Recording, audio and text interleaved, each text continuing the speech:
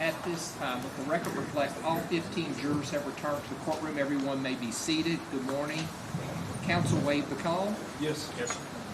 Ladies and gentlemen of the jury, yesterday at the close of the Commonwealth's case, I made a determination that I must give you the following admonition. The testimony that Heather Snelling gave about overhearing a conversation between Steve Lawson and Joey Lawson shall not be considered as evidence against Brooks Houck. That evidence can only be considered as against Joseph Lawson. All right, are you ready to give your opening? I am.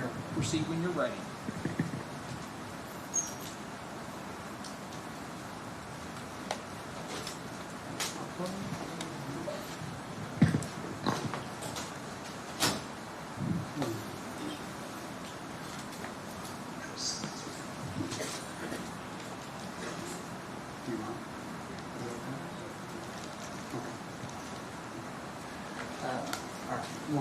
May it please the court, counsel, Joey, and ladies and gentlemen of the jury.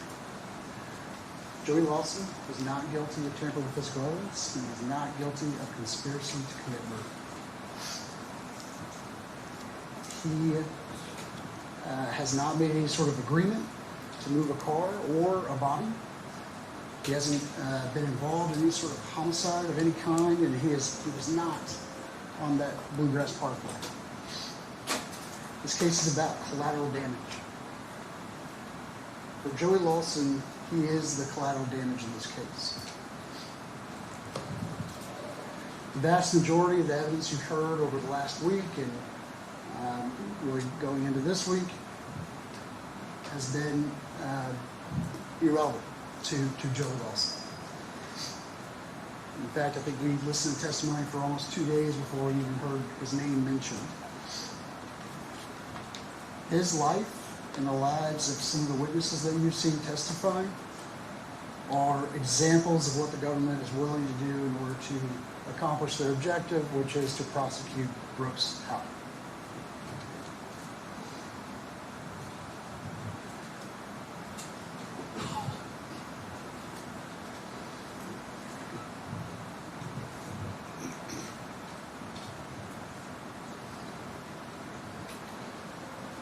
So I'm not going to rehash everything that we've gone over the last week and going into this week.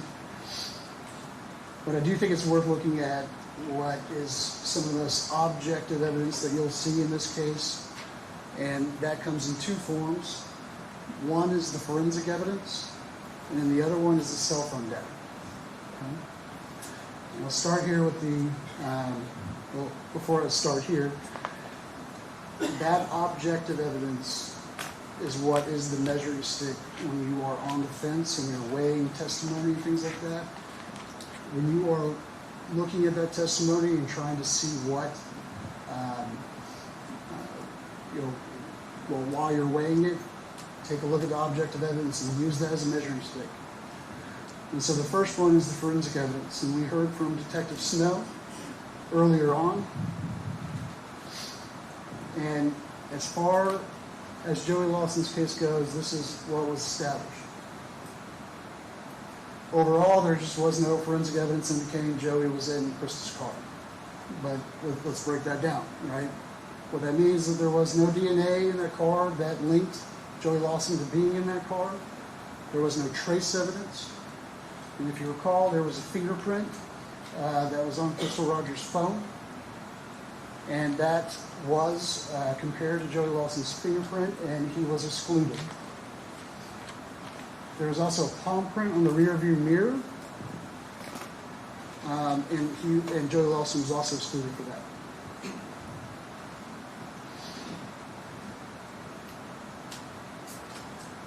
And I want to emphasize too that the objective evidence here, it's the forensic evidence and the cell phone data that we're going to go over more of. It's free of perjury. It doesn't have drug problems. It's not high. It's not on meth. It hasn't been coerced. And that's why it's the measuring stick, right?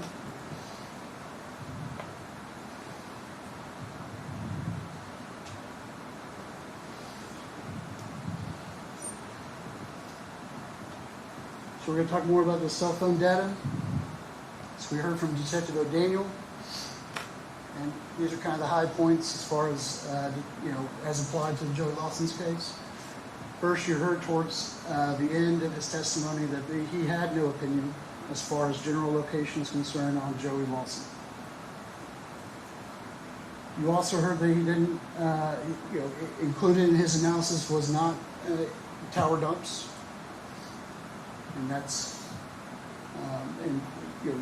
the availability of those tower dumps and the data and the quality of it was discussed also. Either way, that those tower dumps were not put in his analysis, but also NELOS data was not put in his analysis. NELOS is, you probably heard about it shortly, a little bit. It's a proprietary type of stuff, data by AT&T. We'll hear more about it, but that is a piece that is missing from his analysis. I want to focus mainly on just what he did testify to, and I want to focus on his report. And so his report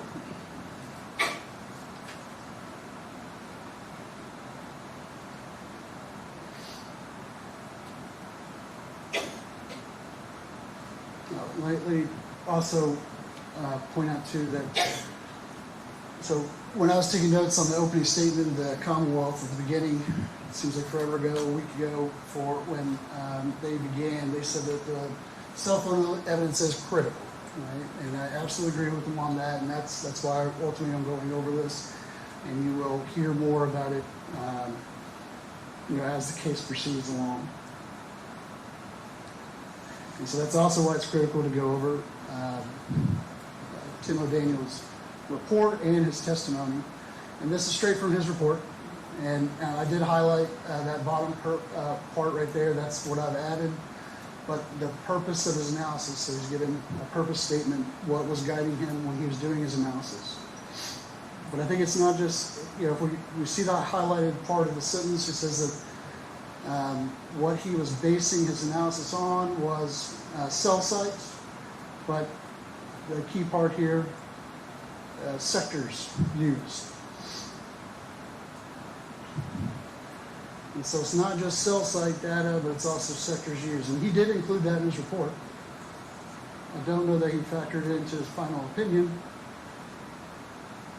Well, let's have a look at some other maps that he had. So this is, again, straight from his report. This is a blown up, large view, zoomed out, if you will, view of the map and all the towers in that general area in 2015.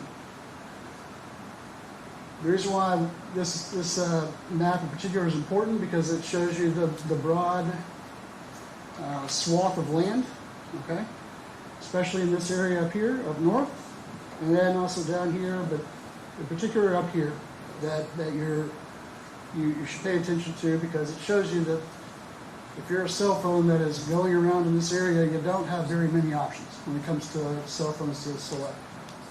Because cell phones are constantly looking for the clearest and best signal.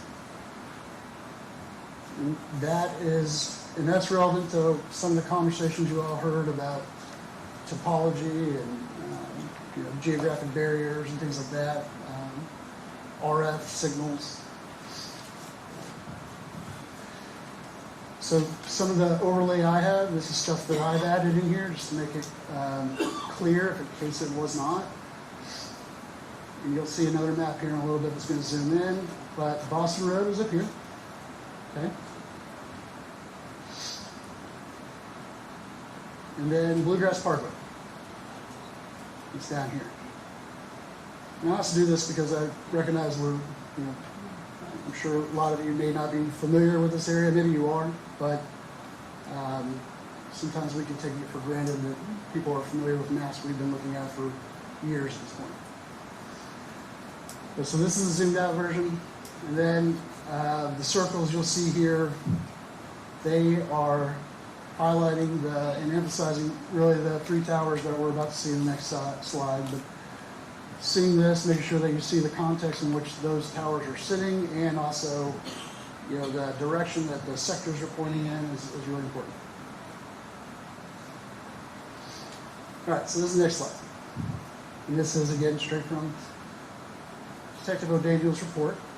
And this report, as you all can see, just for orientation purposes, we've got Boston Road, Bluegrass Parkway.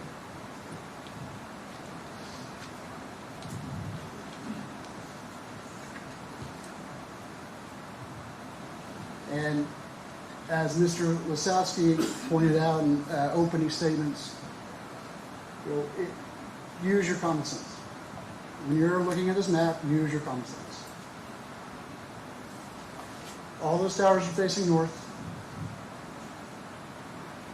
Boston Road is north. Bluegrass Parkway is south. And particularly important here are these two towers right here. Obviously, they are north of Bluegrass Parkway.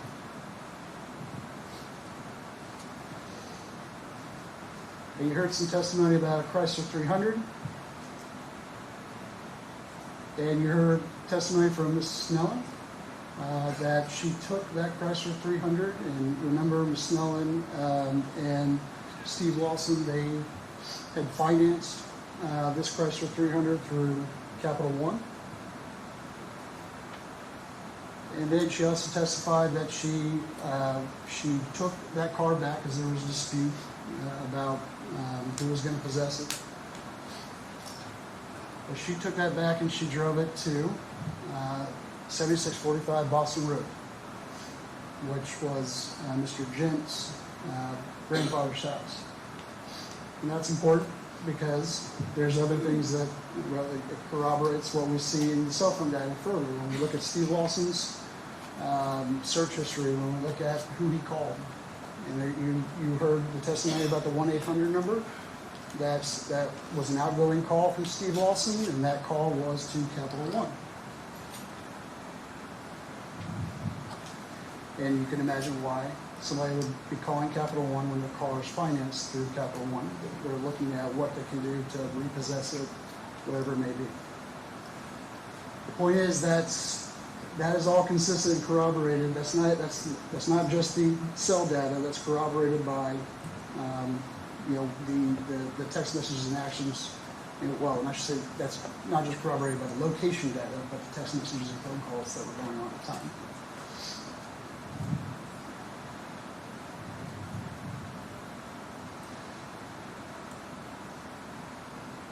And then this is what I mean by common sense.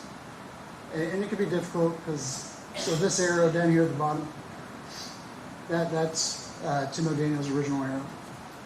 And that's not wrong. West, okay? Going from east to west, that's not wrong. It's just, if you just move this arrow up here, then hopefully that'll be a better visual for you. But all he testified to as far as, he testified to something that's consistent with the data, which is east to west, and then from there, west to east. But that same trajectory, the same path can be east to west up here. So it's not inconsistent.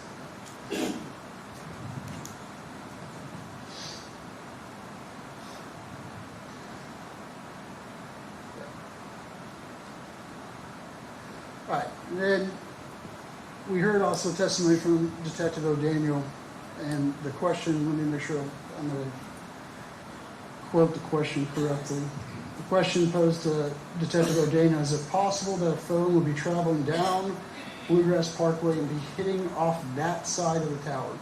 And what he was referring to in that context was hitting off this side, okay, the back side, in other words, the south side. The response from Detective O'Daniel is that quote sitting right there, which is somewhat possible. Somewhat possible. Common sense. The towers, the reason why these sectors, the reason why you see that display right there, is because the signal is coming from the north. Okay? Somewhat possible. Certainly not probable. And that's not, with no degree of certainty that I would bet on.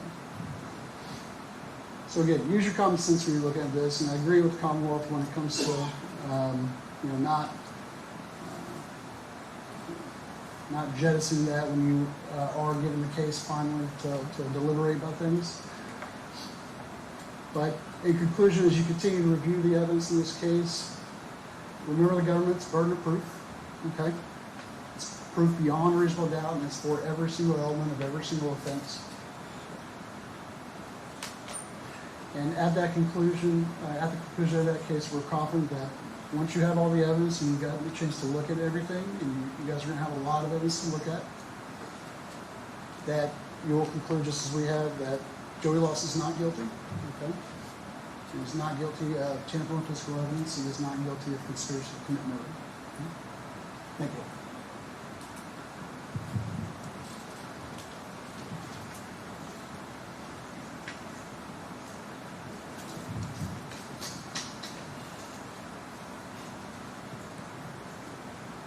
Mr. Houck, ready to call his first witness? We are, Your Honor. If I could get the microphone. Sure.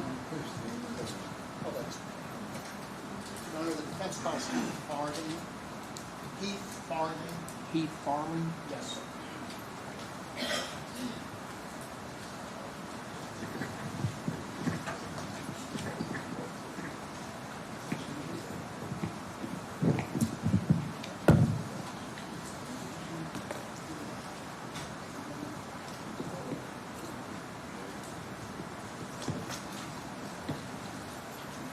Sir, if you'll raise your right hand for me.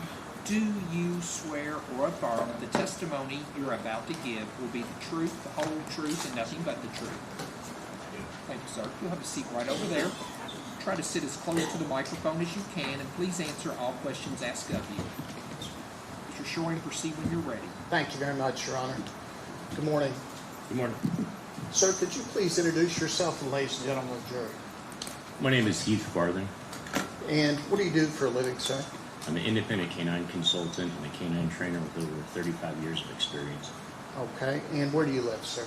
I live in Peru, Indiana. Could you please tell the ladies and gentlemen of the jury your education, experience, both occupational and in the field, in the area of canine scent detection, training, and deployment? Yes, sir. I'm a certified California Post, which is Police Officer Standards Training Commission instructor and evaluator. I have worked in the industry for 30 plus years. I'm a master trainer and certifier for a department called STAR, which is Search Tactics and Rescue Recovery, which trains and certifies and evaluates cadaver dog teams, live scent teams, tracking and trailing teams, as well as horses that are trained to do HRD. Okay. And sir, what about your past occupational history? If you could just give them an idea of some of the things you've done. I was a United States Marine, was a criminal investigator. I worked with the drug suppression team at Camp Pendleton for 4 years, working undercover narcotics, as well as a canine instructor for the Military Special Forces, United States Marine Corps, and several other agencies around the world. Okay. Sir, during your prior employment in law enforcement, did you utilize canines in detecting scents in criminal cases? Yes, sir. All right. Have you had the opportunity to testify in state and or federal courts in the past in trials and hearings regarding the use of canines in scent detection? Yes, I have. Were you involved in any way in some of the deployments surrounding the 9/11 tragedy? Yes, sir, I was. If you could explain that to the jury, please. I was notified from Ground Zero on the 12th by a gentleman named Colonel Ahern requesting the utilization of human remains detection dogs at Ground Zero. I mobilized and utilized and did all the logistics and deployment for 17 teams out of the San Diego County area. Sir, in this case, I'm sorry if I've already asked you this question. Had you testified, had the opportunity to testify in court as an expert in canine detection, scent detection in previous cases? Yes, sir, I have.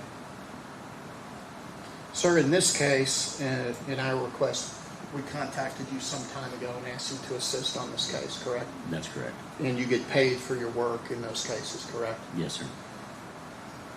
In this particular case, one of the things you did was examine a report given to you by us from Terry Benjamin. Is that correct? Yes, sir, that's correct. And that gentleman's deposition was played here earlier in the trial. And he indicated he worked for Lone Star Search and Rescue. Correct. That search was conducted on May 21st, 2016. Let me ask you some questions that have come up. First of all, what is search dog certification, and what is that process for the jury, please? A search dog certification is taking a handler and a team through an evaluation process that has been regulated by an entity. There's several different entities across the United States and across the world, but they all maintain their own standards of certification and evaluation for the handler as well as the dog, and gives them a score of pass or fail based on the success or failure rates within that event. Okay, and are there different types of scent training that occurs? For instance, to train a drug dog, to train a humans remain dog, to train a live scent dog, are those different training processes that the dogs have to go through? Yes, sir, they are. And how extensive are those training processes? They're extremely extensive.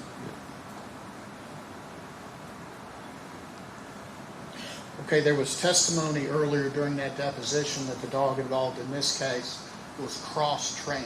Do you know what that means? Yes, sir, I do. Could you please explain to the jury what that means? A cross-trained dog, for this instance, is a dog that's trained for live scent to find live humans, as well as human remains detection, which is any elements of the deceased human corpse. Do you personally, sir, recommend cross-training or cross-certification of canines? No, sir, I do not.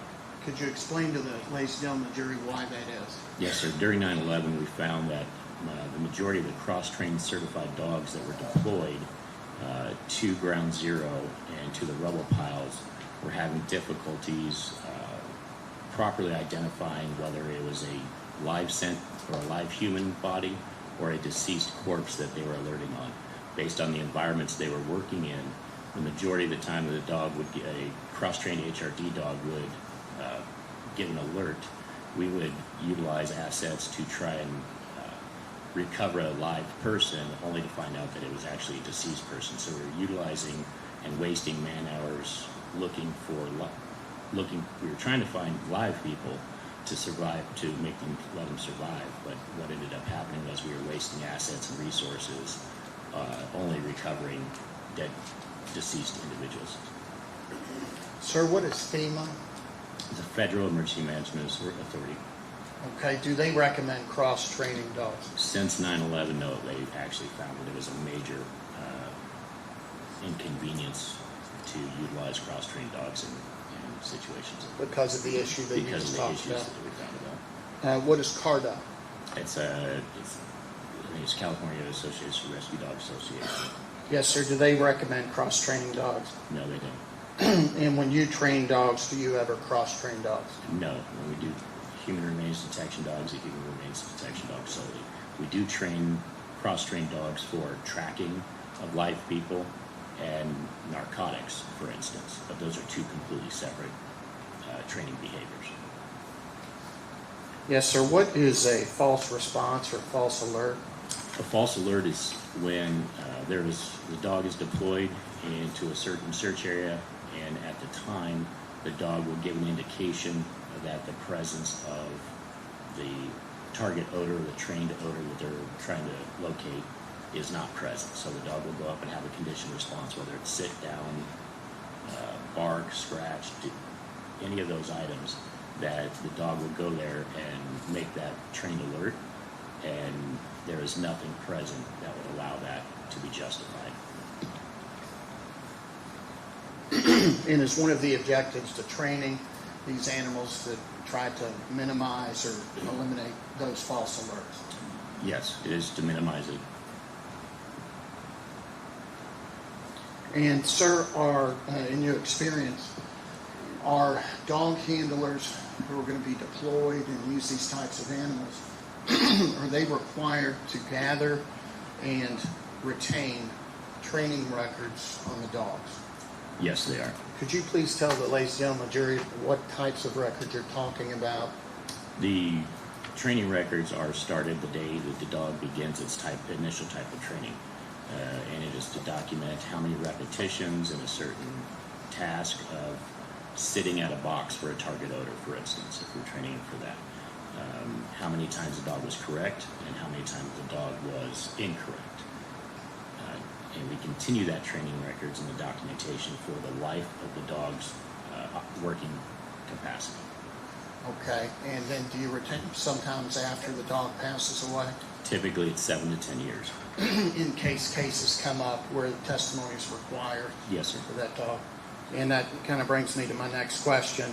Those records that are retained that you were just talking about, in your experience, are they given to attorneys prior to trial so they can examine the training history of the dog? Yes, and if it's an extensive amount of time that the dog's been in service, typically we have a digital copy that we just transfer over instead of handing years and decades of binders over for people to evaluate. And have you done that in cases that you've testified in? Yes, sir.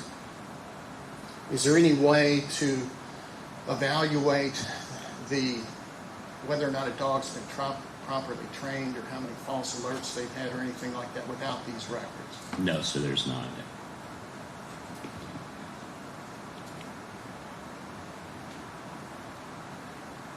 Okay, sir, you've reviewed Terry Benjamin's report, and you've also reviewed, and correct me if I'm wrong, but some photographs from a search of the vehicle, the white Buick in this case, of the carpet that had been removed and things like that, correct? Yes, sir. My question is, under these circumstances, there's evidence has come in this case that this vehicle was forensically processed some 14 days or so prior to the dog search in the case. With the use of alternative light sources, a number of officers were involved in this search. The carpet was removed from the trunk of this vehicle. There was all that evidence has come in during the course of trial. In your opinion, could the reliability of an alert by a dog under these circumstances be affected by that prior search? Absolutely. And if you could explain to the jury how that could have happened. When the individuals are actually searching a vehicle, there are skin wraps and skin cells, hair follicles, saliva, gases emitting from their mouth. There's all sorts of things that are being transferred from one individual that's involved in that type of search into the environment in which they're searching. Once that search has been completed and that vehicle's been sealed up, those articles or the scent picture, I guess, would stay present in that vehicle, maintained by the seals around the vehicle, as well as the heat and the ambient influences of the environment around. Okay, and just kind of continuing with that line of questioning, there's also been evidence in this case that a detective picked up Mr. Benjamin at a show with his dog, put them both in his car, and transported them from this show about 10 or 15 minutes to the scene where the search was to be conducted. That detective who transported them had participated and been present at the earlier search. In your opinion, could that have affected a potential alert by the dog during the subsequent search? Absolutely. And why is that? The dog is being given a familiar scent on a repetition basis, which allows him to understand that it's present in both environments, so the present in the vehicle that he's riding in, as well as the presence of the odor within the subject vehicle. During the search, there was no discriminatory article that was presented for the dog to target or identify as a proper, I guess you say target odor, something to properly look for. All right. There was also testimony during the deposition that the dog was rewarded after it did its alert. Do dogs get awarded if they do a search and do not make an alert typically? Typically, no.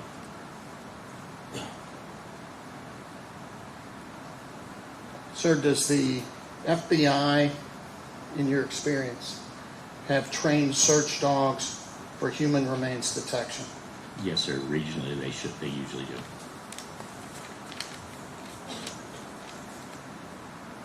And sir, as we indicated towards the beginning, you're being paid for your work in this case, correct? Yes, sir. What is your typical hourly rate? $250. All right. Have we agreed to a flat fee in this case? Yes, we have. And what is that amount? $10,000. Does that amount affect whether or not you're going to come in and tell the truth in this case? No, sir, it does not. In addition to the testimony you've given, first of all, do you know about how long we've been working together on this case and consulting? I believe since February. And were you given lots of other additional documents and materials in this case to review that later did not become relevant, that are different than what you've testified to? Yes, sir. Okay. Sir, that's all the questions I have. Thank you. Any Cross? Yes.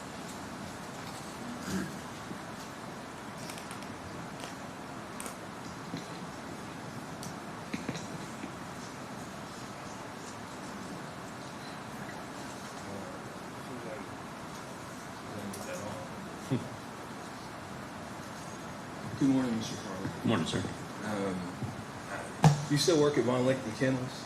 I have not worked there since 2019. Okay. I used to work in narcotics up in Louisville. And Oh, they, all right. They bought a lot of dogs from y'all. Yes, really sir, you good guys dogs, did. too. I'm going to be the first to admit to you that this is not an ideal situation. I'm going to move over there. Is it okay? I'm more You're comfortable more than being on the welcome to, left.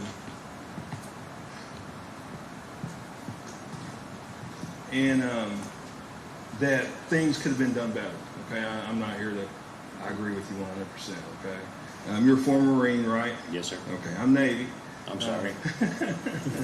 So I just have a few questions for you. Okay, the dog in this case, I believe the testimony was it was a dual trained dog. Yes, sir. And you testified that after 9/11 that FEMA did not recommend cross-training or dual trained dogs. Is that correct? All right. This dog was certified by NASA. Are you familiar with NASA? Yes. Okay. Is that a credible organization? Relatively. Okay. And it's a 2-year certification. Correct. Is correct. So in 2016, it was still if it got certified in 2015, it would still been certified in 2016. Is that That's correct. Okay. So this dog was trained in live find and human remain detection. Is that correct? That's correct. Okay. And it had 2 different alerts. Are you familiar with that? There's no documentation to substantiate that he had 2 different trained I alerts. think it was testified in the deposition. Okay. Okay. And could you explain to ladies and gentlemen why you would train a dog to have 2 different alerts in live find versus human remains detection? The purpose of that is to identify the dog's ability to recognize the difference in odor. So if the dog is trained to sit for live human remains and then down for live sitting and then downing for human remains or barking. Okay. And it was also testified in deposition that it was trained to search for live humans and then switch to HRD. I'm going to call it HRD. That's If right. that's okay. Is that typical? It's typical, but again, there's no documentation to substantiate that there was a separation of Gotcha. search. No, I'm saying that's what was testified in the deposition. Okay. Yes, sir. So is that typical Is it, for it to be trained to live find first and then to search for human remains? yes, we want to recover a live human. Yes. Yes. Is that I know you talked about 9/11, and after 9/11 there was problems that the dogs were alerting on dead people, and you thought it was live, and you always spend time, or whoever was there, spend time getting a person who was deceased already. Is that correct? Correct. Okay, so it was actually alerting on a dead person before it was a live person. Is that correct? Okay. And was that one of the recommended changes after 9/11, if you did have a dual trained dog, to have 2 different alerts? No, it was actually recommended that you have 2 different dogs. Okay. So there are search and rescue teams that still use dual dogs. Is that correct? Yes, sir. Okay. And one of the ones is the Chesapeake Bay Search and Rescue. Are you familiar with them? No, I'm not familiar with Chesapeake Bay. All right. And the Maryland State Police. Are you familiar with them? No. Okay, you're not familiar with the Maryland State Police? I'm familiar that they have a police department. I'm not familiar they have a search and rescue program. Now prior processing, you said prior processing can affect the dog's ability to smell. Is that correct? Not their ability to smell, it's their ability to differentiate between the individuals that are present in the environment. Okay. And one of the things they use is luminol. Are you familiar with luminol? Yes, I am. Okay. There's studies out there that actually talk about the use of luminol does not affect the dog's ability to detect odors. Are you familiar with those? Yes. Okay. So the processing of the vehicle may not have affected this at all, correct? That's not completely correct because we're looking at live human scent Right. particles that are emitting in skin wraps and hair cells Right. that are emitting from the search individuals. And this dog, presence. I'm sorry, I don't mean to interrupt you. No, it's okay. It's so the presence of the people in that environment, not the chemicals that they are using. It's And that's a live human scent, correct? correct. Okay, so the dog, if the dog was properly trained and it indicate it would have given a live human. It should have. Okay. Yes. Yes, sir. Should So have it would- detected live human odor at the presence. Yes, sir. It should be able to distinguish between the people processing the car and a person who is deceased. Is that correct? If it's given a target odor for it to look for live human odor, yes. And Yes. during the search, it was not. Okay. Now, you testified that it was problematic for Detective Brooks to ride over with the dog. Is that correct? Correct. Okay. Now, are you familiar with bloodhounds? Very much so. Okay. And when there's a search and rescue thing going on, right, and they have bloodhound people out there searching stuff, isn't it true that they actually bring the bloodhounds and let them smell the people they're with? Yes. Okay, and that's to distinguish between the odors, correct? It's for 'Cause discriminatory. they don't want it. They don't want it alert. Oh, I'm sorry. They don't want it alerting on the person, correct? Correct. Okay. Which is essentially what would have happened here, correct? That the officer drove over with a dog who would have gotten familiar with the scent, and then they go out there to the car, right? That's incorrect. Okay. Because that's a trained response that they do at the beginning of the search. Mhm. So they introduce the search team to the dog. Right. Then the dog will go up and do a scent discrimination of walking around everybody, and then they'll deploy the dog to the front or into the downwind side of it. Well, in a similar fashion, this dog rolled all the way over where, so the detective would have been a familiar scent with him, right? The dog would recognize his scent before any others, yes. Okay.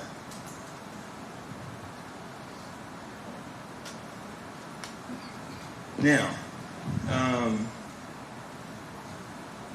do you have to have blood, saliva, hair,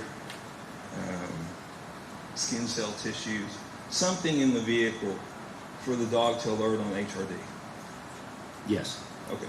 It would not just alert on the odor of a decomposing body. Without the documentation of the training records that substantiate the dog's threshold to detect at that level, I can't answer that. I'm just asking in general, okay? Each individual dog is different, and that's based off their training records. Is it possible that a dog would alert, just say a great dog, okay? HRD dog, live scent dog, could detect the scent of just decomposition? I'm not going to hypothesize about that unless we're talking about an individual dog and this dog's specific capabilities, and without documentation, we can't justify I'm just it. asking about a dog. Say it's the greatest dog in the world. Is it possible? I'm not going to Just hypothesize. asking. Please answer the question. Is it possible? Is it possible? Yes. Okay. You were paid how much? $10,000? Yes, sir. To be here today? Yes, sir. Not just today, it's for the evaluation of the case. Okay. We've been going for about 25 minutes, 20 minutes, right? Yes, sir. All right. Now, dogs are right. I want to talk about dogs' noses, okay? Okay. I don't know a lot about dogs. I have a German Shepherd that is probably too much dog for me, to be honest with you. But it's based on the dog's ability to smell. How good it is based on the length of its snout. Is that one of the things? That's one of the determining Like factors. a pug is probably not going to be as good as a German Shepherd. It's genetically not as proficient, but We've trained pit bulls for exposure Right. You in Afghanistan. So. You trained any pugs?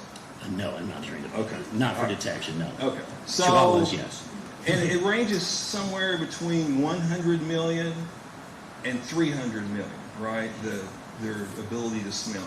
Particles. I don't know what the term Parts per billion is Parts per actually. It's billion. 2 parts per billion. And so it's 100 billion to 300 billion Correct. parts, correct? Correct. Dogs, labs, or German shepherds, or Belgians, or something like that may have a higher number, right? It's an average of all dogs. Oh, okay. So 100 to 300. Okay, there's an average for all dogs. And humans are only what, 6 million? Roughly. Okay. And do you know Sherman? Yeah.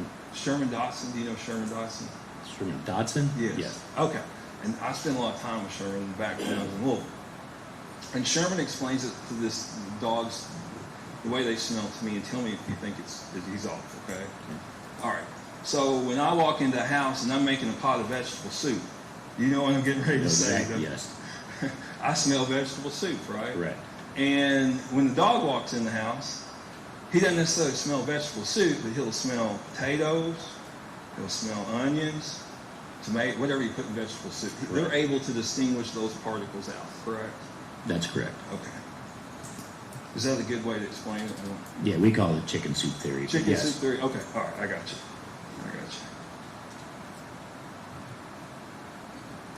Now, if the dogs, does your dogs get rewards if they don't alert? If they don't alert me. Yes. Okay, that's kind of, you don't want to reward that behavior, right? Well, that's correct. Because it's positive reinforcement is basically the way these dogs are trained. Is that correct? That's correct. It goes way back to Pavlov or whatever. Pavlovian theory. Correct. Yes. Yes, sir. Well, Conditioning. and Mr. Pollard, it's not your testimony here that there is no way that this dog could have detected human remains. Is that correct? I'm sorry. Say It's that not again. your testimony that the dog, this Rhodesian Ridgeback, the 4-year-old, there's no way it could have detected human scent. Is that correct? You're not saying it's impossible for it to have. I'm saying that.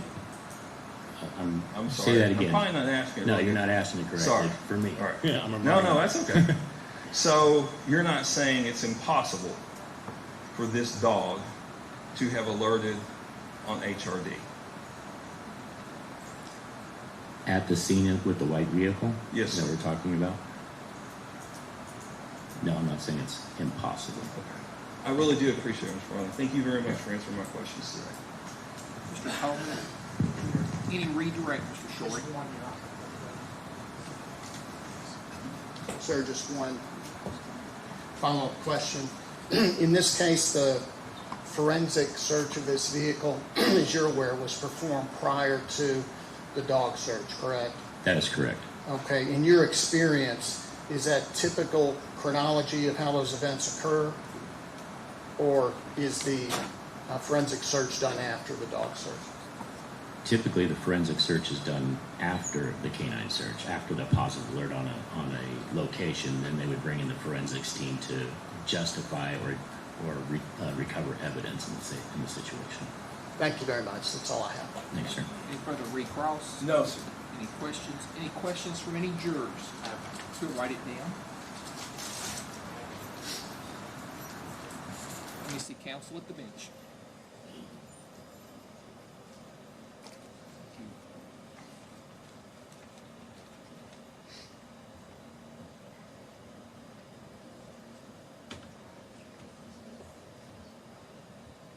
The juror is asking, even though it's not recommended in your expert opinion, do you still think dogs can be successfully cross-trained is the question.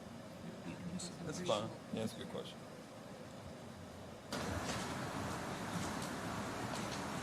The juror has this question. Even though it's not recommended in your expert opinion, do you still think dogs can be successfully cross-trained? In my experience in the industry, no, I don't.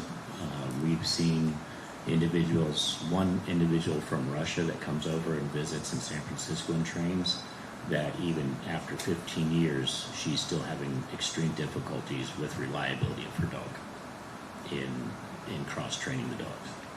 A lot of the times it's performed as a cost-effective measure for handlers having one dog for 2 disciplines. Based upon that question, any redirect? Yes. Any recross? Yes, sir. No, sir, I don't have any requests. No further questions? Any other questions? Any other questions from the jurors? May this witness be finally excused. Subject to recall. You're subject to recall. Yes, sir, thank you. Call your next witness. Your Honor, the defense will call Porter Hendricks. Porter Hendricks.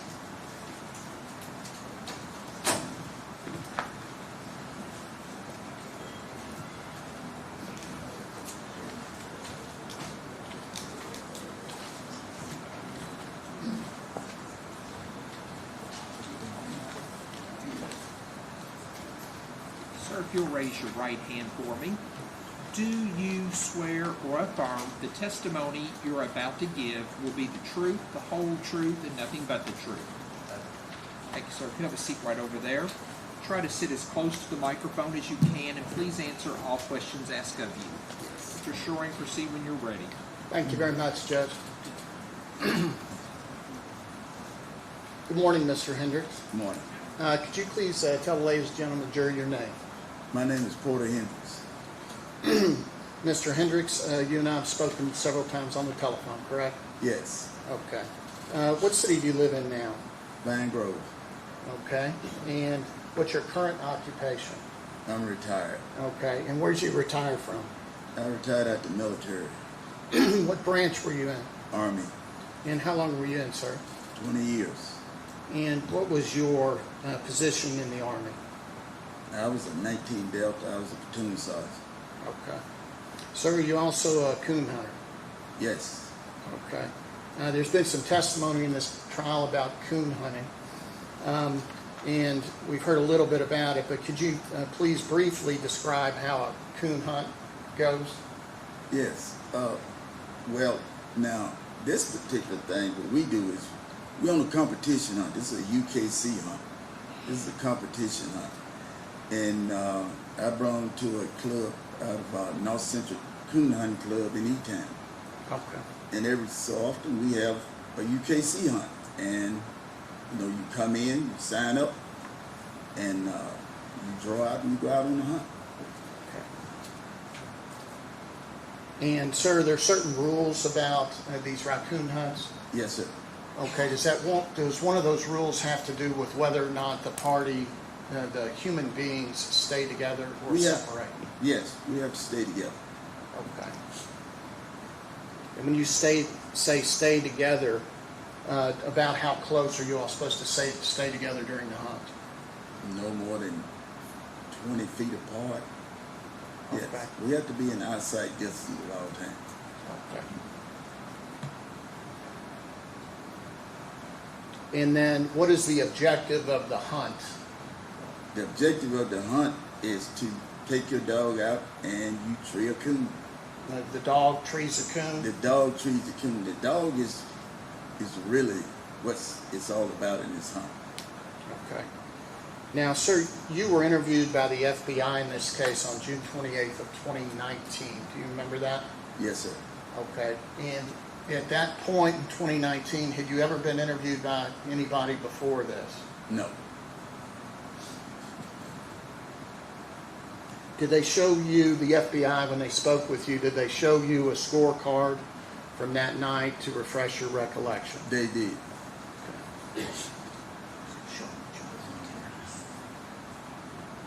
Sir, I'm going to hand you an exhibit that's already been introduced in this trial. It's number 58. And you can take it, sir. And ask, can you identify what that is? This is a scorecard. Okay. And the scorecard that you were given, does your name appear on that anywhere? Right here where it says Hard Time Buck, Hamler, Porter Hendricks, and on. All right. And Hard Time Buck, is that the name of the dog you were using that night? That was the name of the dog, yes, sir. Okay. And looking up here, can you tell who was the judge that night? Up here? The judge is right here, Ryan Cecil. Yes, sir. That was what I was asking you. Yeah. These other two gentlemen that you got paired up with that night, let me ask you this. Do you all pick who you're going to go out and hunt with that night, or does the club assign it? No, we don't. You don't pick who you go out with. It's just like when you deal cards. They put them in there, and if it's forecast, the president, he will throw a name in, until we, and they're down. You don't know who you're hunting with. Yes, sir. And this night, July 3rd of 2015, the two individuals you got paired up with, Ryan Cecil and Dan Donahue, did you know them well? No, Okay. What county were you living in at that time? I was living in Meade County. Okay. Sir, do you know Brooks Houck, Joey Lawson, Crystal Rogers, any of the people related in this case at all? No, I don't know. All right. I'm going to ask you about that night, what you recall. We all know that it's been a long time ago. Yes. Okay. When you spoke to the FBI back in 2019, they indicated they were going to ask you about this night, showed you the scorecard. You remember it being a rainy night that night? It was, yes, it had been raining. All right. Who won the hunt that night? Which one of the dogs won the hunt? I did. Hard-time buck. Okay. Yeah. And do you remember during the course of that hunt walking on a road to get back to where you all hunt, like a logging road or a gravel road? Yes, when we pulled in, we actually drove up so far, and then we got out, we walked and cut the dogs loose. Do you remember that evening seeing any vehicles on that road? No. Do you remember that evening while you were out there hearing anything unusual like gunshots or screams or anything like that? No, sir. And do you remember seeing anybody else out there on that road other No, sir. than you and your partner? No, sir. And again, sir, the first time you were interviewed about this was September of 2019. Say it again. First time you were interviewed about this was September of 2019 by the FBI. Yes, sir. Sir, thank you very much. That's all the questions I have. Any cross? Just a few. Hey, Steve, can I have that? Yes, sir. Thank you. Good morning, Mr. Hendricks. How are you? Right.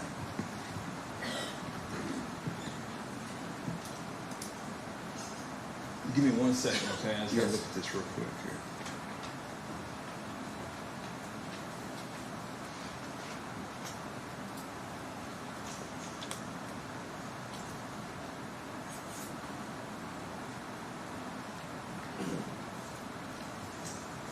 Okay, Mr. Hendricks, I don't have a lot of questions for you. And had you ever been to this farm? No, I have not. Okay, all right, okay. And was it, while you were out there, was it raining?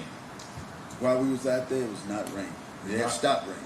Okay, so it's your testimony it wasn't raining when you were out there? No, it wasn't raining. It Okay. stopped raining. Okay. And who did you ride with going there? I don't know which one guy was driving, but I was Right. riding Riding with one of them? with one of them. Yes, we was Okay. all riding together. Okay. And you said you drove up the road, is that right? Yes, to Okay. a certain point, then we turned it off. About how far did you drive up the road, you think? I don't remember. Would it have been like, I don't know, 50 yards, 100 yards? It maybe 200 yards. 200 yards? Yeah, it could have been because we pulled off the road there. All right. Sir, do you remember there being a gate about 20 yards in that was locked? I don't. You I don't remember No that? gate was locked. No, You sir. don't remember that? No. Okay. And do you remember you remember the FBI guy come talk to you, right? Yes. Okay. Do you remember telling him back in July of 2019 that there was a period of time where you were separated from the other hunters? No, I don't remember that because we was. If I show it to you, would it help refresh? Yes.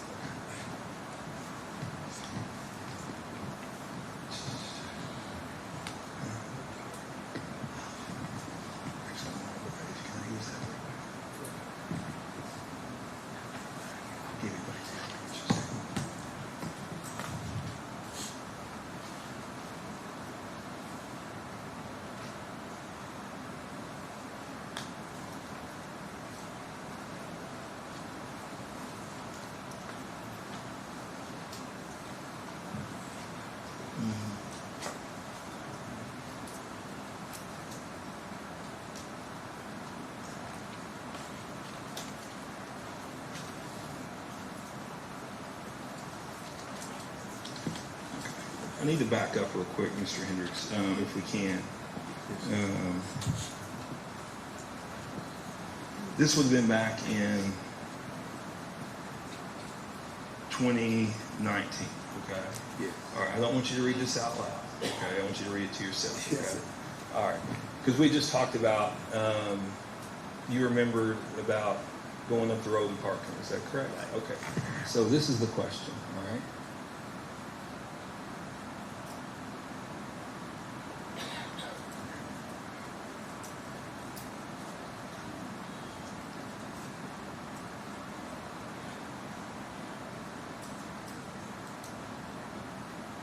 Does that refresh your recollection, Mr. Hendricks? Yes. Okay, and can you read that for me, the question?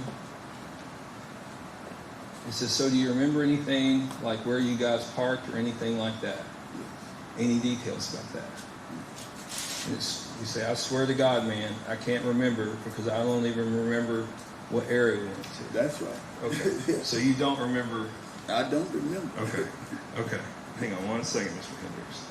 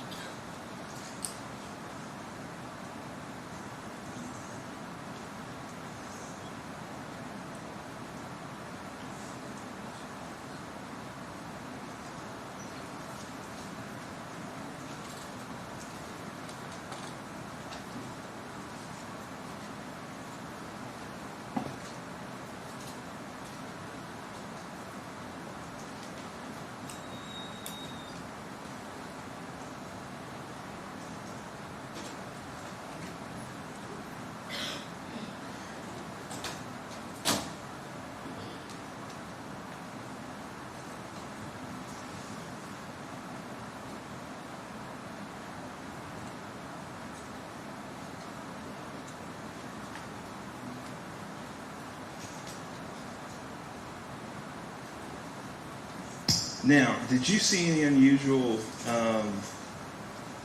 lights that evening? No, sir. Okay. And did you all? How long did you all stay there? The hunt was hour long. An hour long. So you know what time you got there? No, I do not. Okay. And did you all? Is that the only place you all went? Yes, sir. That's the only place you went? Yes. Okay. All right.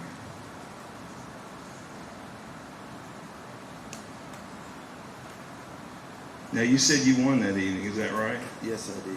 Okay. And did you all go? Where did you all go after you left there? Back to the club? Okay. All right. Okay. Thank you very much, Mr. Hendricks. Yes. Mr. Lawson's counsel, no questions. Mr. Shoring, any redirect? Any redirect? Just very brief, Judge.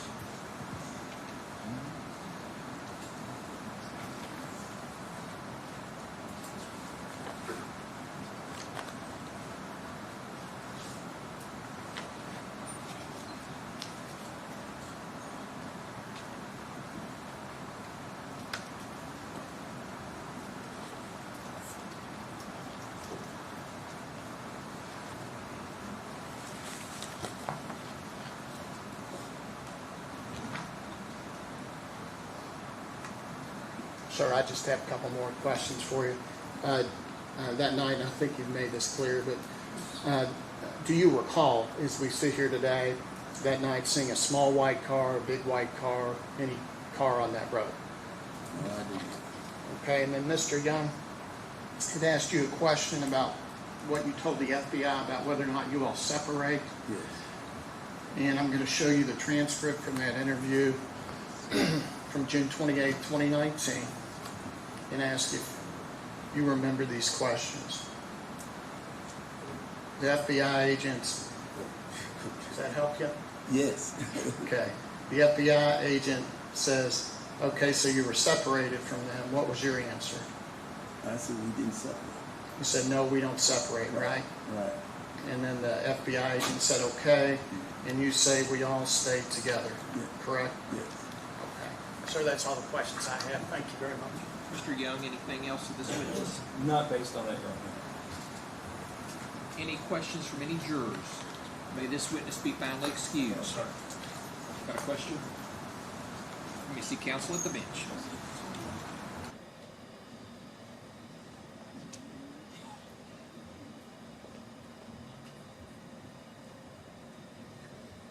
I would like question number 2 here. You guys would like to comment on that? No, sir.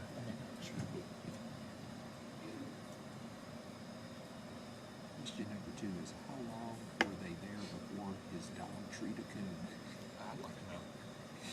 First question is what time did they get to the farm? I think he didn't know, but I'm going to ask him. That's fine. I think he said he didn't know, but that's fine. And we're going to subject him to recall. You are? Yes, sir. You said you were.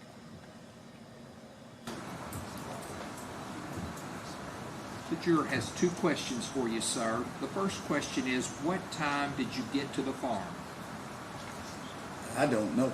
The next question is how long were you there before your dog treed a coon? Probably about 20 minutes. I'm not sure. Any questions, Mr. Shoring, based upon the jurors' questions? No, sir. Mr. Young? And I believe this witness is subject to recall, is that correct? Yes, sir. Okay. You're subject to recall, so you'll need to wait around. All right. Tell you what, ladies and gentlemen, the jury, we've been going about an hour, so I want to go ahead and give you a break, but I want to remind you the same admonitions are in place. Do not discuss this case among yourselves. Do not let anyone discuss this case with you. If anybody attempts to discuss this case with you, I need for you to immediately report that to me. And you're not to finally make up your mind about the case until all the evidence has been presented, the instructions provided to you, and you've gone to the jury room to consider what your fellow jurors have to say about the case. We'll take a 15-minute break and then go with the debate.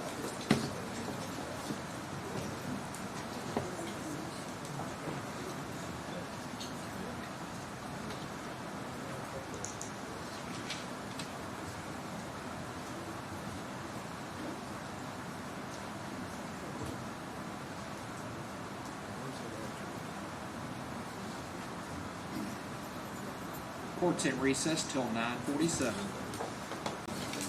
If you can please be seated. Is there something counsel need to talk about at the bench?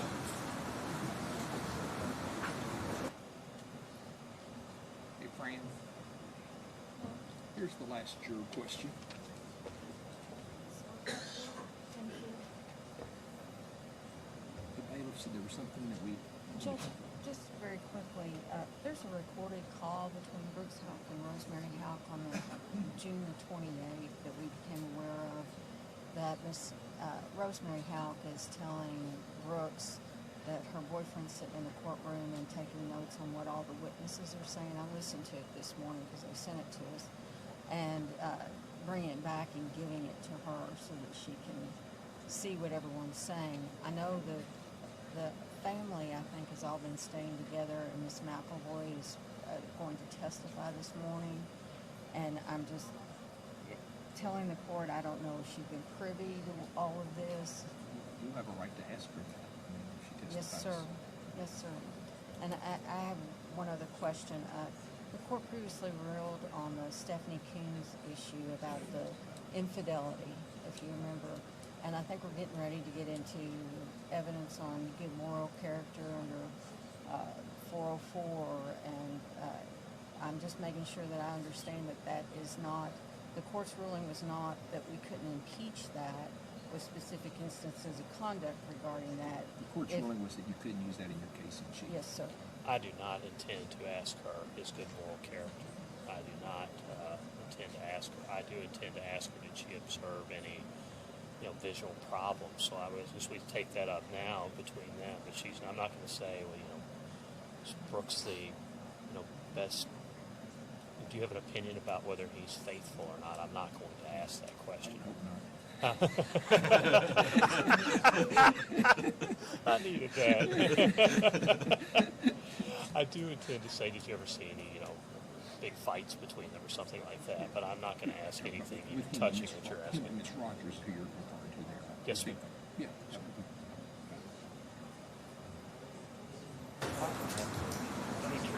Teresa. Back on. Fran, back on. Just to, because I think that's a solid point you just made. If you give me just a second, I'm going to tell her, I don't think, I was not going to ask that, but Lord knows you never know what a witness is going to say until they say it. So I'm going to direct her not to say anything like that, okay?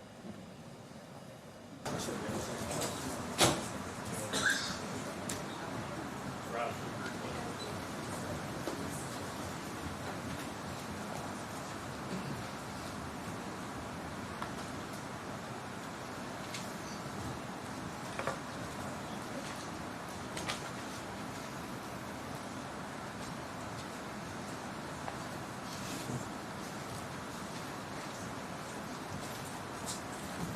At this time, let the record reflect all 15 jurors have returned to the courtroom. Everyone may be seated. Counsel waive the call. Call your next witness. Rhonda McAvoy. Rhonda McAvoy.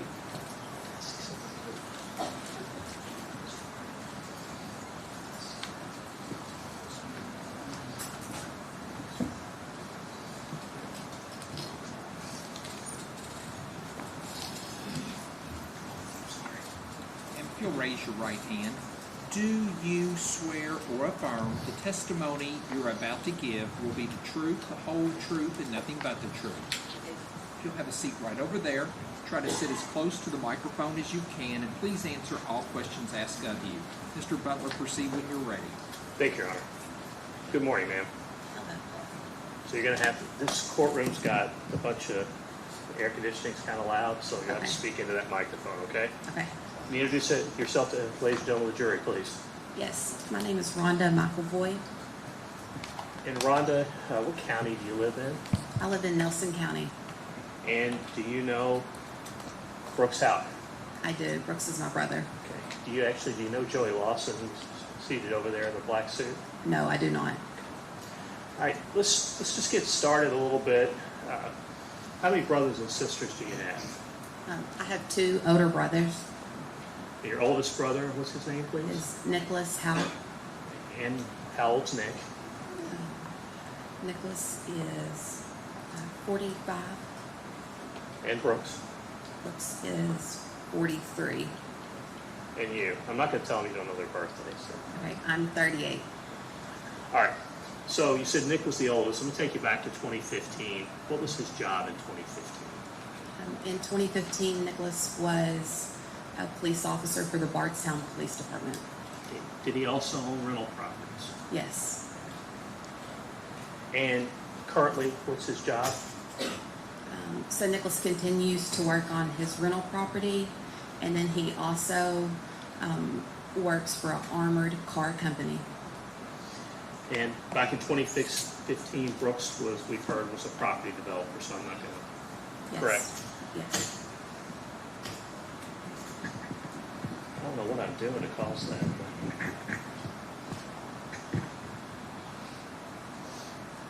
And how many kids does Brooks have? Brooks has one son who's 12 years old. And his name is Eli, correct? And yourself, you're married, correct? Yes, I am married, and we have 3 children. And now, talk a little bit about parents, your dad. What was his name? My dad's name was Eddie Houck.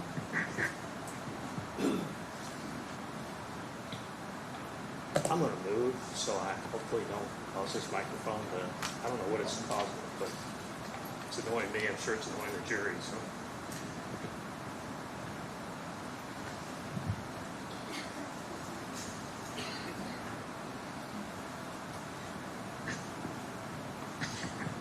And your dad, is he still alive? No, my dad passed away. And your mother, what's her name? My mom's name is Rosemary Houck. And your mother, could you tell us a little bit about her work history and her background? Okay, so whenever we lived in Tennessee, she worked at a bank. We moved to Kentucky, and she worked part-time at a bank in Nelson County. She worked there part-time while she was opening up a child care center.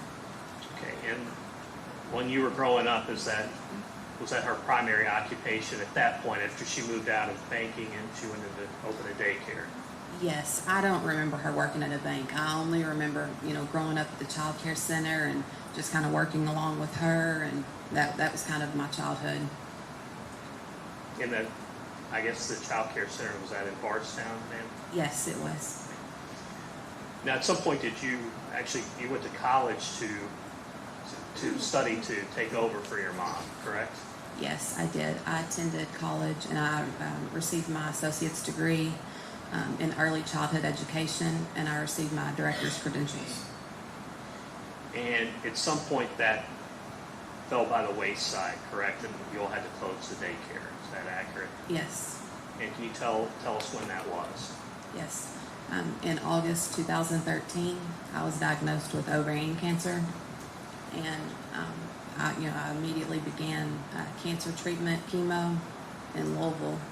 And Mom went ahead and decided to close the child care center so that she could help, drive me back and forth to doctor's appointments. And my chemo treatments, they were 4 days a week in Louisville, and then on Fridays I had to go back just to get additional testing and something called a Neupogen shot every Friday. Now, your mom and dad, Rosemary and Eddie, correct? I've got the name Yes. right. They were divorced, correct? Yes, they were divorced. Can you tell us approximately when that was? That was whenever I was in the 6th grade. So I would say over 20 years ago. Now, we've heard mention of Anna Whiteside in the trial. I'm just trying to start out. I just want to sort of get you to tell everyone who these people are, that they've heard their names. So, who is Miss Whiteside? That is my dad's mother. And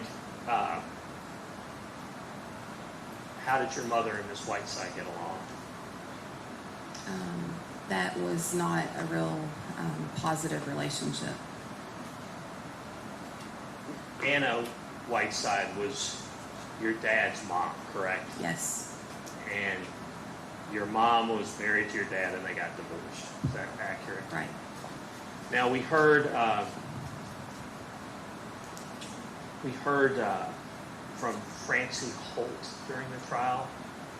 Can you tell, ladies and gentlemen of the jury, who that is in relation to you? Yes, Francie Holt is my aunt. That's my father's sister. Now, Francie has daughters, is that correct? Yes, she has 2 daughters. And what are their names? Okay, the oldest daughter's name is Ginger, and then the younger daughter is Ginger. So Missy's the older one, and then Ginger's the younger.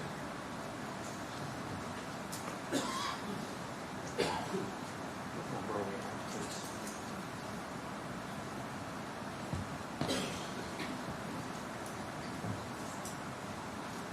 Jim?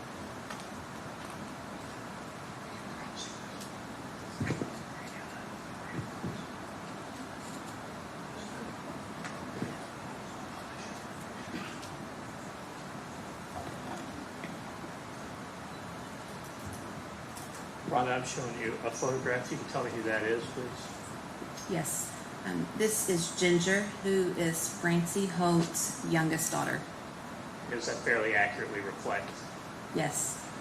Judge, I move for admission of Commonwealth's Exhibit, or Defendant's Exhibit 13. Any objection to 13? I'll show it's introduced at this time.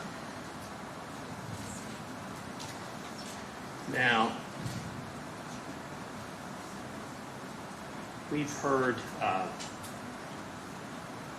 information about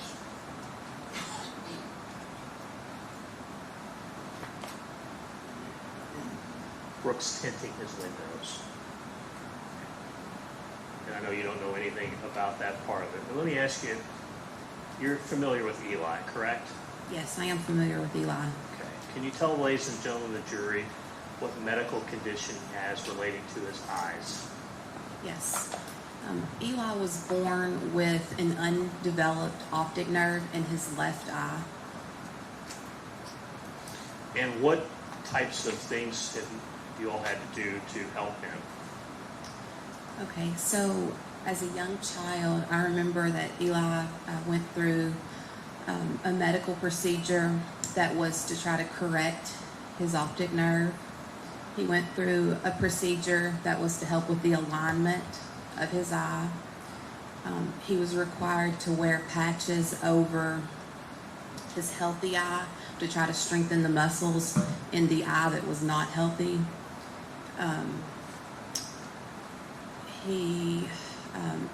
As a young child, he was prescribed glasses that whenever he went outside, the lenses would transition to they looked like sunglasses. Whenever he walked inside, in a few minutes, they would go back to clear lenses. Over the last couple of years, out at the farm, we have a little razor that he rides on. My husband cut out a plexiglass windshield to try to protect his eye because it's just really sensitive to dirt and light and dust. And so that's helped. I've had him at the doctor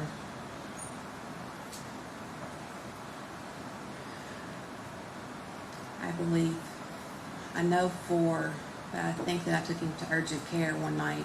I believe it's a total of 5 times in the last 21 months due to concerns with his eyes. We've been referred to specialists in Louisville, optometrist specialists, just for further evaluation. The eye doctor there in Bardstown, where we live, she just wasn't comfortable. So she sent us on to a more specialized provider in Louisville. His school issued Chromebook, whenever we're doing homework, sometimes if he's sitting too close to the Chromebook, he'll squint his eyes and he'll complain that his eyes are hurting. I've had him at the urgent care for, just pain in that eye. His eye will be extremely bloodshot sometimes, or draining, or so the eye has been a consistent medical concern of Eli. So light sensitivity has been a problem since he was young, Yes. correct?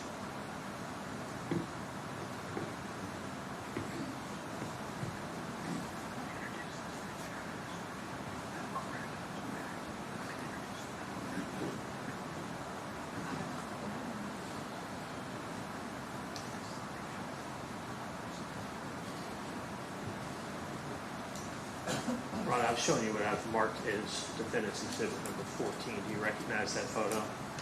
Yes, I do. And is that the glasses that you were talking about? Yes, that is the glasses. I move for the admission of defendant's exhibit number 14. Any objection to 14? I'll show it's admitted at this time.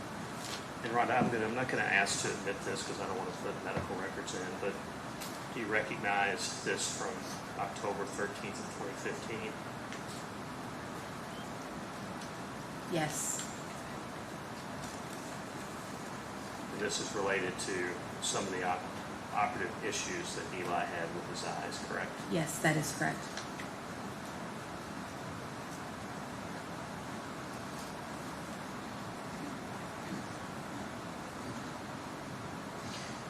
Now, your mom and Crystal Rogers, what type of relationship do they have? The relationship between Mom and Crystal Rogers, I wouldn't classify it as an extremely close relationship, but I never witnessed a huge blow up or anything of that sort.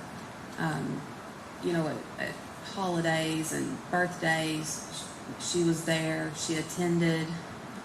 Like I said, I wouldn't classify it as a super close relationship, but I never saw any huge blow up or arguments.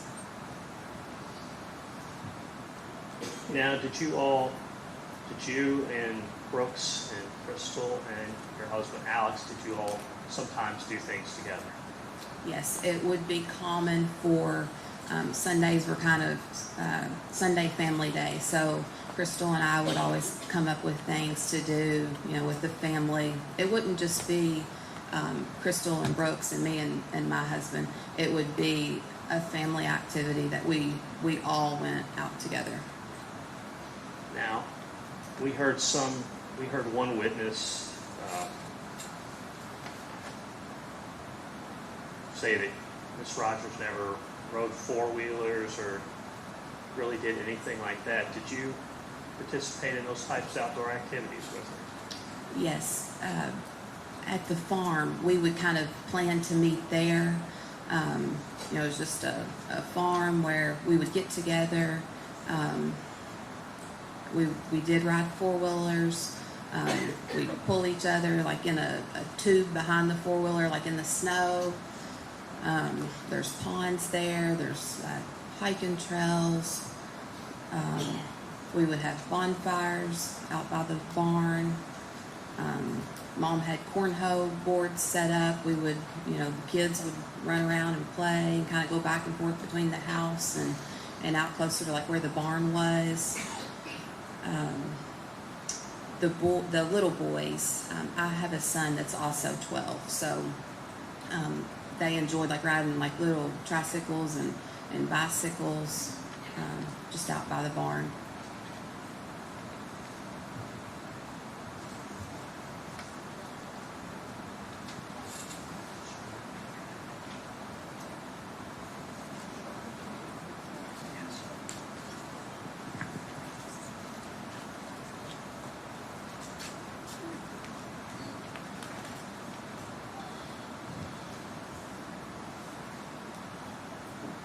Approach your honor. You may. McAvoy, I'm going to show you what I marked as time was 15, 16, and 17. Can you tell us what those are? Yes. So number 15 is, that's Brooks driving the four-wheeler. And then the person in the tube that's being pulled by the four-wheeler is Crystal. That's 16. Okay. Number 16 is, that's also there on the farm. You can see Brooks is driving the four-wheeler, and then that's Crystal, and she's holding Eli as Brooks is pulling them around in the snow with the four-wheeler, and then that's Brooks's truck there in the background. Now, were you aware prior to July 3rd of 2015, your brother and Crystal going on any vacations? Yes, And where did they go in June of 2015? up to the beach. Do you remember where? I don't know which beach. Remember the beach? I just know the beach. All right. Now, the ladies and gentlemen of the jury and heard testimony about hogs. I'm not going to get into the. Did you all have a hog farm at your mom's farm back in 2015? We did not have a hog farm in 2015. What was there were some little pink pigs.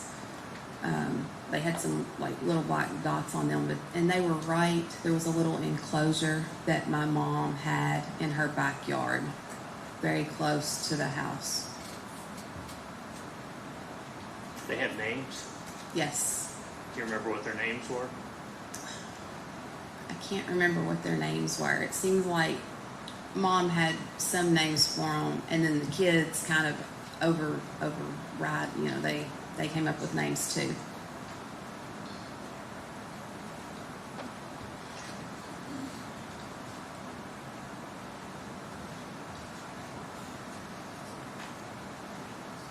McAvoy, I'm showing you what I've marked as Defendant's Exhibit 18.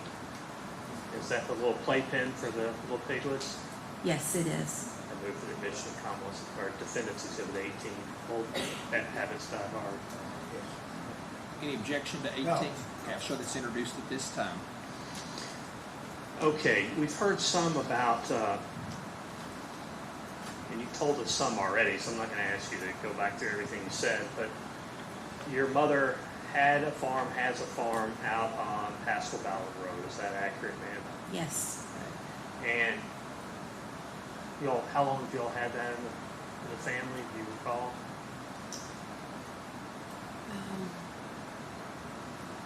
Your whole life, right? Or before you? No, not my whole life. That is where my mother grew up as a child. My grandmother passed away, who lived there in the White House. She passed away in 2008. And back then in 2015, do you recall what buildings were on the farm? I didn't hear what you said. I'll repeat it. Back in 2015, you mentioned there was a house, like a farmhouse, correct? Yes. And what other structures were on the farm that you all used or utilized? Okay. Yes, there was a large metal building that Brooks would use for just storage of equipment or tools or like extra flooring or bathtubs for like construction sites. There's also like a small wooden, kind of like a shack.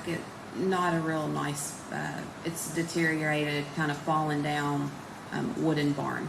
Those are the two structures that were there at that time, other than the White House. And what about the structure, I'm going to call it the barn for lack of, I think some people said skid steer. What the structure besides the house that you all utilize?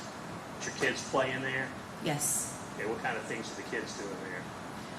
They had little ride-on scooters, and they would ride those in there. The floor is not real smooth, but they made it work.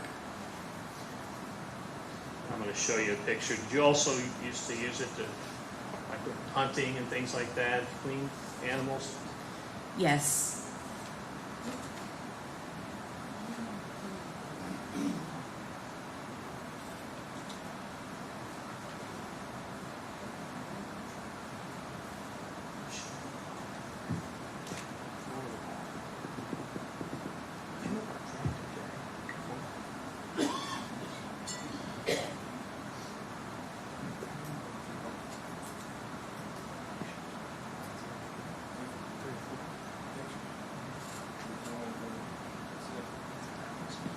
Count?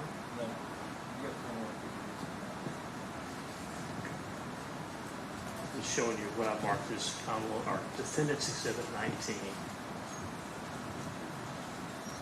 That's just, you all are skinning a deer, but the point, that's the structure you're talking about in the floor, correct? Yes. This is inside that large metal barn called the skid house. And what we would do, if we were cleaning a deer, we would hang the deer up from the metal trusses while we got the meat. And I think you said the floor wasn't that smooth. Were there cracks and crevices in the floor? Yes. All right. Now, take you back to July of 2015, okay?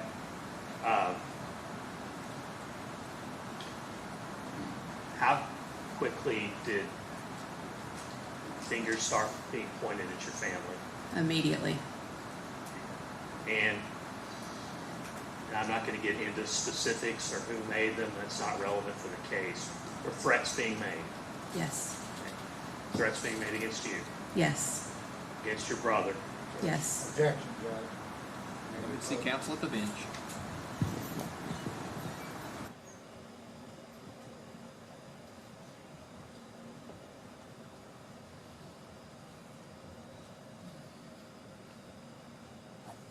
I object to relevance that these threats, unless they can be, they're somehow relevant in this trial. The fact that other people out there or individuals were threatening is irrelevant, immaterial, and prejudicial.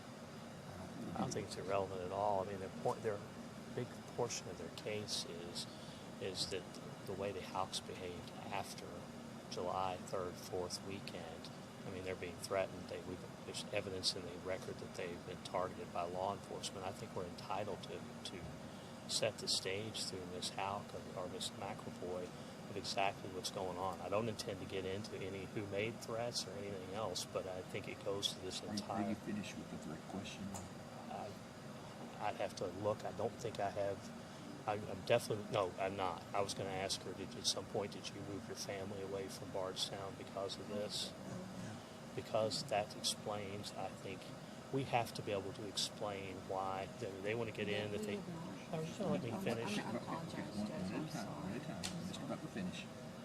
They've introduced evidence that they taped the grand jury.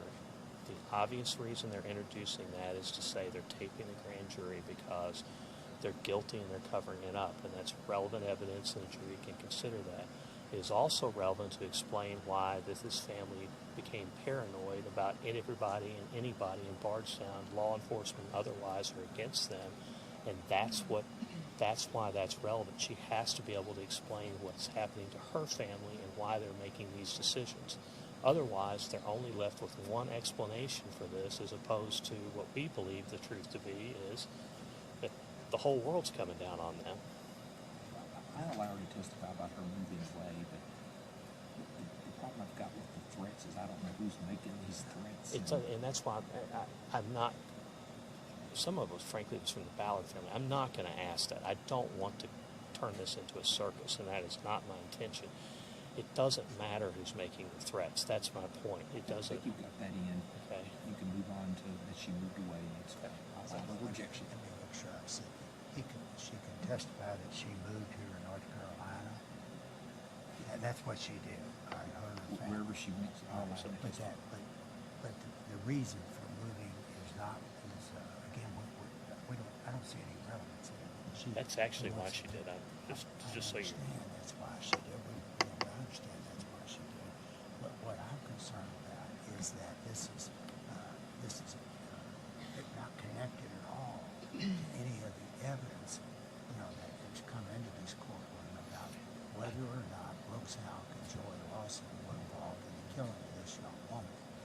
This is collateral entirely and prejudicial, and it's really more kind of sympathetic play, which is obviously improper for either side. I understand he wants to get it in. I know the importance of it, but none of it is relevant. It would be collateral at best and prejudicial in the sense that it plays to the sensitivities of the jury. Here's why. If I can. I'm going to allow. Okay. Okay. I'm going to allow. Certainly, they're claiming that the reason they were taping this is they became paranoid. So it's part of that, as I understand it, part of their defense to that allegation of taping things. So I'll allow for that objection.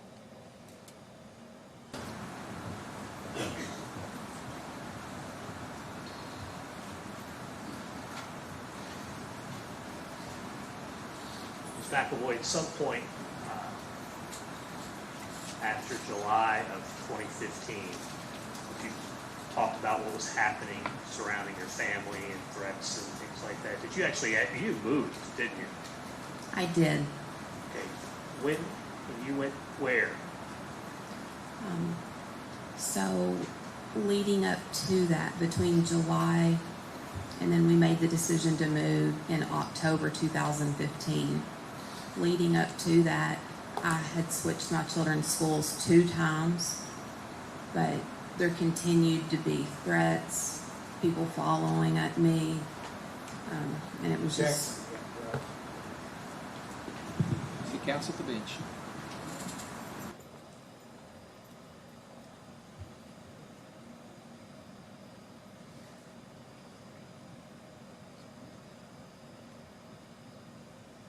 When was the grand jury when there was the taping done? What time period are we talking That about? was in 16. Yeah, it was in May or June of 2016. May or June. That's when the taping occurred. Yes, sir. That's why I was just seeing if this was in the time period of that. Yes, sir. Anything else, Mr. Lasowski? No, we were supposed to limit it. Now we're into other threats going up to this period of time. Where is the?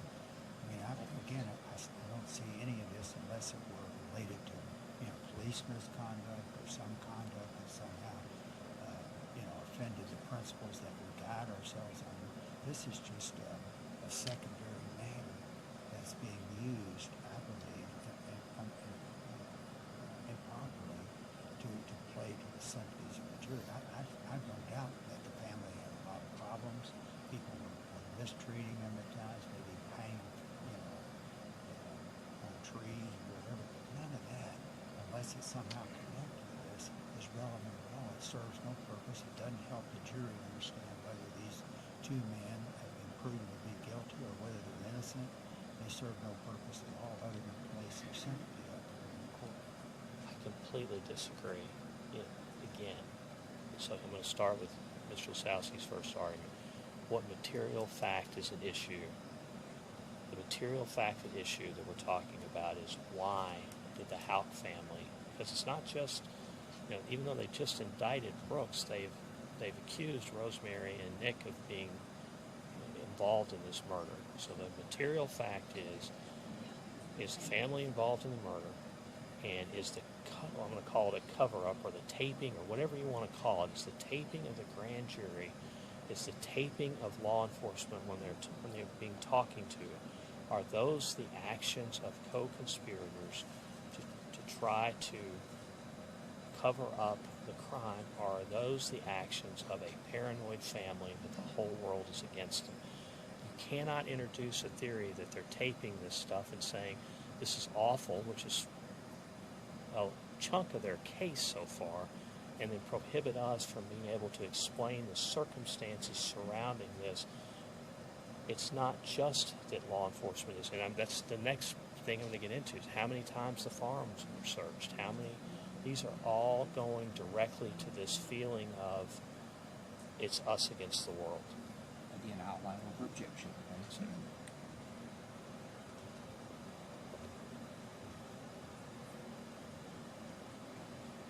So, McAvoy, let's go back. I'd ask you moved to North Carolina, and I believe you said in October of 2015? We made the decision beginning around that time, but we didn't actually move until closer to Thanksgiving. And you moved why? Just for the safety concern and just trying to keep my kids safe, to kind of get away from the threats and the accusations. Now, at some point in time, did you move back to Nelson County? I did. My father... Go ahead. I'm sorry. I didn't mean to cut you off. Yes, we decided to move back to Kentucky. My father was diagnosed with lung cancer, and his prognosis was not good. And I just felt like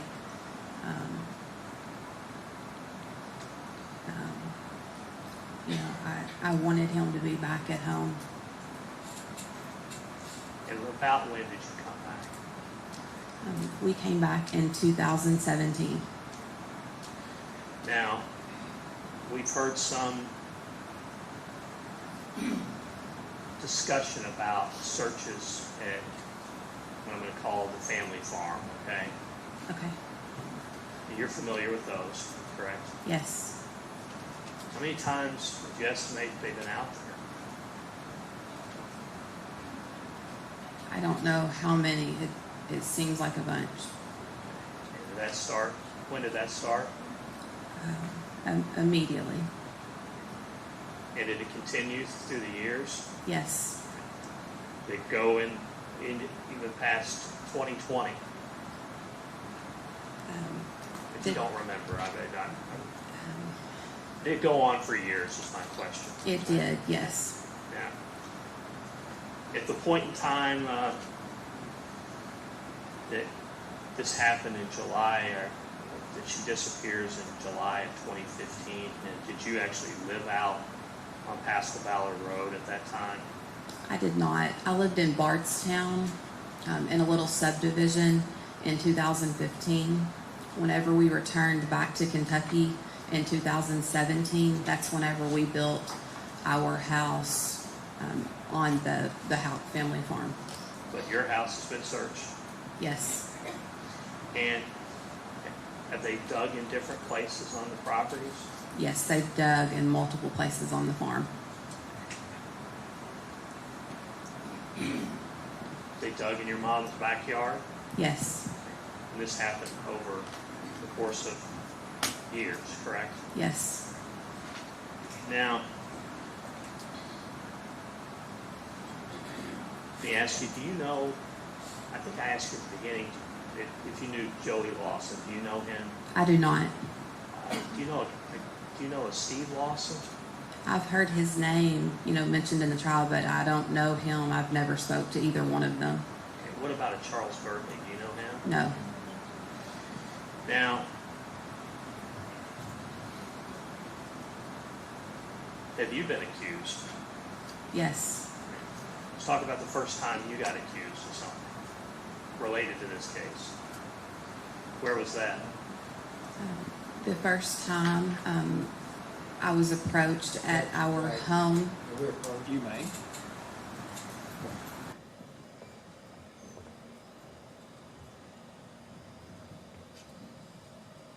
More objections to the whole case. With the relevance of whether she was, approached by the law enforcement, was there, how many times did you get approached? I mean, none of that's relevant. I mean, what is it that, how does that help the jury decide the facts of this particular case? That'd be relevant. Okay. Number one, it's relevant as it goes to this continuing, the same discussions we've had before about why the family's paranoid. Number two, I think it goes to the reliability of the investigation. She is on two separate. First time she's going to answer, so we don't have to keep coming. So you can rule, and we don't have to keep coming back up here. In North Carolina, Detective Snow flew out there, told her that Brooke Ballard had a picture of her with Eli on July 3rd of 2015. When she went in to talk to him, she knew that was a lie, and she left.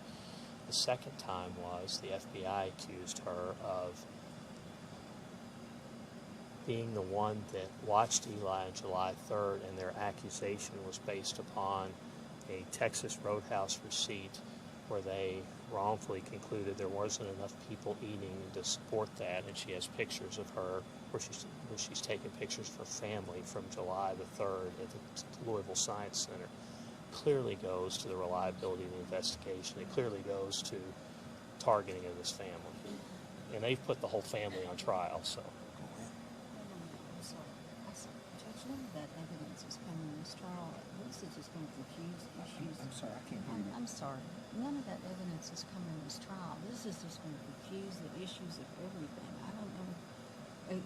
If they're investigating something, they think she might be one place on one day, and then they later learn that she's not. We haven't introduced any evidence as to where she is or what she was doing on July the 3rd. We've never accused her of anything. I think she's going to say somebody has, so it's all relevant to the investigation, so I'll allow the objection. And while we're up here, I just want to make sure, are you going to ask about search warrants at her house? Because some of those are related to Tony's death. I was not going to ask anything more about search warrants for her Okay. house. I just I've wanted already to just, make sure my we only just point to cleared that up was, while we were up here. yeah, my only point to that was they've been going many times.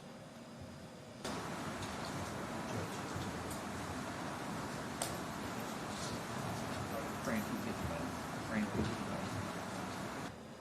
I have a juror who has a general question she said she'd like to ask. It's not related to this witness. She asked when she would ask that question. She has a general question about what? That's not related to this witness is all that she said. I think we could take that up at any time during the trial, so why don't we try to finish it with this witness? Okay. Okay. Which jury is it? It's the front row, the second from the other end. Next to the guy that... Yes, sir. Yes, sir. Yes, sir. Does she want to come up here and talk to me now? I don't know. I didn't. I don't want her to come up here with everybody in the courtroom. I don't want to Yes, sir. single her out. So Sh- let's proceed, and we'll talk to her later privately. Okay. Proceed, sir. Yeah, I don't want to talk to her privately.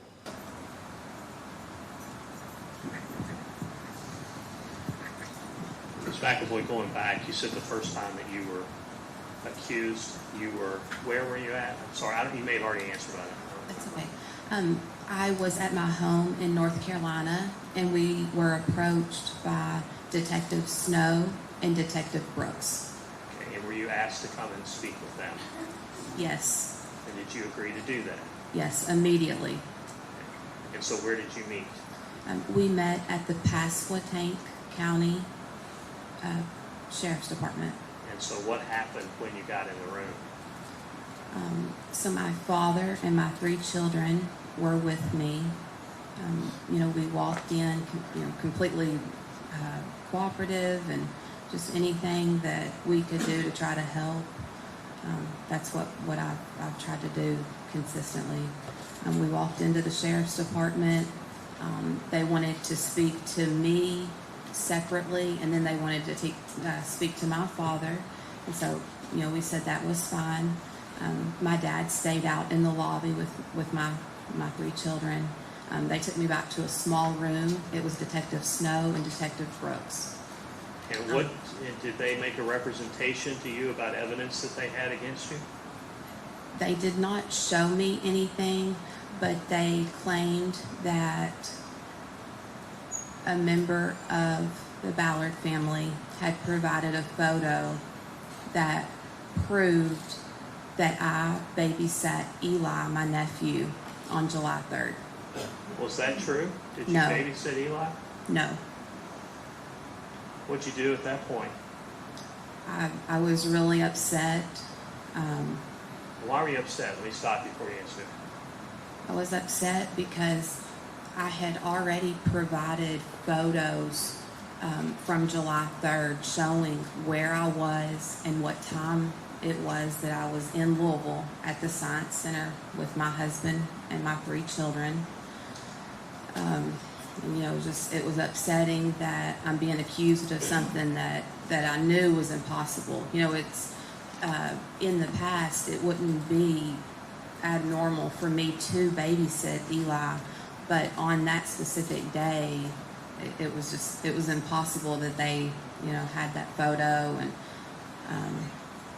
that I was being accused of babysitting Eli on that day. Did you later get accused by a different agency? Yes. And what did they accuse you of? Okay, so this was the FBI during one of the searches at the farm. I had agreed to speak with them in my home. They separated me from my husband. An agent spoke with him in the kitchen, and then 2 FBI agents, we sat in my dining room, and 2 of the agents were sitting there and talking with me, and they presented a photo of a grainy, it was a grainy picture of a SUV. They implied that was my vehicle on July 3rd, headed towards the Houck family farm. Where were you on July 3rd? I was in Louisville at the Kentucky Science Center with my children and my husband.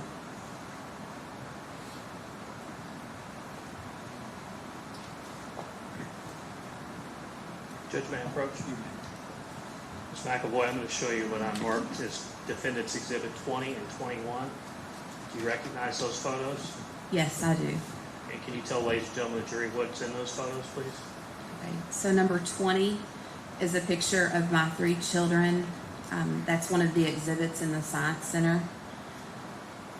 And then number 21 is a photo of my husband and my 3 children in front of the Louisville Slugger Bat, which is located right across the street from the Science Center in Louisville. And when were those photos taken?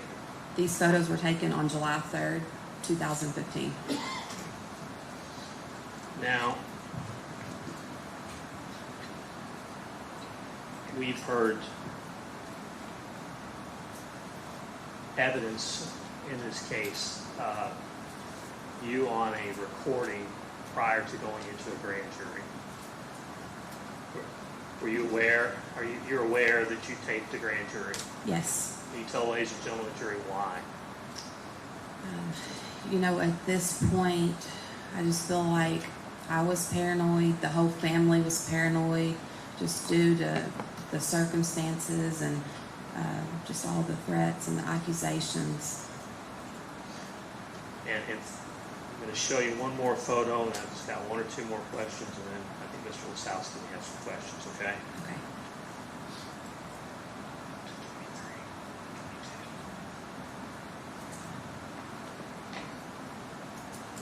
Judge, I move for admission of those photographs if I haven't already. There's several, I believe. There was 15 and 16. I don't think 15 and 16, they were previous photos for 19 through 21 have been introduced. Do you want to introduce all of those? Yes, Your Honor, I move for admission of all those. Any objection to 15, 16, 19, 20, 21? That's fine, Joe. Okay, so they're introduced at this time. And Ms. McAvoy, I've showed you what I've marked as defendant's exhibit number 22. Can you tell ladies and gentlemen of the jury what that is? Yes, this is a picture on the Houck family farm. This is Eli Pascal and Eli James looking out at the cows in the field that is located right behind the residence. Back then, did the boys like to go out and play with the cattle? Yes, And you said Eli Pascal and Eli James. One of them's your Eli and one of them's Brooks and Crystal's Eli, Yes. correct? Finally, Ms. McAvoy, were you ever part of any conspiracy to murder Crystal Rogers or do anything regarding Crystal Rogers? no, Do you have any knowledge whatsoever of your brother Brooks being involved in any type No. of conspiracy like that? no. If I could just one moment, if you could, Mr. Short.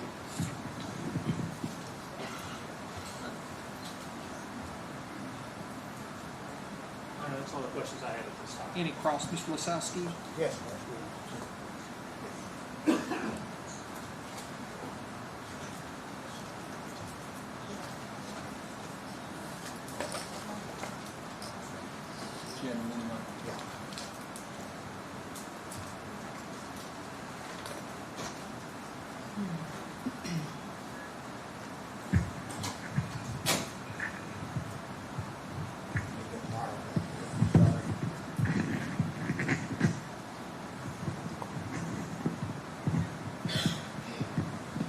Ms. McElroy, I think I met you back in June in the grand jury. You don't recognize me probably, and I haven't seen you but one time. Do you remember testifying back in June of 23 in the here in, not here, it would have been in Bardstown at the Nelson County Courthouse.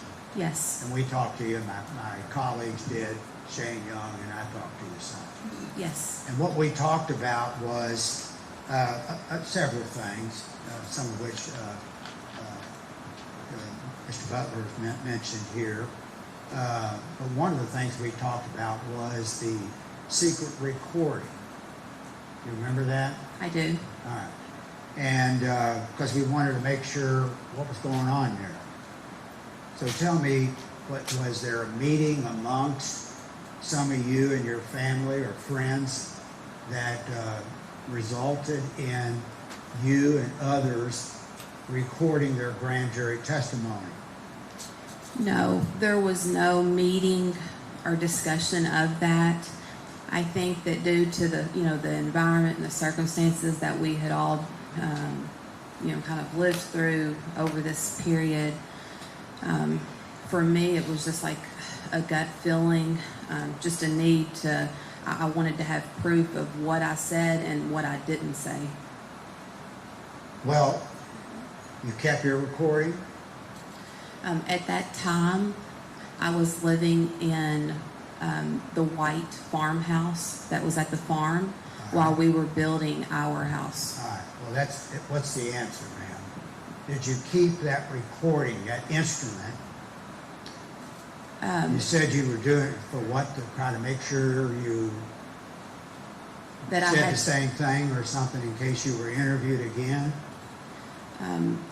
just to know what I did say and what I didn't, to have proof of that so that I couldn't be accused of something that I did not say. That was the Absolutely. purpose of it. Absolutely. So that's what I'm asking, ma'am. You're telling the jury here that you recorded this so that you could keep track of it should you want to go back and examine it. Yes. All right. And what I asked you was, where was the instrument? I would have taken that back to the white to another house. To the home that I was living in while we were building the Right. construction. Was that your mom's home? Yes. All right. So you took it back to your mom's house, and then I think you're 17. Is that when you built the house that you're living in now? In 2017, All right. yes. Just put that recording device in there in 17 to make sure it was there in case you got interviewed again. To put that device in your new house that you built and lived in 17, to bring that recording device with you. Back to the house. Back to the White House. No, back to your new house. My house was not completed until 2020. All right, So sorry, I thought I misunderstood. I thought it was 17. All right, let me repeat that. Did you bring that recording device to your house after you all moved into it? You know, we had boxes out in the garage and in the upstairs of the home, and in the mix of things, to be honest with you, I don't know. And your recorder was found with 2 other recorders in a bedroom of that white house you're talking about. Not in your house, not in your purse, not any of your belongings. That was in a bedroom in your mom's house. 3 of them were found. Evidence has already been put here in the jury. You know who those other people were that recorded their grand jury? You know who else recorded it? Yes, I have heard. Larry Mock. Do you know he recorded it? I've heard on the news that whenever it all came out,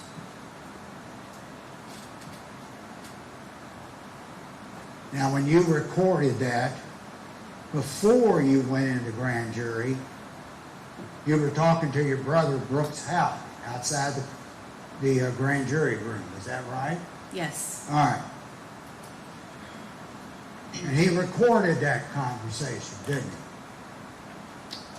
that is what I understand. All right. And when he was recording that conversation, you had suggested that he keep the recording device outside the grand jury when you went in. You remember that? And he said, no. You remember that? Does I that don't. refresh your memory? I don't remember specifically the conversation.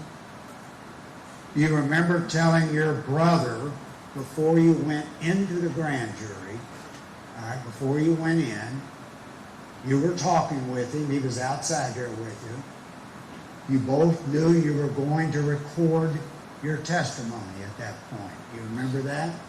You and him both talked about it. Do you remember that?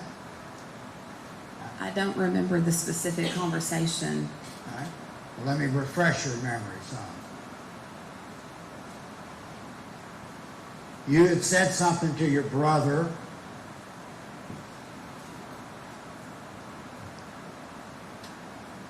that you didn't want to bring that into the grand jury. Probably because you were concerned that this could get you in trouble with the law. You remember expressing something to your brother, Brooke, to keep that out of the grand jury. Do you remember that? I remember not knowing exactly what I was walking into, not having experience with what a grand jury is. I remember things being, leaked, and the media, and just the fabrication and the accusations and just the paranoia that I was feeling. Is that an answer? A yes. The question was, did you tell your brother, express to him, that you didn't want to take that device into the grand jury room with you? I don't remember. That's the question I asked. You can get a yes or no and then explain. Okay. I'm not trying to get mean with you. I asked a very specific question. Do you remember my question? I do remember your question, but Uh-huh. I don't remember having that conversation. You remember your brother saying no?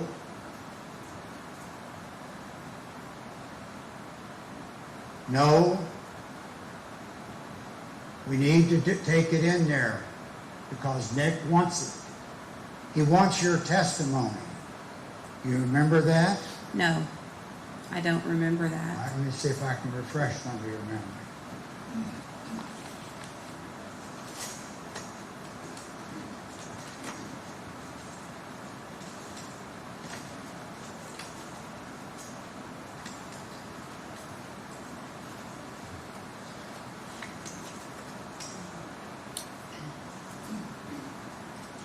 Just bear with me one moment.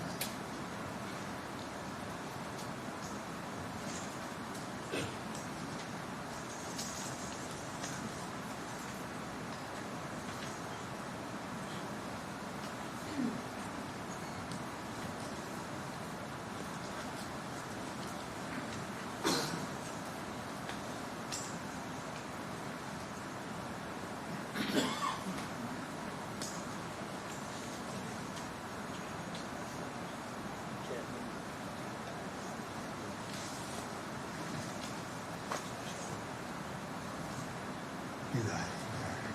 Thank you. May I approach Judge for a moment?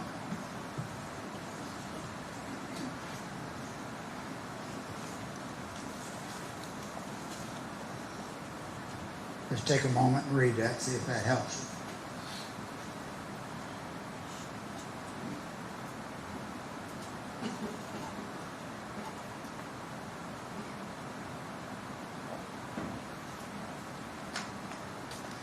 So, I just feel like whenever Brooks says we need to hear it, I just feel like due to the accusations that the entire family was feeling, this was just an overall, just paranoid, and, the whole family just was feeling just this incredible pressure, and things are being twisted and manipulated. Ma'am, I understand you want to tell some information to the jury, okay? What I'm asking you, does that refresh your memory of your conversation with your brother before you went into the grand jury in June of 16? Does that help refresh your memory, yes or no? I can read over this, but as far as me reading this and then just remembering this conversation, no, I don't. But I'm not saying that this was not what I said. All right. But I'm saying there's been so many interrogations and so many accusations that specifically this conversation, I don't remember having this, but I'm not denying it. All right, and I understand that if you don't remember or it's not clear in your mind, but it's clear in the deposition that's written there that Brooks is saying, no, we want that testimony. And he even says, it's blocked out some because it's garbled in some extent, but something Nicholas will want to, I think we can infer, he wants that as well.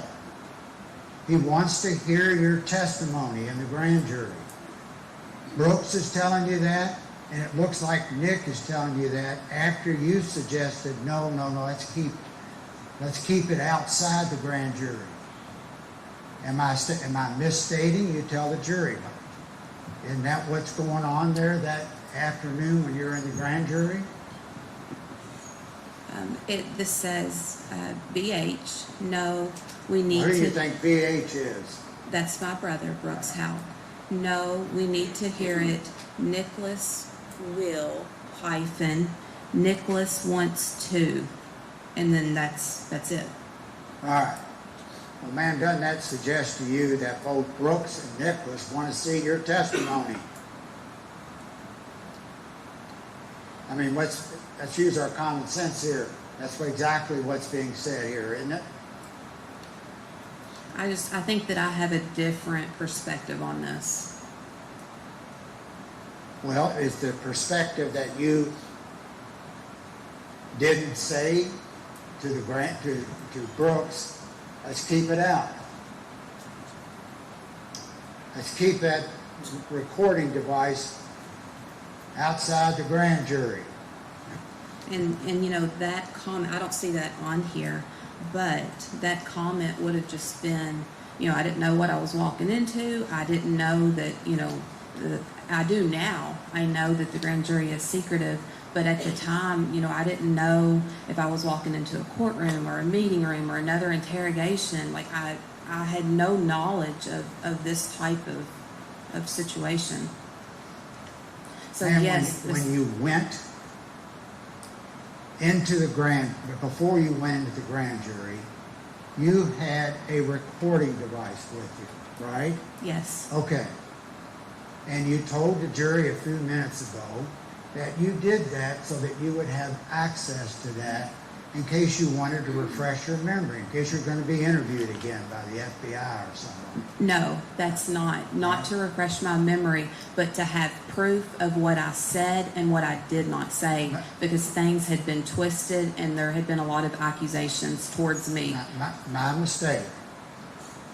It was not to refresh your memory. It was to have that testimony in whatever format protect you against people lying. Yes. Okay, well, I understand that, all right? Now, my point is, your brother is saying no. No. You're saying let's not record this. Your brother's saying no. Let's record it. Nicholas, I'm assuming what we can't see, Nicholas, that's your brother, right? Nicholas is my brother. Yeah, is saying, it appears he's saying Nicholas wants that information, wants to know what your testimony is. Isn't that what we see here Well, in those two lines?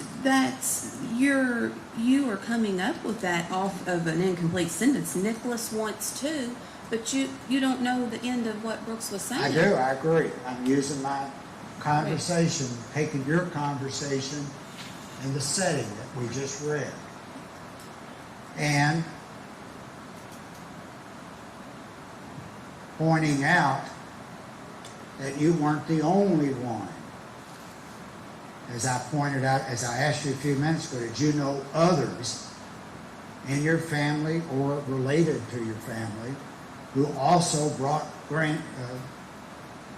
audio recording devices secretly into the grand jury? Were you aware of that at that time? At that time, no, but I have heard it since the court proceedings and things, and it being put on the news. And, you know, I did hear all the names mentioned that had secretly recorded the grand jury. Larry Mott. Yes.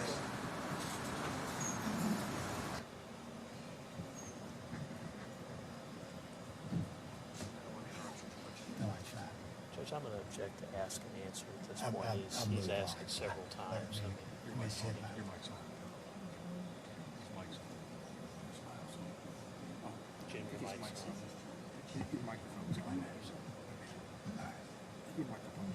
Right. I've just got a couple more. Let me check. And sure. Let me just go back. Yeah, wait a minute.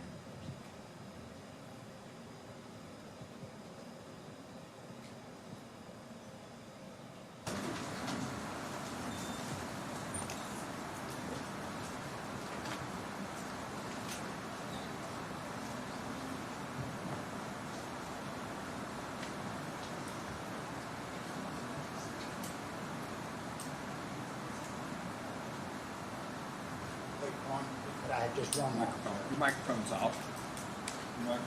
Jim, your mic's off. Okay. It's okay.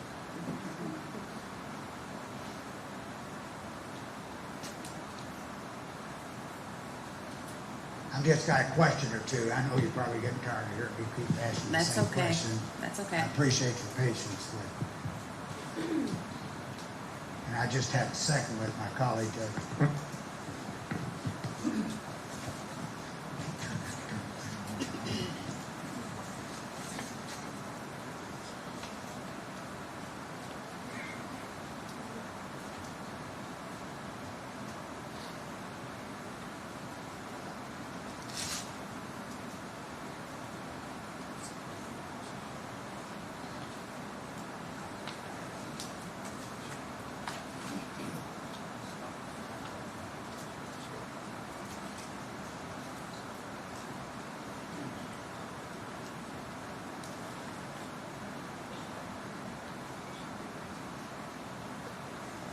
Now, I just want to show you just a couple more questions on this subject. That's fine.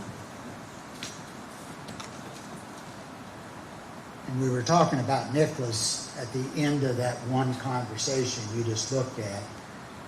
And he shows up again. If you'll read a few of those lines down there, we're on page 2, Counsel.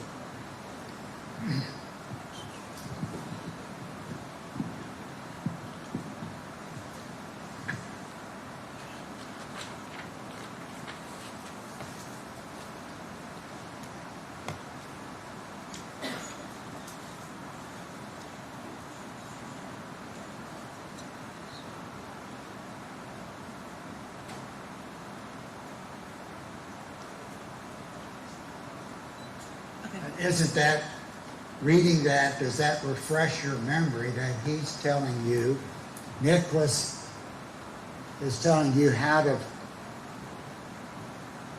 so to speak, wire this up so that it works? Isn't that what Brooks is telling you? It says BH, Who's BH? Which is Brooks. All right. Says Nicholas can find it. It says D, like the letter D, up there. So D something. I have no clue what that means. Well, doesn't it mean that Brooks is telling you Nicholas can find the setting that is necessary to execute this audio recording? And isn't that what Brooks is telling you in that sentence? If you don't recall, or you're not sure, that's your answer. I'm not for sure what D means. I don't understand. I don't follow. But obviously Brooks is telling you Nicholas has got some role in executing this secret audio recording.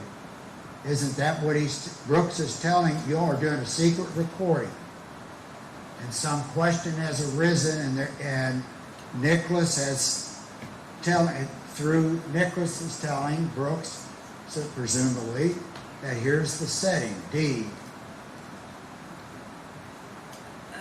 If I'm wrong, you tell me. Well,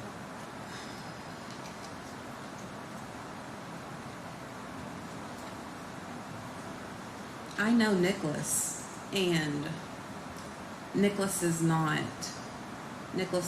very good with electronics or phones. So implying that I don't know if you're saying he was going to extract something or what you're implying. I don't know what D means, and I don't believe that Nicholas is good with electronics. But it looks like Nicholas is in the middle of this audio recording procedure. Let's just see if you and I can agree on that. We can agree that Nicholas is part of this conversation. Yes. All right. Nicholas is the topic. Nicholas is not part of this conversation. He's not present, but yes, that his name is in this conversation between me and Brooks.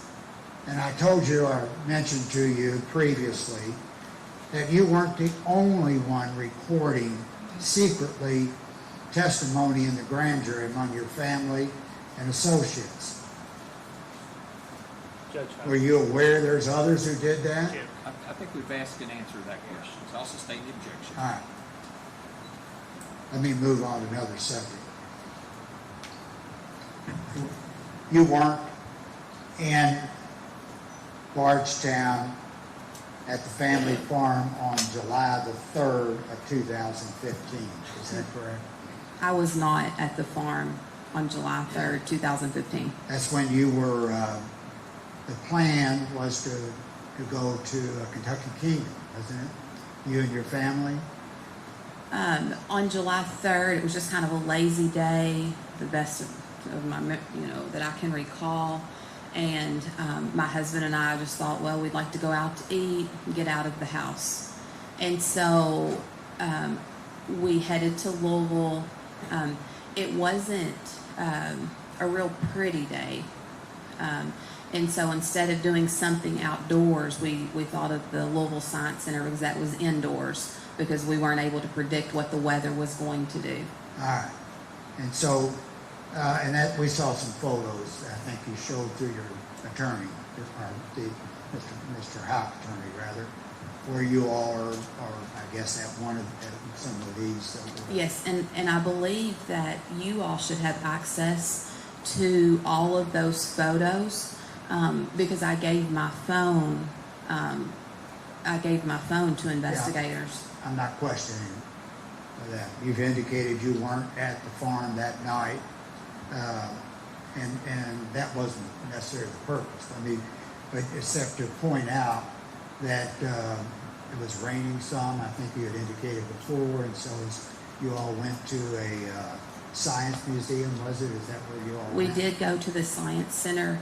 I don't remember specifically the weather. I know that it was kind of unpredictable, and I didn't know. But in this photo here in front of the Louisville Slugger Museum, this is an outdoor photo, and it's obviously not raining, or we wouldn't have stopped to take a photo. All right. Now, this jury has heard a report or writing from Brooks Houck about his activities on July the 3rd. You may not have any of that. I'm not expecting you would. All right. So, and the part of my question I want to note, I understand from your testimony with your counsel that Eli has this eye problem, literally from, I guess, from birth. Yes. All right. And I assume he periodically goes in, you take him, or others in the family take him in for treatment. And this has been going on. He's 12 now, I think you said. And he's been having this treatment for some time. I have only been responsible for taking him over the last 21 months. Before that, that would not have been typical for me to take him to the doctor. I just saw you signed in as an authorized person to assist this young boy. Right now, All right. yes. All right. So, and my point, I guess, is one, it's, whatever's going on, we all have children, you, I mean, probably 3 generations now in my age of children. And so, and I think I speak for everyone, that hopefully he gets across that, all right, and passes on into manhood with his eyes up to speed, all right. But my point is, information received from your brother, from Brooks Houck, report to the Nelson County Sheriff's Office. He was asked to put down everything they did, okay?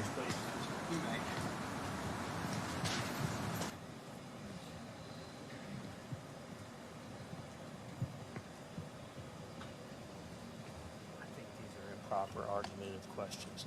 So I think what he's wanting to do is run down Brooks' statement and then try to impeach Brooks' statement through her. She doesn't know what, she's already said she doesn't know what he was doing on July 3rd. He's already got that out.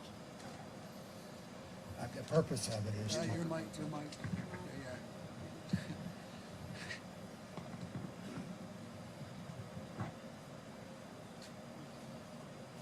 My purpose of it is to point out that he is told in his report for 4.5 hours he's out on that farm, okay?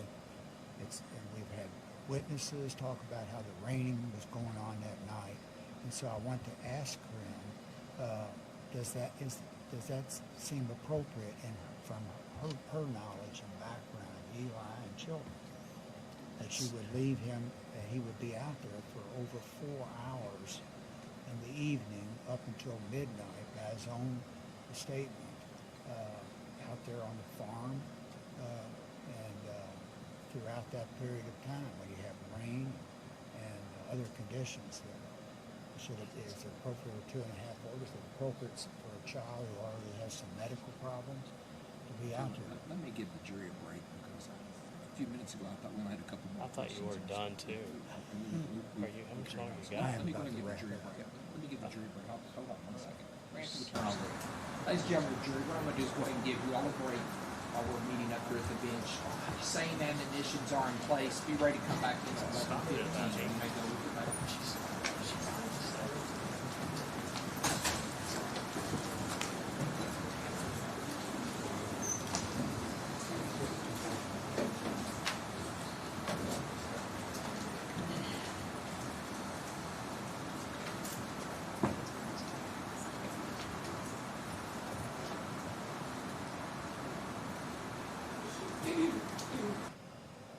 Okay, the 15 jurors have left the courtroom. Court's in recess until 11:15. Go ahead.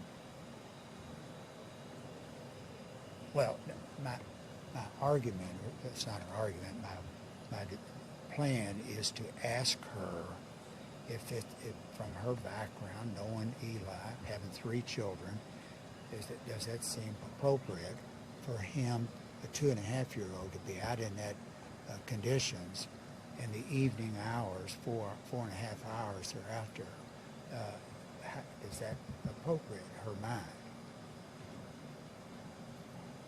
The question's argumentative. I mean, all he's doing is trying to impeach Brooks' statement. They can do that.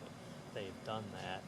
She doesn't know what he said. He's already got testimony she wasn't out there that night. I mean, that's an inappropriate question. I guess the problem is she doesn't know what the weather was there.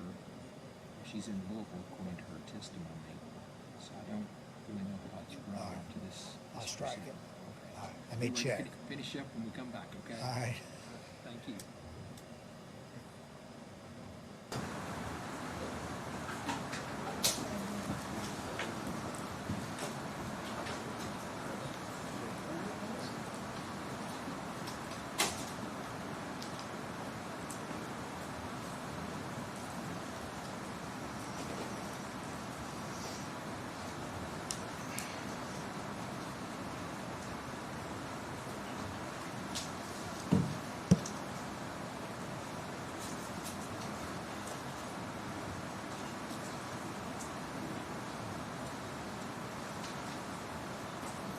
At this time, let the record reflect all 15 jurors have returned to the courtroom. Everyone may be seated. Counsel waive the call. Yes. Mr. Wasowski, please proceed, ma'am. You're still under oath, okay? Yes, thank you. Question, Judge. When we left off, we were talking a little about Eli's eye condition. My last question is, do you know, and apparently that's been going on since he was born, yeah. And my question is, do you know why Brooks waited until June of 2015 to have his tent put onto it, tinted, get his windows in his truck tinted? Do you know why he waited till then? I've never had a conversation with Brooks about that, so I don't know why that specific date is when he tinted the windows. I'm sure that there was probably a doctor's appointment or something that had occurred that he felt like that was, in the best interest of Eli, just protecting his son. That's all I have, Judge. Please. Mr. Lawson's counsel have any redirect, Mr. Butler? No, but I hate to do this. Can we approach? You may. They ran out of witnesses. Go ahead.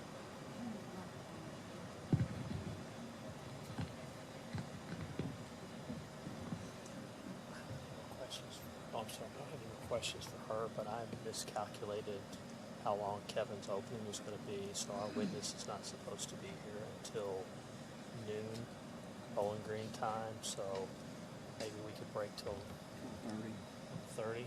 That would be great. Let me see if the jurors have any questions of this witness, and then I'll let them know.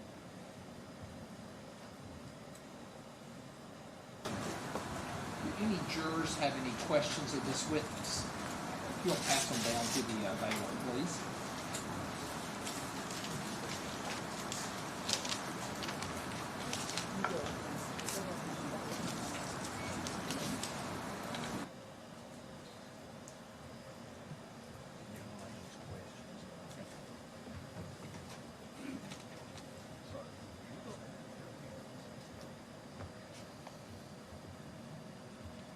Okay, the first question, I don't think this for this witness, it says regarding Stephen Wilson's phone location records, Did his phone go near Glenview on July 3rd? Question mark. So this is not something that this witness can answer. That's remarkable that someone would think that she would be able to answer that question.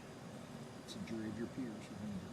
I wonder if that was the question before that the woman wanted to ask that was unrelated.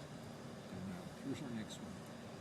Did you guys think it the best idea to plan about moving while Crystal Rogers was missing? I'm sorry.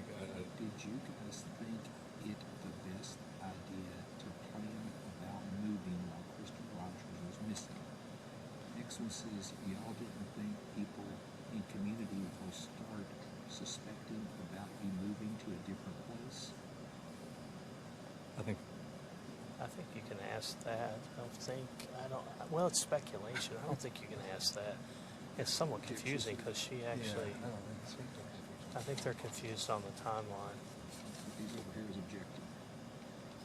With Nick being a police officer, didn't he work with electronics and devices on a daily basis? She wouldn't know that. I don't think she would know that. I don't think she would know that.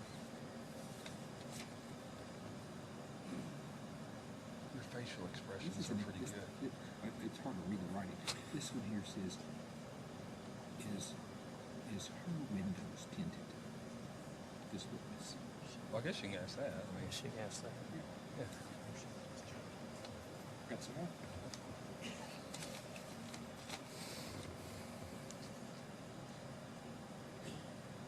Was the grand jury testimony the only time she used a recorder? If not, was it before or after? Did they spend the night in Louisville? If not, about what time did they get back? That's fair. I didn't hear the first one. Second one's fair. What's that? Did they spend the night in Louisville? Oh, that's If fine. not, about what time did they get back? I think that's fair. That's fair. And the other ones up here was the grand jury testimony the only time she used the recorder? If not, was it before or after? Well, she would know that. Yeah. I don't understand the before or after though. If she had used it, did she do it before or after? To the grand jury. Meaning the that grand jury. he's asking, did she recorded the grand jury? Did she use it before or after it also? Because was the grand jury the only thing recorded? If not, did she record something before or after the grand jury? I think it's a fair question. I don't know. You know the answer? No, I don't know the I answer. don't either. We're about to find out. I don't either. Some of the questions are admissible for this witness. Some of your questions are inadmissible for this witness. So I'm going to ask the ones that are admissible. Are your windows tinted? Yes, my windows are tinted. I have an SUV, and whenever we purchased the vehicle, the back windows were tinted, and then since then I took the vehicle to get the front windows tinted, and then also like a 8-inch strip like on the front windshield. The next question was the grand jury testimony the only time you used a recorder? Is that question like during the investigation or throughout my life? I would think it's during the investigation. I assume Can it's counsel during the agree to that? investigation. Yes, during the investigation. I know that I have used like a cell phone to record as well. So I think that there may have been more than just the grand jury. Was that before or after the grand jury?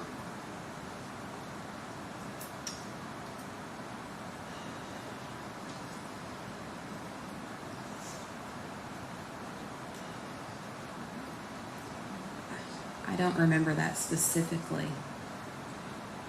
Did you all spend the night in Louisville?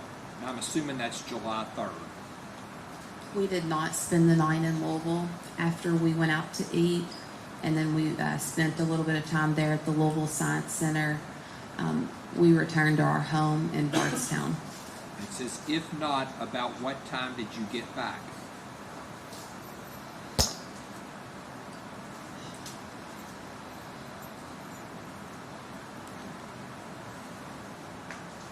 I think that we were at the Science Center around 5 p.m. And then the photos that we took with the Louisville Slugger bat that is right across the street as we exited the Science Center. Those photos are date, time, and stamped for July 3rd, a few minutes after 7 p.m. From Louisville to my home is approximately an hour's drive. I would say probably approximately an hour from, and maybe a little bit more than that because we were downtown Louisville, so it takes a little bit longer to get down there. And then we usually park down like on River Road, so it takes a minute to walk from like the Science Center and the Louisville Slugger back down to where you had to pay for your parking. And so to answer that question, I know that we were at the Louisville Slugger bat a little bit after 7. It would have taken at least an hour to get home, and then I would say it probably took us 5 to 10 minutes to walk down to where we had parked our vehicle. Based upon those questions, Mr. Butler, do you have any redirect? I don't, Your Honor, but I think there may be one more. Let me see counsel at the bench.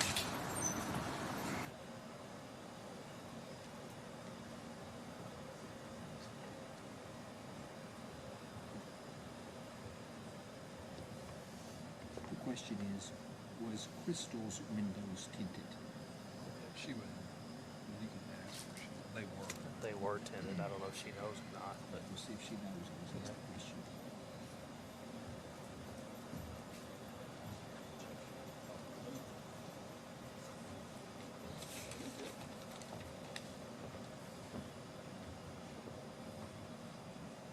Was Rhonda in any of the photos in Louisville? I think you can ask that. And the ones that are omitted, you mean? Was she in any of the photos in Louisville? Okay. So I don't know if she any of the pictures. Yes. Okay, Franz. Was Crystal's windows tinted? Yes, they were very dark windows.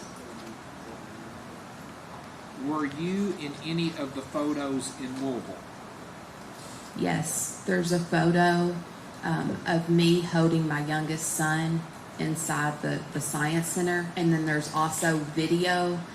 Typically, I'm the one that takes the pictures. My husband's kind of, interacting with the children, and then I take the photos. There is a video that I'm taking, so you can't actually see me in the video, but you can hear my voice, and I'm like, it's whenever my oldest son is pulling like this string up and the bubbles are coming up around him, and so you can hear my voice in the video. Any other questions from jurors? Based upon those questions, any redirect? No, sir. Any recross? Oh, Okay. May this witness be family excused, or is she subject to recall? Finally excused, Your Honor. You're family excused. You may go or remain in the courtroom, whatever you wish to do. Thank you.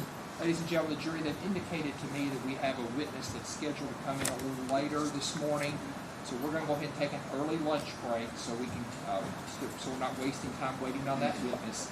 The same admonitions are in place. Do not discuss this case among yourselves. Do not let anybody discuss this case with you. If anybody attempts to discuss this case with you, I need for you to immediately report that to me. And you're not to finally make up your mind about the case until all the proof has been presented, the instructions provided to you by the court, and you've gone to the jury room to consider what your fellow jurors have to say about the case. Again, you cannot do any type of research. Don't read any news reports. Everything has to be based solely upon the evidence that's presented in the courtroom. Be back at 12:30. You may go with the bailiff now.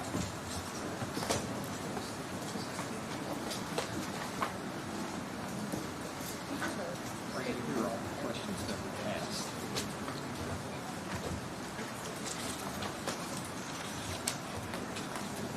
Where is that? No, I know. Where is that?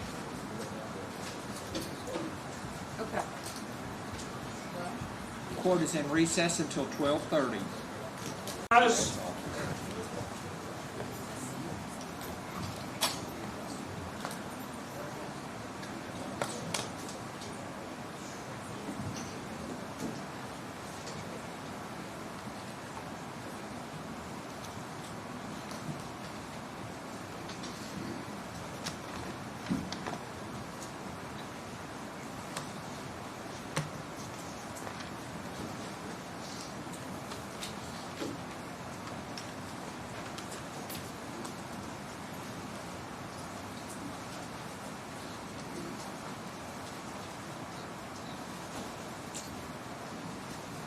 At this time, let the record reflect all 15 jurors have returned to the courtroom. Counsel waive the call.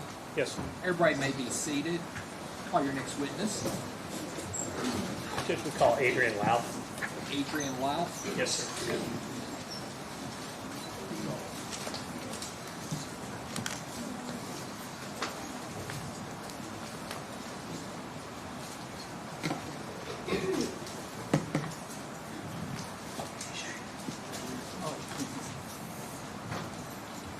Sir, if you'll raise your right hand for me. Do you swear or affirm the testimony you're about to give will be the truth, the whole truth, and nothing but the truth? I do. Thank you, sir. Please have a seat right over there. Try to sit as close to the microphone as you can, and please answer all questions asked of you. Mr. Butler, proceed when you're ready. Certainly. Sir, could you introduce yourself to ladies and gentlemen of the jury, please? Yes, my name is Adrian Louth. I'm an associate professor of computer science and engineering at the University of Louisville.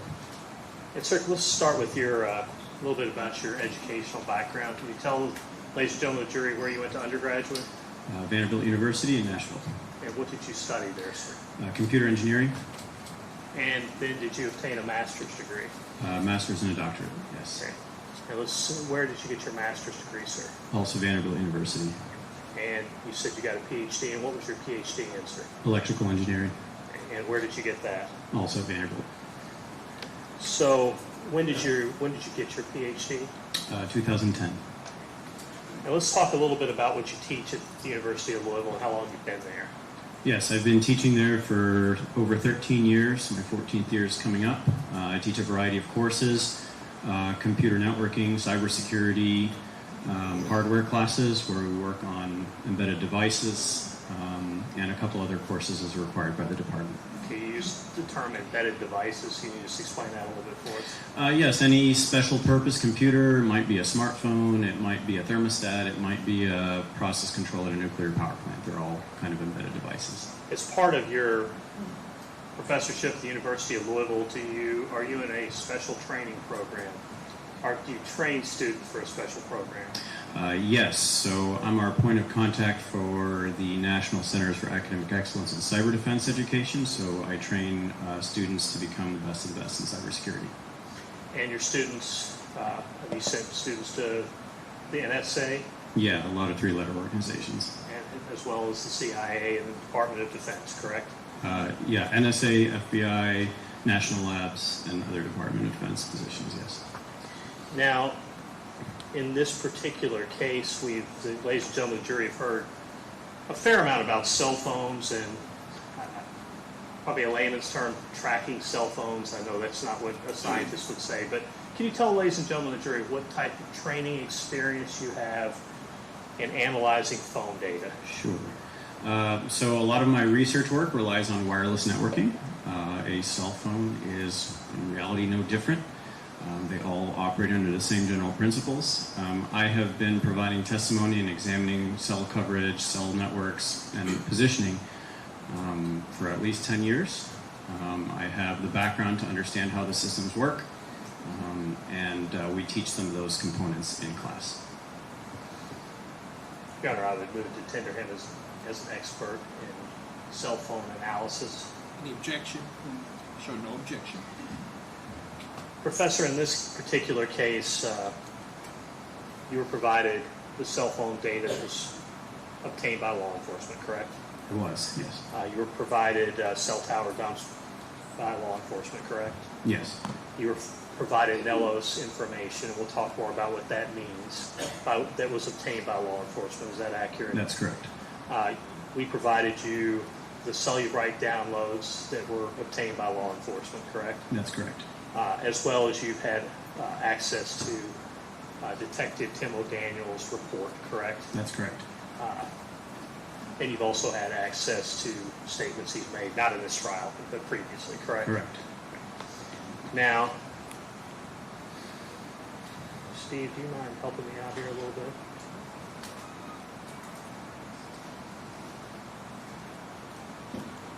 I asked Mr. Shoring to write. My handwriting, Your Honor, is not very good, so.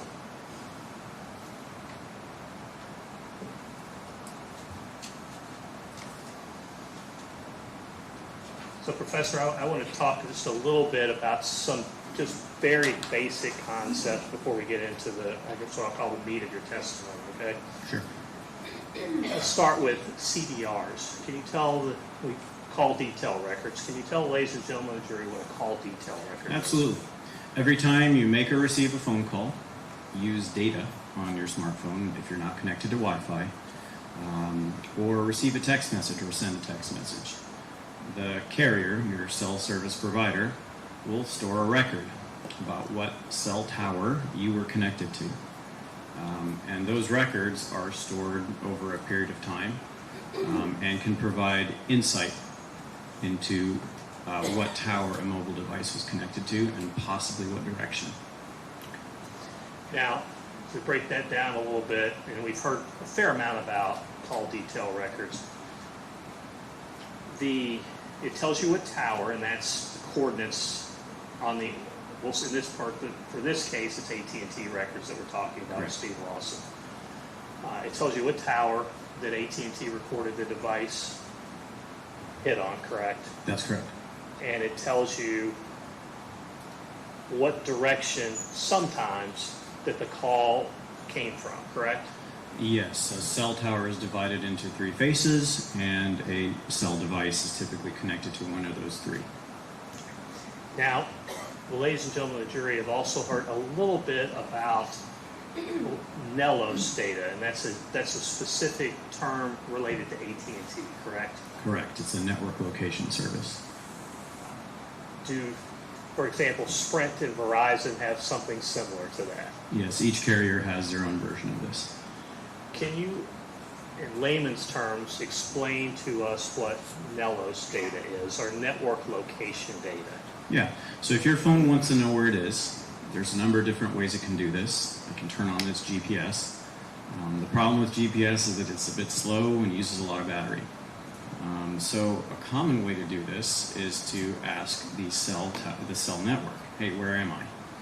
And it uses information about what cell towers are visible to the device and some additional information that the carriers don't make public to try to position the phone as accurately as possible. And let's talk about a little bit about that accuracy. Mm-hmm. And how does it return information to tell you maybe the phone is in the courtroom, maybe the phone is in downtown Bowling Green, or something in between? Certainly. I kind of split it into 2 camps. The first camp is your cell phone can only see one tower, period. This is often the case for very rural locations. And when that happens, the cell tower and the phone have no other reference. So it's going to say, well, I think you're roughly here, with some very large error, meaning a large circle around where that tower is. Those particular ones I tend to rely on less. They'll give me a rough area, very, very rough area of where a phone could be. The other camp is when the phone and the network can see multiple towers. In other words, where I can see 2, 3, 4 towers. When that happens, the cell device can get much more accurate information about where it's located, down to maybe a few hundred feet or less. And those, I do think, are pretty reliable because we're using multiple sources to determine our position. Okay, so shortly we're going to start going through a presentation. But what they're going to see, if you could, Steve, draw, I guess, to the best you can, a little cell phone under Nellos.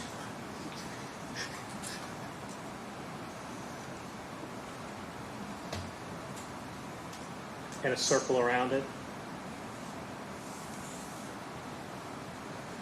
And so, Professor, if I understand it correctly, when you have Nellos data, it tells you where the phone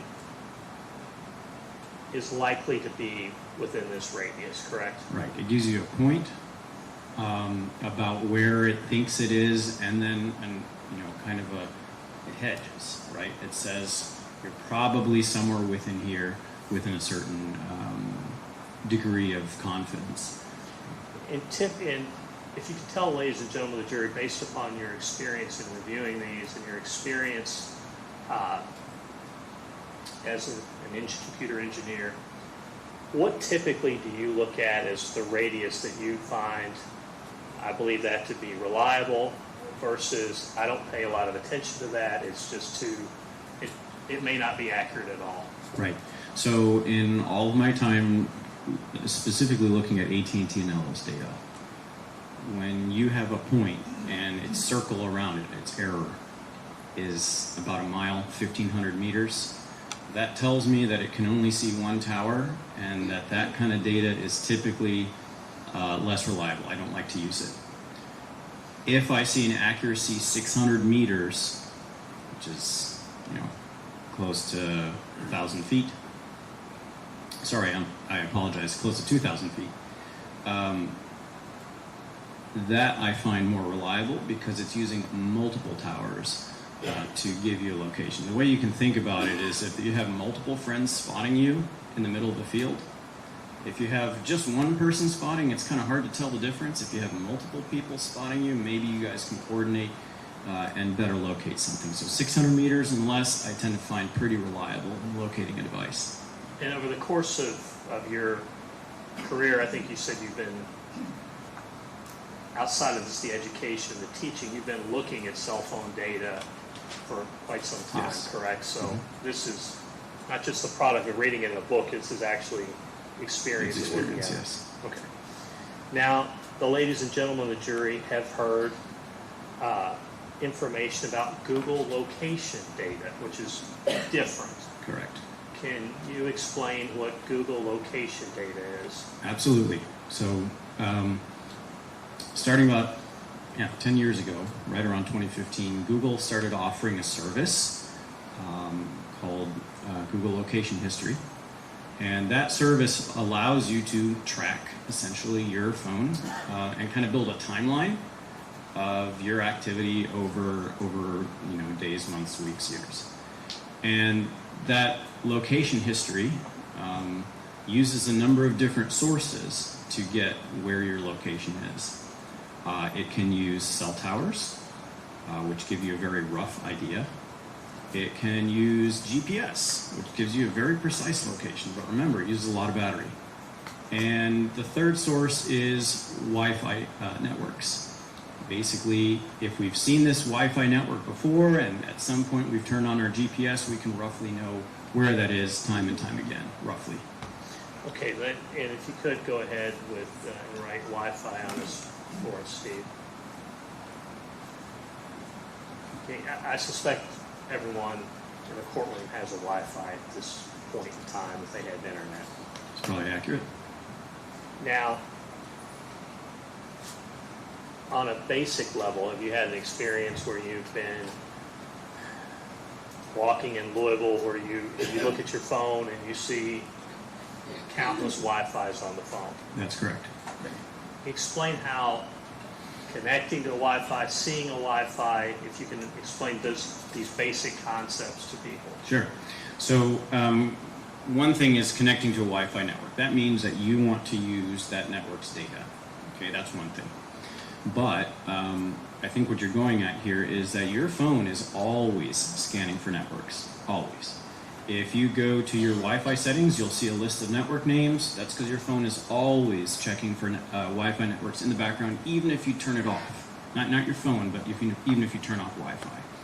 And the reason for that is because we can kind of, and when I say cheaply, I mean with a little battery, we can cheaply guess our location by knowing which nearby Wi-Fi networks there are.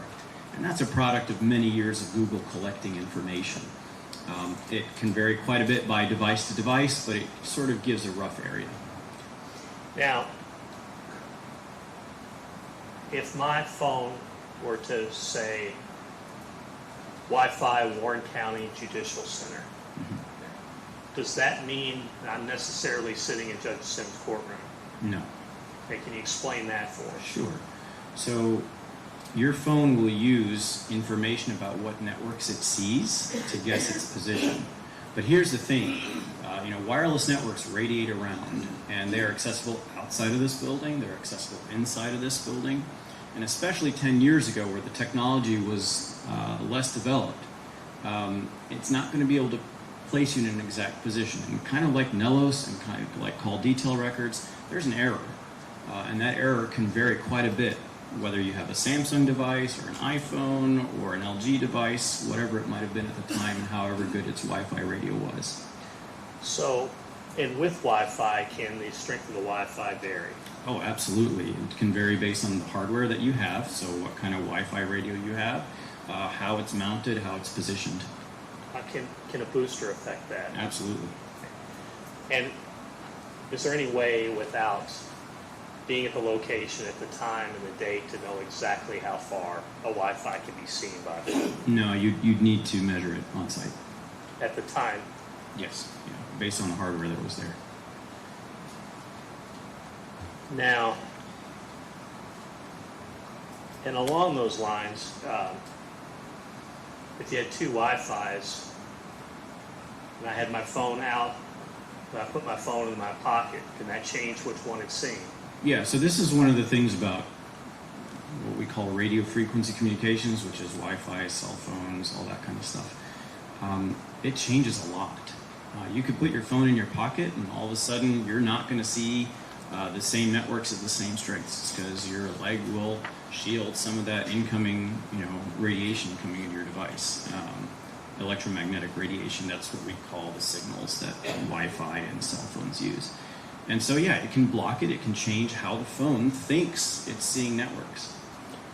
Now, kind of getting more into the specifics of the case. Sure. Okay, let's start with Crystal Rogers, Mm-hmm. where you provided Cellubrite phone for Miss Rogers. Yes. Or Cellubrite download, I think. Correct. Now, ladies and gentlemen of the jury have heard information about, without going back into all of it, they've heard information Commonwealth's presented about where Brooks Houck may have been, or at least where his device was on July 3rd, July 4th. Correct. Mr. Young's presented information about Steve Lawson's phone and where it may have been located on July 3rd, July 4th. Ladies and gentlemen of the jury haven't been presented any information about where Miss Rogers' phone was located. They've heard information, I'm getting a question, they've heard information about when it may have powered down or died, the battery died, they've heard information about that. So, can you explain to the ladies and gentlemen of the jury why her phone doesn't have location data like Mr. Houck's, Steve Lawson's, and others in the case? Sure. Two principal reasons. The first is she was using Bluegrass Cellular, which is kind of a second-tier provider. It's not, prime tier like AT&T, Verizon. And so they did not record precision location history like Mellows. It was not available, or it was not requested and available at the time. The second thing is she did not have Google location history turned on. It was a relatively new feature in 2015. Most people probably didn't turn it on. If you got a notification that said, hey, Google wants to track you all day long, do you want to turn this on? A lot of people probably would have said no. And so that data was also not available. Now,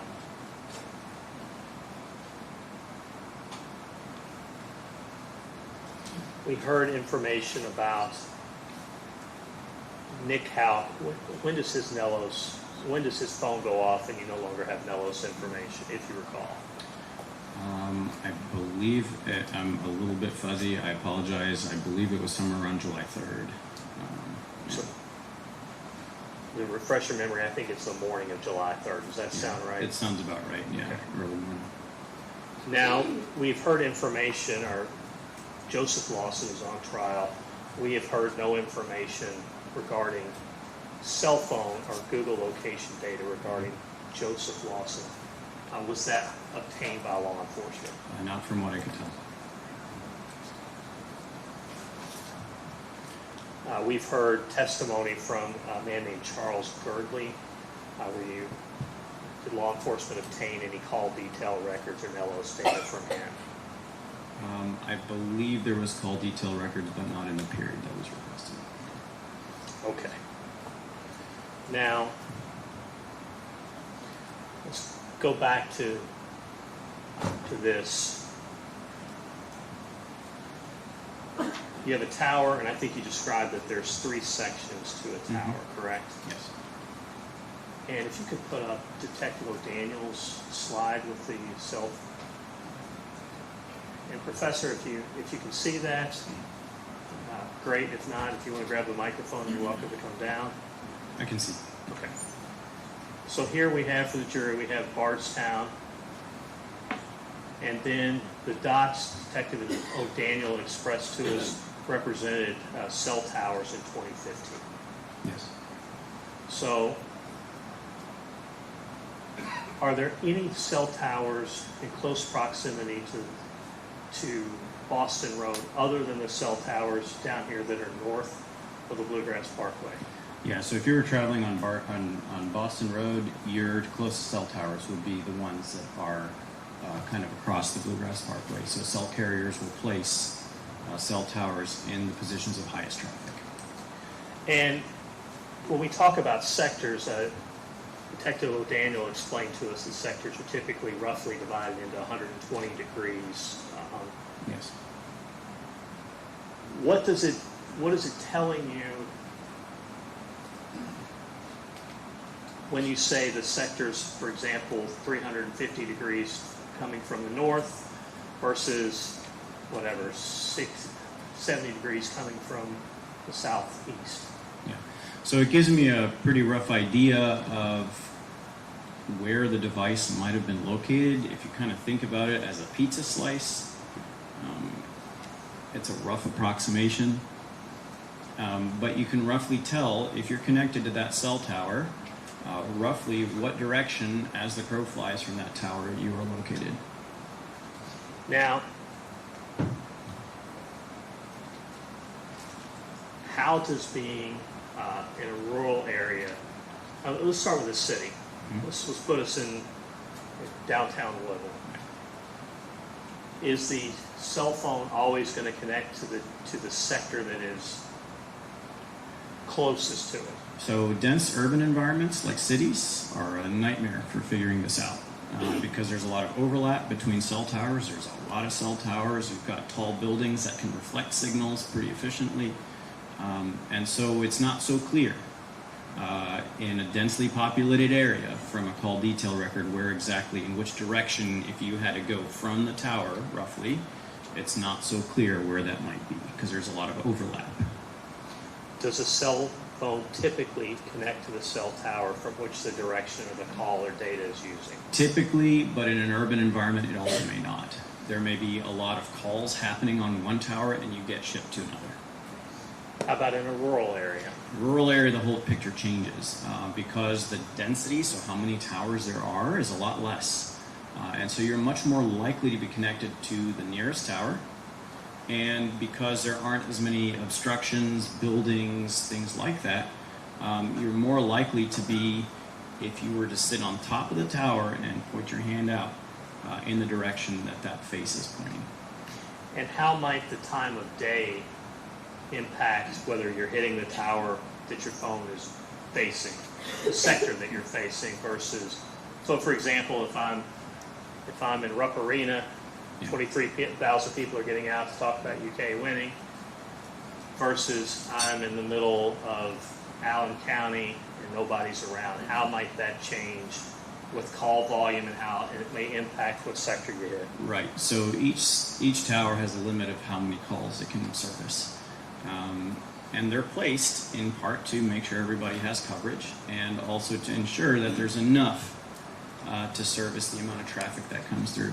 If you've got a big football game or basketball game, one tower isn't going to do it. You may have to have multiple. You might even have little microcells that are able to direct some of that traffic. Now, if we can, I'm going to show you marking. What number am I on, please?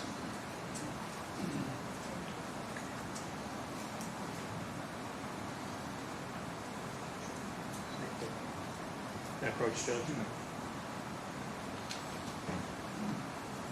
Professor, I'm showing you what I marked as Defendant's Exhibit Sure. 23. Just a PowerPoint presentation. Yes. Your Honor, I move the admission of Defendant's Exhibit 23. Any objection to 23? Sure, it's introduced at this time. Seeing if you could put that up for us. Thank you. If we can, I'm going to, if it doesn't cause interference, I may have him come down, if that's all right, Your Honor. Professor, if you don't mind coming down here so we can, a little easier to explain to the jury. Should I grab the microphone? You probably should, but we may end up having to come back. That speaker interferes sometimes. Okay.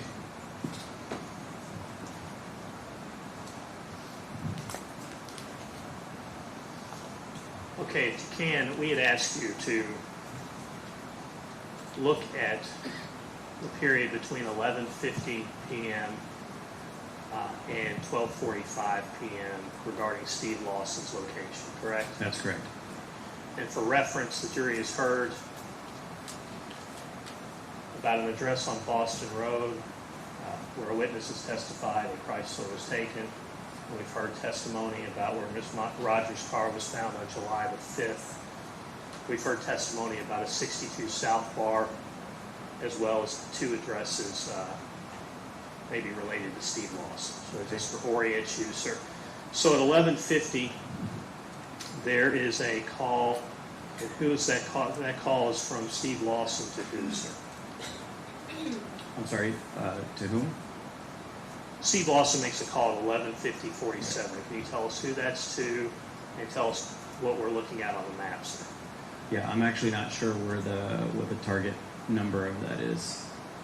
Right. Can you just tell us what that is? Yeah, it's represent to you. It's Capital One Auto Finance. Okay, yeah, I wasn't familiar with the number, but yes.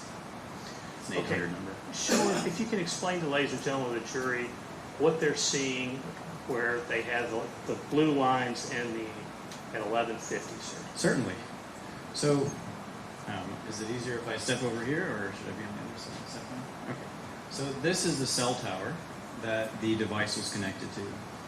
And these 2 lines are representing the face, in other words, which part of the cell tower you're connected to.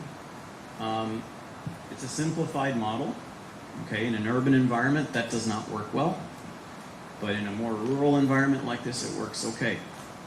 And what this tells us is that the cell device can be anywhere in this general direction. Now, there's a limit. Your cell phone typically only connects a few miles away, right? But in general, it's likely that we probably weren't over here, or maybe up there, with some exceptions. If you go to the next slide, please. Sir, this indicates an 11:51:42 p.m. data call on Steve Lawson's phone. And we touched a little bit on this before, but I want to go back so I make sure the ladies and gentlemen understand. Sure. What is a data call? Absolutely. When you're browsing Facebook, Instagram, anything like that, you are sending data back and forth to your cell service provider. That is, in the terminology of AT&T, called a data call. Now, you have on this one,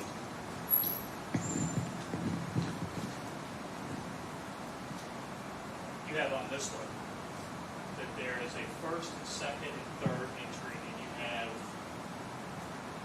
sectors going 2 separate ways. Can you explain that for ladies and gentlemen of the jury? Right, so this means that over time, that data call, which was sending information back and forth from the device to the cell tower, hit several towers, in this case 2. And that means that at some point we were talking to this tower and this face, and at another point in time we were connected to this tower and this face. So sometimes you can infer, this average general location.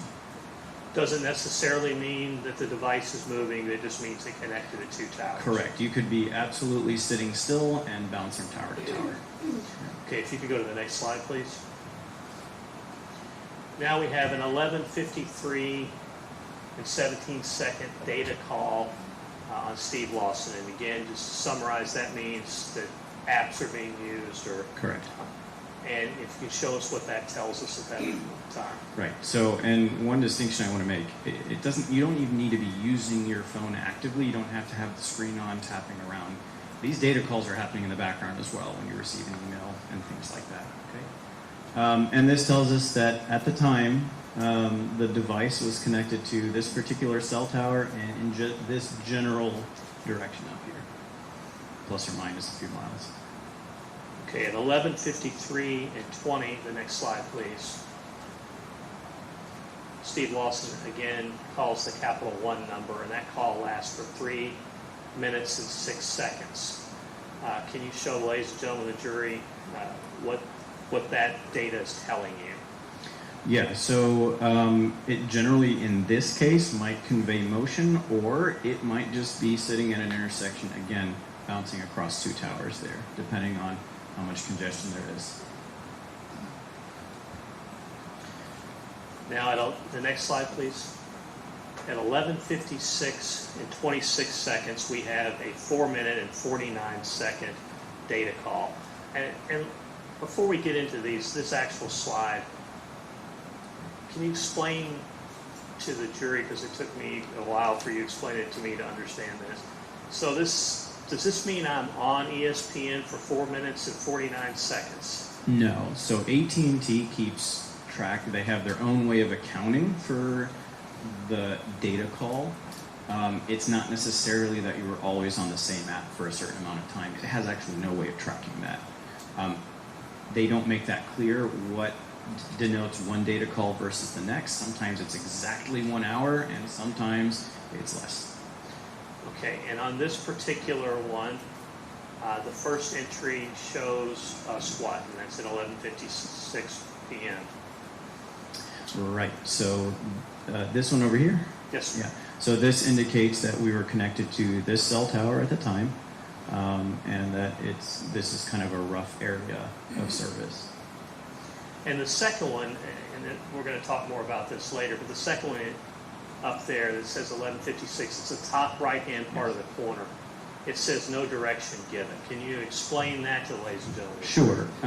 On occasion, records that are gathered by AT&T are missing the face. Remember that I said that a cell tower has 3 faces, 1, 2, and 3? Sometimes that information is missing in the call detail record, and you can see that up there at the top right, where the face direction is not provided. We call that the azimuth, but in any case, it was not provided in the records. And if you can slide that, make it smaller again. And at the bottom, we have information, Capital One, and it says cookies. Can you explain, show us the time there and explain what cookies are? Absolutely. So many of you may have experience with these, but anytime you go to a website and have preferences, or you log in, or even if they want to kind of track information about you, they'll generate a small little file on your phone, and it just contains just enough information so that when you go back to that website, your preferences are saved, you're still logged in, those kind of things. And these cookies were generated upon visiting the Capital One website at 11:59, 55, and 11, and another one, presumably with different information, but about the same website. And that is the cookies related to CapitalOne.com. Correct. Is occurring during this data call that begins at 11:56, correct? Yeah. Now, if you can go to the next slide, please. Now, this is a call that's made this is actually a telephone call, correct? Mm-hmm. At 12:01:55, 12:01 and 55 seconds, and Steve Lawson calls Joey Lawson. The call lasts 6 seconds. Can you tell, ladies and gentlemen, jury, what you're seeing here? Okay, so the device is connected to this tower up here with a rough service area in this general area. Again, you can't place anybody exactly. You can't say you're on this road or you're in this house. You can just tell, on average, they're connected to this cell tower. And if I can, before we move to the next slide, try not to make this thing go off. Orient us, this is the Bluegrass Park, correct? Yes. This is Boston Road. Correct. Yeah. And this continues north on Boston Road, correct? I believe so, yes.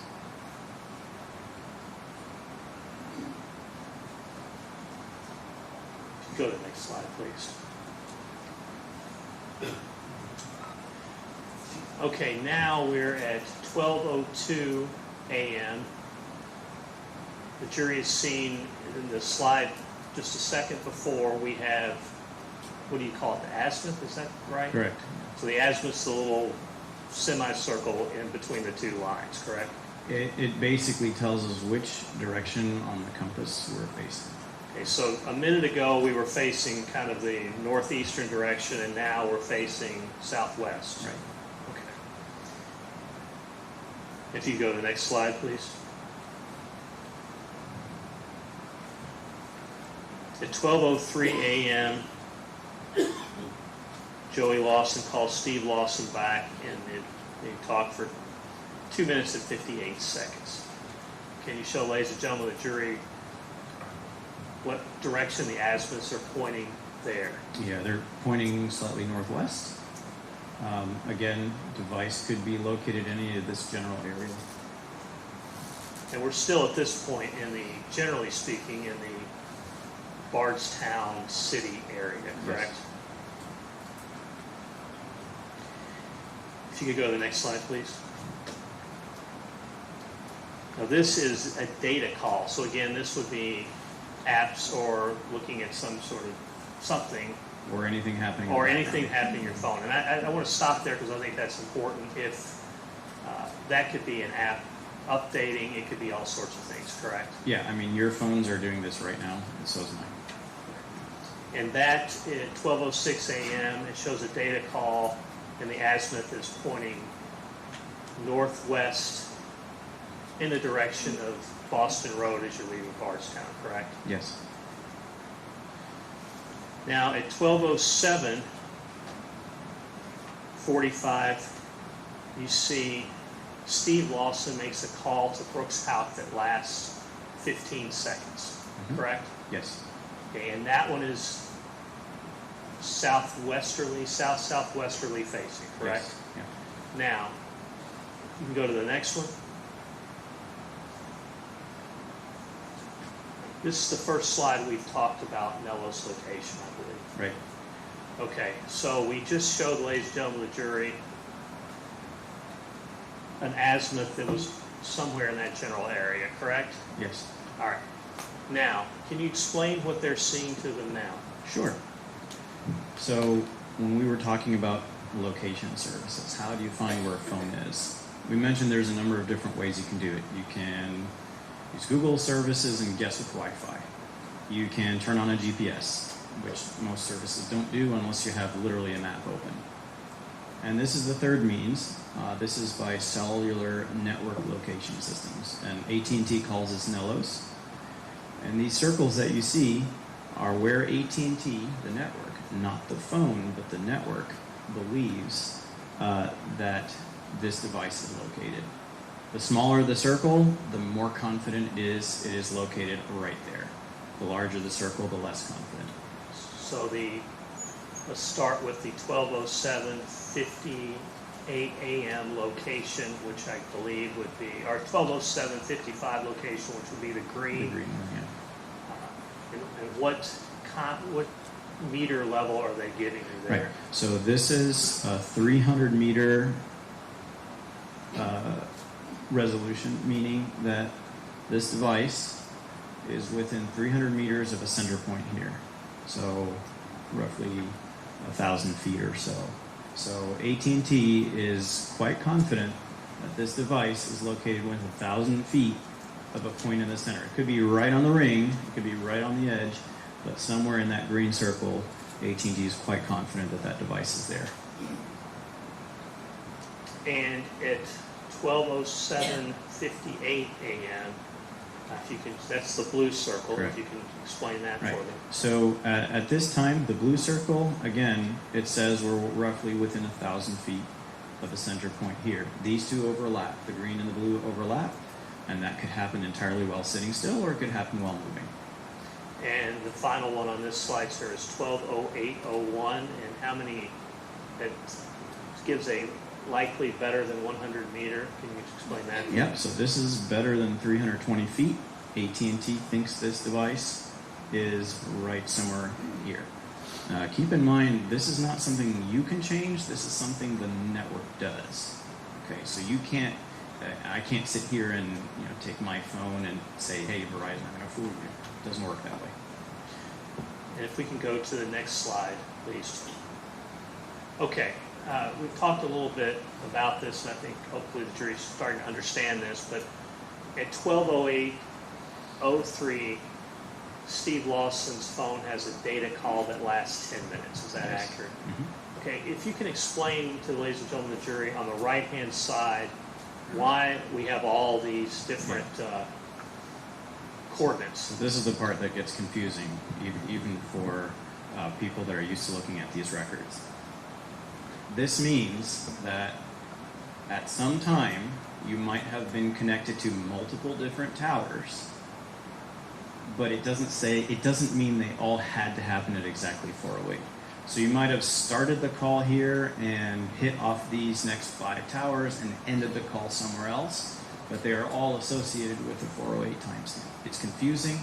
I wish they didn't record it this way, but unfortunately that's the type of records that we have. I think Detective O'Daniel had testified sometimes they call it a handoff. Is that? That's correct. So a cellular network is called that way because you have a number of cell towers that form, they call them cells of service, and you get handed from tower to tower to tower, and that's exactly what's happening in this section here. All of these are grouped under one time, which is confusing, and often I've seen law enforcement ignore the extras. If you go to the next slide for us, please. Okay, here we have a variety of data from Steve Lawson's phone, and I'd like to go through it. And this is occurring during this 12:08 data call that lasted 10 minutes, I think is what it was? Yep. Okay, so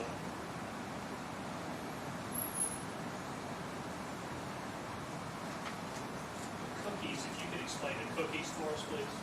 Again, cookies are a file that gets downloaded to your computer or smartphone that contains information. It could just be something that tells you you're logged into a website. It could be preferences, or whether to display a website in degrees or Celsius or Fahrenheit, or it might even have information that websites use to track you as you go from site to site. Okay, and at beginning at 12:12 through 12:10 through 12:12, can you tell us what website you're talking about to search? Right, so this application is Radaris, which is, I guess, some sort of a people search application. You can find information about it. The service still exists today. Here, the phone accessed the website, or something else accessed the website, and here the application that uses that service, Radaris, is installed. And then additionally, we have,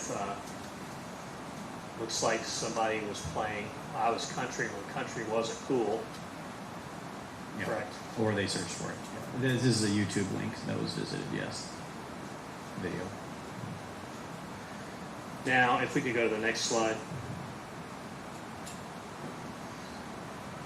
So, this is kind of going back to the slide before the last one, where we had all of the information on the right-hand side of the column, correct? So, if you could explain what the first data entry is there. Right. So, when we saw those data calls that had many different entries, and they were all linked to the 4:08 timestamp, which is in universal time, so 12:08. They are associated with a bunch of different towers. That doesn't mean at 12:08 we were connected to all of these. It means that at some point we started the data call, and 10 minutes later we account for all the towers that we hit at some point. Now, if you could go to 12:18:03, please. Now, this is another data call that is picking up after the 10-minute one that we just got through talking about, correct? Yes. All right. So the first entry, if you can show us where that is. Let's see, this cell tower here that kind of serves this general region here. Again, your cell device can connect 5 up to 10 miles away to a cell tower, and it's going to pick as close as it can to the nearest one. And that's the first cell tower, and that one is just south of the Bluegrass Parkway. Correct. In Bardstown, correct? Yes. Now the second entry, if you can show, ladies and gentlemen of the jury, where that is. Right.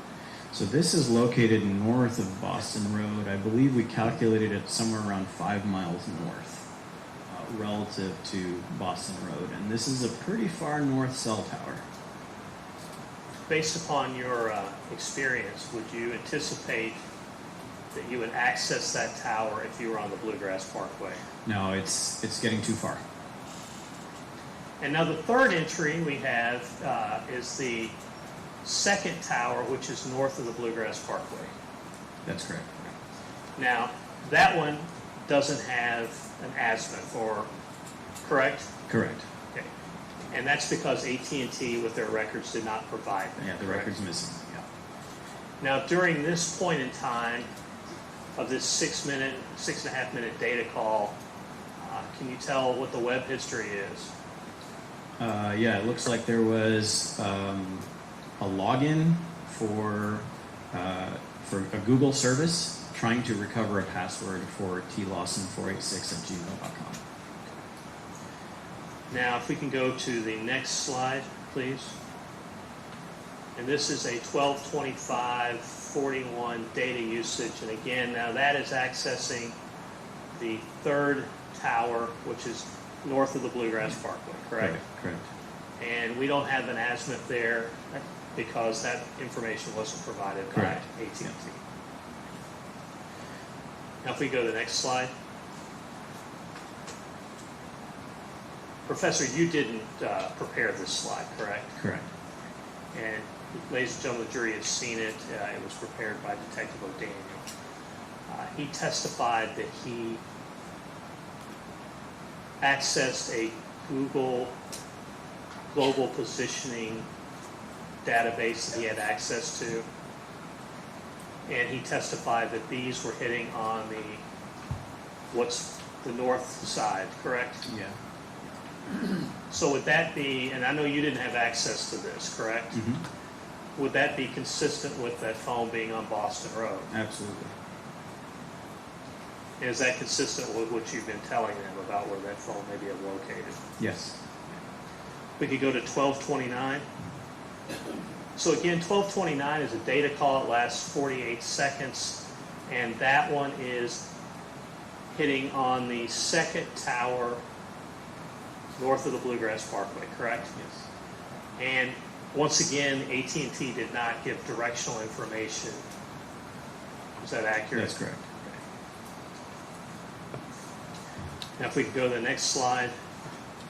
Now this one is a data call on Steve Lawson's phone at 12:32 a.m. and it lasts 1 minute and 7 seconds. Can you show, ladies and gentlemen of the jury, where that azimuth is? Yeah, so we could be anywhere in this general location here. Keep in mind that the closest cell towers are to Boston Road are at the south. There was the one that you saw earlier far up north, but these are the most likely ones you're going to hit if you're on Boston Road.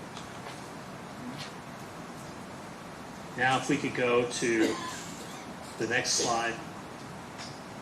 This is, again, this is part of Detective O'Daniel's report that the ladies and gentlemen of the jury has seen. And like you, he's going 12:25 to 12:31, and he's put the azimuths on there. Again, he testified that the global position, he accessed AT&T's global positioning, and the azimuths are pointing north on as it hits the tower on and then the second tower. Is that also consistent with the phone being on Boston Road? Correct. Now I'd like to go to the next slide if we can. Now we're back to Nello's data. If you can tell, ladies and gentlemen of the jury, what the Nello's data tells you about his location at 12:33 and 14 seconds, please. Certainly. So Nellos, which is the network-based location service, this is what AT&T is doing to locate your phone, is placing the device somewhere here. There's overlap, but these are two requests that are being made. The phone is saying, hey, where am I? And the network responds. There are several towers it can hit off, one to the north, a couple to the south, and as a result, because we have several, we can get a much more precise location point. Based upon Google mapping, is it even possible to get from 1229 down here up to here in 4 minutes? Yeah, so we calculated this, and the vehicle would have to be running several hundred miles an hour. Now, if we could go to the next slide, which is, this puts the CDR records as well as the Nellis records together, Yes. correct? And is that consistent with what you're explaining with the 12:32 a.m. data use that that could access Boston Road? Certainly.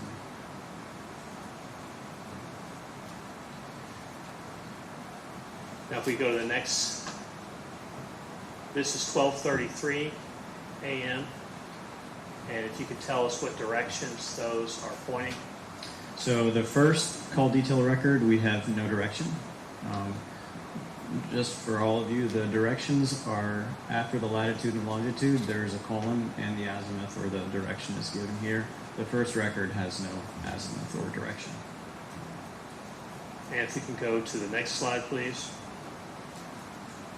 And again, now we're back to Nellos information. If you can tell, ladies and gentlemen, the jury, what that's telling us at 12:43 a.m. At 12:43, the device is basically right in the heart of Bardstown. And that accuracy is 600 meters. Correct. About 2,000 feet. And if we go to the next slide, please. And that's the same time that we're getting, now this is back to the call detail records, correct? Yes. If we go to the next slide. We had a data call on Steve Lawson's phone at 12:45. It has multiple entries. What does that tell you is essentially where he's located? So this is one of these confusing ones again, where over a period of time, in this case 23 minutes, we hit off of several of these cell towers. This doesn't say that you were at all of these at the exact same time. That just means over those 23 minutes you were bouncing off of various towers. So, Professor, in looking, let's first start with the call detail records, okay? Yeah. In looking at the call detail records from when we first started this presentation to the end, leaving in Nello South, is that consistent with Steve Lawson's phone traveling from Bardstown down the Bluegrass or down the Boston Road and back? Yes. Is it based upon the azimuths or the tower sector locations consistent with him traveling down the Bluegrass Parkway? The Bluegrass Parkway? No. Yes. And that's solely based upon the call detail The records? CDRs, yes. Okay. Now, let's take the Nellos data that you have. Is the Nellos data consistent with Steve Lawson's device leaving Bardstown and going down the Bluegrass Parkway near Miss Rogers' car? No, it is not. Is it consistent with the device going from Bardstown down Boston Road and back to Bardstown in that time frame? Yes. If you put the two together, what does that tell you? It still confirms to me that the phone was traveling down Boston Road. Now, if we can go to the next slide. We have heard testimony, or we've heard in the opening statement in this case that possibly Mr. Houck deviated on his way home into my old Kentucky home. And we ask you to take a look at that. Can you explain this slide for us? Right. So we looked at several positions that were returned in the Google location history, and we mapped how long it would take to drive this stretch. Pull this up on Google Maps, it says it takes 3 minutes. Each one of the Google location pins, I don't believe they're on here, but they were mapped about a minute apart. And it's consistent with continuously driving along this stretch of the road. And let me ask you a question, because this came up and Yeah. I'm in terms. Sure. So when the presentation was made, there was a circle over here. I'm not going to get it exactly right, but it's generally in my old Kentucky home in this, I guess, circular drive here. Right. Can you explain to the ladies and gentlemen of the jury why we would see that? Sure. So remember that I mentioned earlier, your phone is always looking for Wi-Fi networks. Even if you turn off your Wi-Fi network, there's actually a setting you have to go way deep in to disable that. Most people never do. Your phone is always looking for Wi-Fi networks in order to tell Google location history and other services roughly where it is. That means it's going to see all these Wi-Fi networks off the side of the road. The point that was found here basically tells us that the cell phone was able to see some random person's Wi-Fi network there. Does Google know that Wi-Fi network? Yes, because it's been gathering this data over years and years and years. That doesn't mean that the phone knew how to connect to it, but it saw it. And over time, it can locate itself by, let's say you're driving by, the cell phone is going to see that at some point. It may be only for an instant, but that's enough for Google location history to say, I think I'm at a data point somewhere here. And that's why it would show the dot there. Correct. Kind of as we've talked about over here when Steve was making this drawing, with the Wi-Fi, that's why we're putting the device outside the circles, correct? Correct. Yeah. The phone, it's guessing where it is. And that's why you have this radius there. And if you could go to the next slide in the presentation, please. Okay, and now we ask you, based upon the Commonwealth's opening statement, to put these two things together. Sure. Okay, can you first show, ladies and gentlemen of the jury, what we have in red, what time Brooks Houck's phone accessed the Wi-Fi in my old Kentucky home? I'll clarify and say what time it saw it. What time it saw it? I'm didn't sorry. access it. It saw that network at 12:08 and 14 seconds. Okay. And if you can tell us at that point in time where Steve Lawson's phone is located per the Nellos data. Yeah, so at 12:08 and 1 second, that device is located essentially on Boston Road. Is any of the scientific data that you looked at in this case consistent with Steve Lawson's phone being on the Bluegrass Parkway between 11:50 and 12:45? No. Professor, if you want to grab a seat, I think I'm done. I just want to check with Mr. Shoring. Thank you.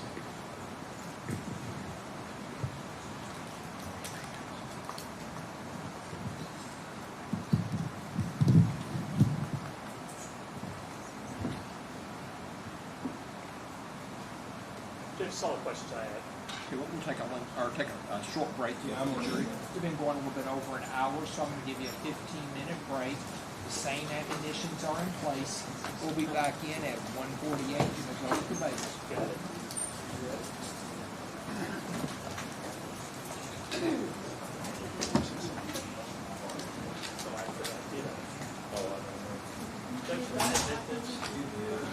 You did. I think. Did he admit that? Yeah. Yes. I thought you did. I say it.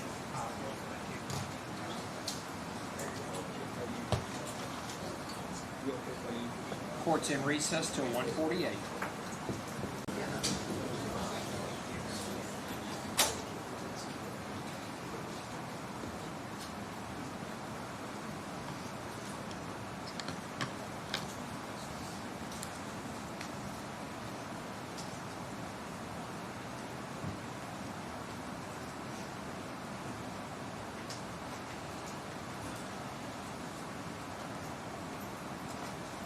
At this time, let the record reflect all 15 jurors have returned to the courtroom. Everyone may be seated. Counsel waive the call.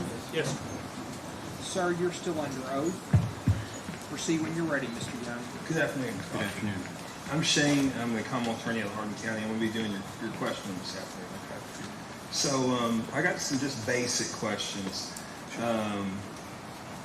So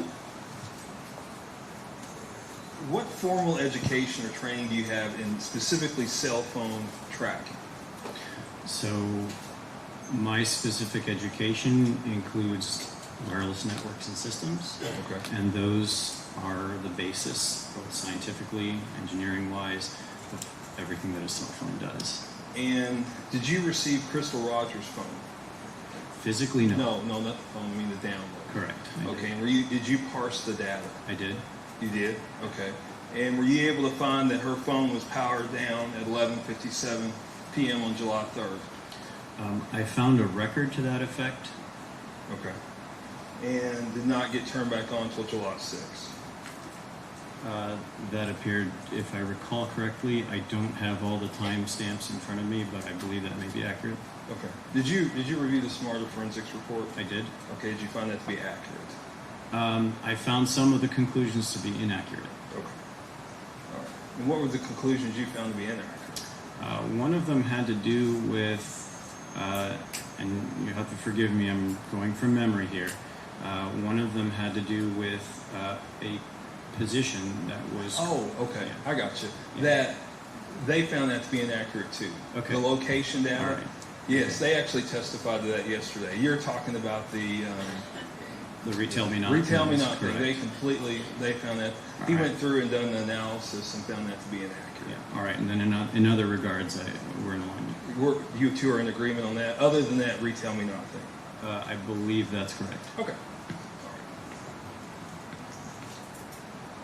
And I think the jury heard that yesterday afternoon. Now, did you receive any training from AT&T specifically as it relates to cellular technology? No, their technology is proprietary. Okay. We're going to get to that here in a second. What percentage of your day is dedicated to cellular location? It varies greatly from day to day. Sometimes I have multiple cases pending, and sometimes I have none. So how many times average a week would you spend on it? How many hours a week would you spend? I would say between 2 to 10. 2 to 10 hours a week? Correct. Okay. Now, cellular phones work off, tell me if I'm wrong, because I'm a very big novice at this, okay? Sure. So, cellular phones work off radio waves, is that correct? That's correct. Okay, could you tell me how fast radio waves travel? Through air, just a little bit under the speed of light. Yeah. So it's about 300 million meters per second. Does that That's sound correct. about right? Yeah. That's pretty quick. Pretty quick. Yeah. So even small differences can be big inaccuracies. Is that correct? I think you're correlating the speed of light, which is one metric, with readings that have to do with a lot of other different components, just more than just the speed of light. I'm talking about time. Okay. So if something's moving at 300 million meters per second, Yes, if it's off seconds, it can be a pretty big distance. that's correct. Okay, we're in agreement on that. Yes. Okay, sorry, I'm like I tell you. No problem. If I misspeak, just tell me. Now, have you been involved in testing any cellular networks? Testing their physical equipment, no, I don't have access to them. Okay. I do have access to software-defined radios, which work the same way. Okay, but you haven't tested the actual cellular That's network? correct, yes. Okay. Now, how long have you been analyzing? Did you say 10 years you've been doing this with That's analyzing phone records and That's stuff? correct, yes. Is that correct? Okay. And how many devices have you located in real time using cell phone technology? In real time, Yes, as sir. in getting the data from the cell service provider in real time? Yes, sir. None. And what software system do you utilize to perform your analysis? I write my own software. Okay. And is your work peer reviewed? I have published papers that deal with cell No, phone. I'm talking about this work. Is it peer reviewed? No, that would Okay. be Like O'Daniel had his stuff peer reviewed by another technology person. Yours is not? correct. Okay.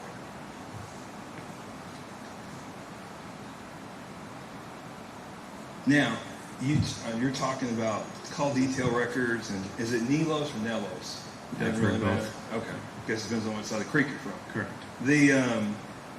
And I assume you're here testifying today that you went through and made sure it was all accurate. Is that correct? Yes. Okay. So,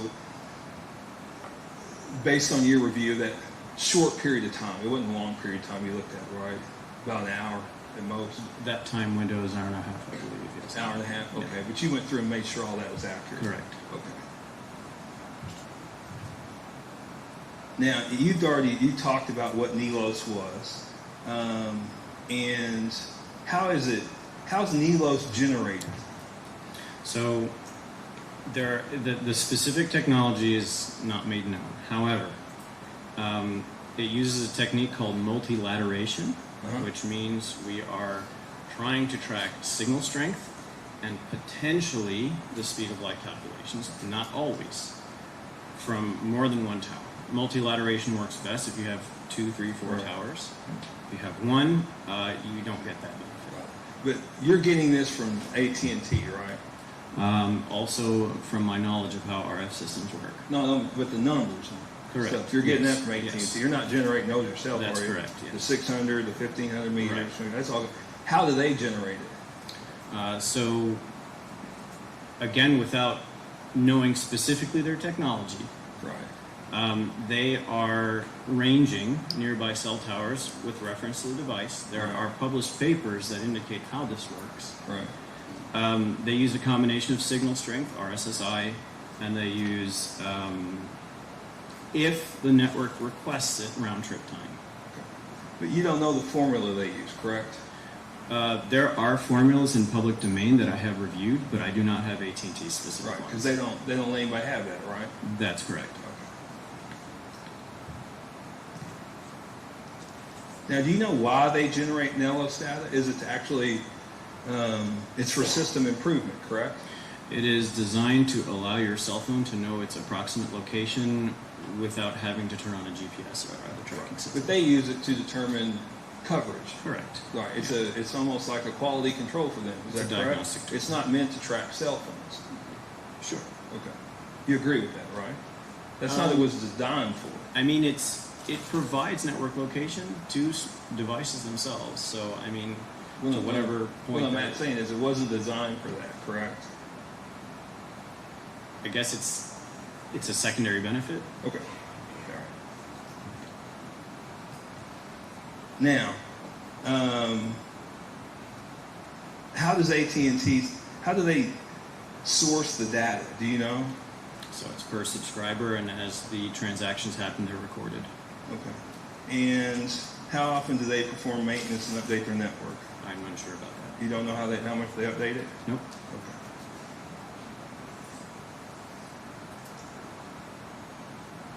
Now, have you ever located a device in real time? No. Okay. Not with Nelos, no. With Nelos, no. All right. And when I say real time, what I mean is like you're looking for something using Nelos. Correct. Okay. I have not. I don't have access to. So Detective O'Daniel testified about finding babies using Google data. Okay. Right. Yes. Have you ever done anything like that? Yeah. Sure. You have? Yeah. Okay. What have you done? Help me. I mean, locate family members on Google Maps. Okay. I got you. So Google gives you said Google's kind of like Nelos. Is that right? It has access to network location as one of its components. And it gives an error rate, like a radius, right? Can I qualify? Yeah, go ahead. There are 3. The first is cell tower network location. The second one is GPS, which has a very precise error. Right. And the third is using Wi-Fi radios. Right. But the reason I'm qualifying this for you is that Google does not account for what kind of phone you have, its antenna structure, what their neighbor's Wi-Fi antenna looks like, how it's positioned. It can't know that. Right. So well, go ahead. I don't it's quite variable on the last one, on the Wi-Fi location. Right. But it gives a radius of error, right? I argue that the radius of error is not accurate. Okay. Now, did you look at Brooks' house phone? I did. Okay. And were you able to determine that he was at 345 Pascal Ballard Road the entire day from 9 to 4?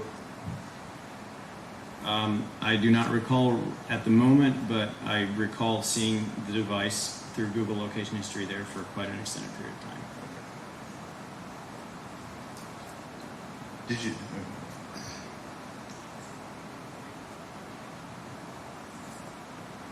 Now, there's also a disclaimer on Nellos, is that correct? That's correct. Okay, and what does that say? It says that AT&T has 90% confidence in the results of its values. Okay, I'm going to show you. I can show you the little one if you can. Do you need glasses? Are you good? Okay, I'm going to have you read. And you said that the disclaimer says 90% accuracy, correct? Correct. It's 90% confident. Okay, will you read that right up? This is an AT&T record. Yep. Okay, could you read that for me up there? It says the results provided are AT&T's best estimate of the location of the target number. Please exercise caution in using these records for investigative purposes, as location data is sourced from various databases, which may cause location results to be less than exact. And you didn't read anything about 90% there, is that correct? That is located in past Nellis records that I have examined. Sir, that's the disclaimer on the records in this case, is that correct? That's correct. It says nothing about 90%, correct? If it's not on there, then it's not on there. And I called AT&T and they've never heard of that, and they're going to testify later. Okay, that's fine. I mean, I have records that indicate it. Okay. Do you have them with you? No, I'd have to. It would take about 15 minutes for me to get All right. that. And when were those records from? Case in 2018 Okay. and another in 2020. How are the uncertainty rate, and they're on the records is what you're telling me? Yes, they're printed on each page. Okay. And how are the uncertainty radiuses by AT&T generated? I mean, it's math. So No, it's every data point, everything that you can measure, Right. whether it's how many steps you walked in a day, how much water you drank, they all have an error. So that is AT&T's due diligence in saying you can never be exact about anything. Everything has to have some uncertainty to it. Right. So, have you personally field tested Nellos for accuracy? I have not. You have not. Have you ever had your Nellos data peer reviewed? No. And are you aware that Nellos has been challenged and excluded in court? I have challenged it. Okay. I have challenged it in cases where we put it in Camp 1, which is where we're not multilaterating, and that's not in our discussion today. Okay. Because 600 meters or more, whatever you... That's multilateration, and I consider that very reliable. You consider that very reliable, right? Yes. And I think you previously testified that there's a data point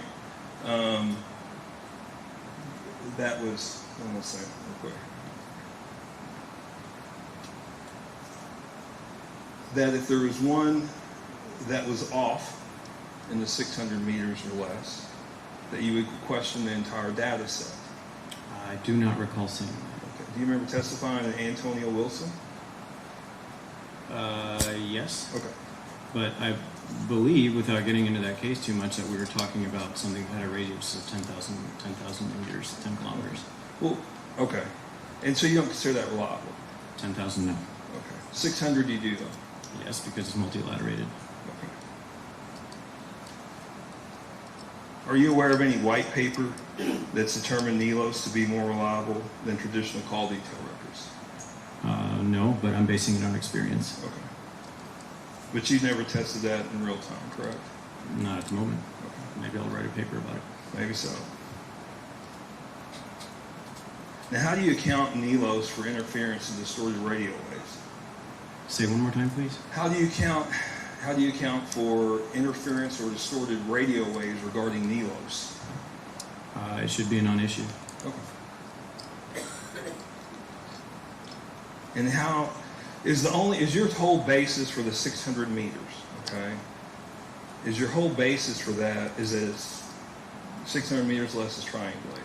It's multilaterated. Yes. Multilateral. I keep saying triangulated. That's fine. It's the same general principle. Okay. And so if something's 10,000, say it's 5,000 meters the radius, the company's saying somewhere in the 5,000 meters, correct? Right. It's not saying that, and you would agree it's probably somewhere in there, but it's not very accurate. No, I have seen cases where it is inaccurate.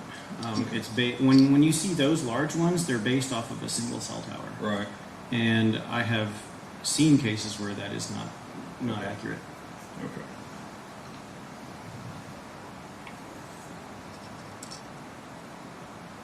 And how long have you been applying that conclusion of 600 meters to your work? I'd say the last 5 to 7 years. Can you pull up slide 1 for me, Brian?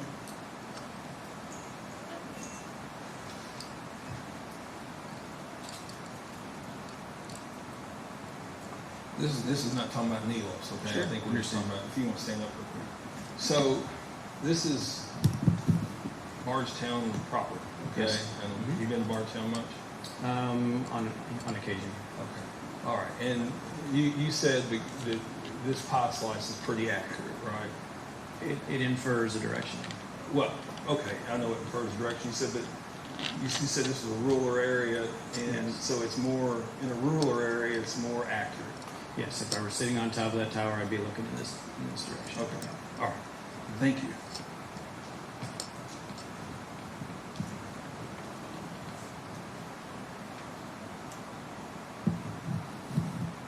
Now, if the Nelos data point was off, would you question the other data points? Can you please clarify? So if there was a 600 meter or less data point that was off, would you question the other data points? How far off are we talking? I don't know. I'm just asking if it's off. Well, so remember, and this is based on the AT&T records that I have. Yes. Where these records are shown as having a 90% confidence value. Right. That allows you to extend it a tiny bit beyond what they're saying. If it were off, I would have to re-examine my conclusions, but I have not found evidence to that Okay. case so far. Because do you remember testifying in Antonio Wilson? Yes. Okay. You used it was a case down here, right? Yes. Okay. And Egger, you know Egger? Yes. All right. He was asking questions and was talking about, I guess there was some guy named Haran. I don't know who Haran is. Yeah, the FBI detective, guy. yes. Yeah. Had, there was a Nelos point that was off. Right. Okay. And Eggert said to you, I don't mean to, no, he said, should this be disregarded? And you go, I don't mean to think any of this information should be disregarded. The only point in which that could be incorrect information is if it's either out of date or given an error. Is that correct? I believe so. All right. And then he goes, Eggert goes, I can't really imitate Eggert, but he goes, but my point is, if the person did this report and that data point's unreliable, what does that mean? And then you say, throws into the question the accuracy of every location estimate that has been given. That was valid for that case because there were some severe discrepancies. Okay. And what do you consider severe?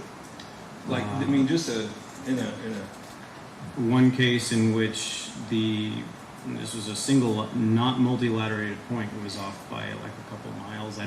Please don't hold me to the exact number, but it was significantly wrong. Okay. Now, is there a reason why you chose not to map the Nelos data point at 12:07:38? I chose not to map it. I'll show it to you. I got it here. Yeah. Okay. And you can read that without glasses. That's pretty good. It's this one here. Okay. Better than 600? Yes, sir. I mapped them all. Okay. It wasn't my decision whether to include it in the presentation. Okay. You didn't include that one in this presentation? No. Okay. Teresa, can we pull up number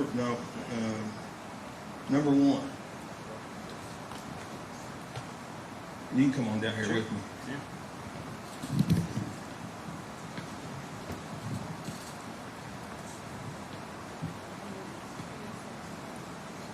All right. You have to trust me, okay? Yes. I did this on Google. You use Google Earth? I do. Okay. Is it pretty accurate? As far as we know. Okay. All right. I don't know if this is going to mess with it. Let's see. Let me go there. Yep. Switch spots with me. Okay. You can, if you want to get over so the jury can see. This one you did do. This was the 300 meter mark, Yes. right? Okay. And this is the 600 meter mark here, okay? All right, so just, you a while ago, you used the outer lines saying, just to give it the benefit of the doubt, you use the outer Right. lines. Because you could be way over here, but we're gonna pick the two closest points, okay? Now, these are, this data point was at 12:38, no, 12, I'm sorry. Let me get my piece of paper. Sure.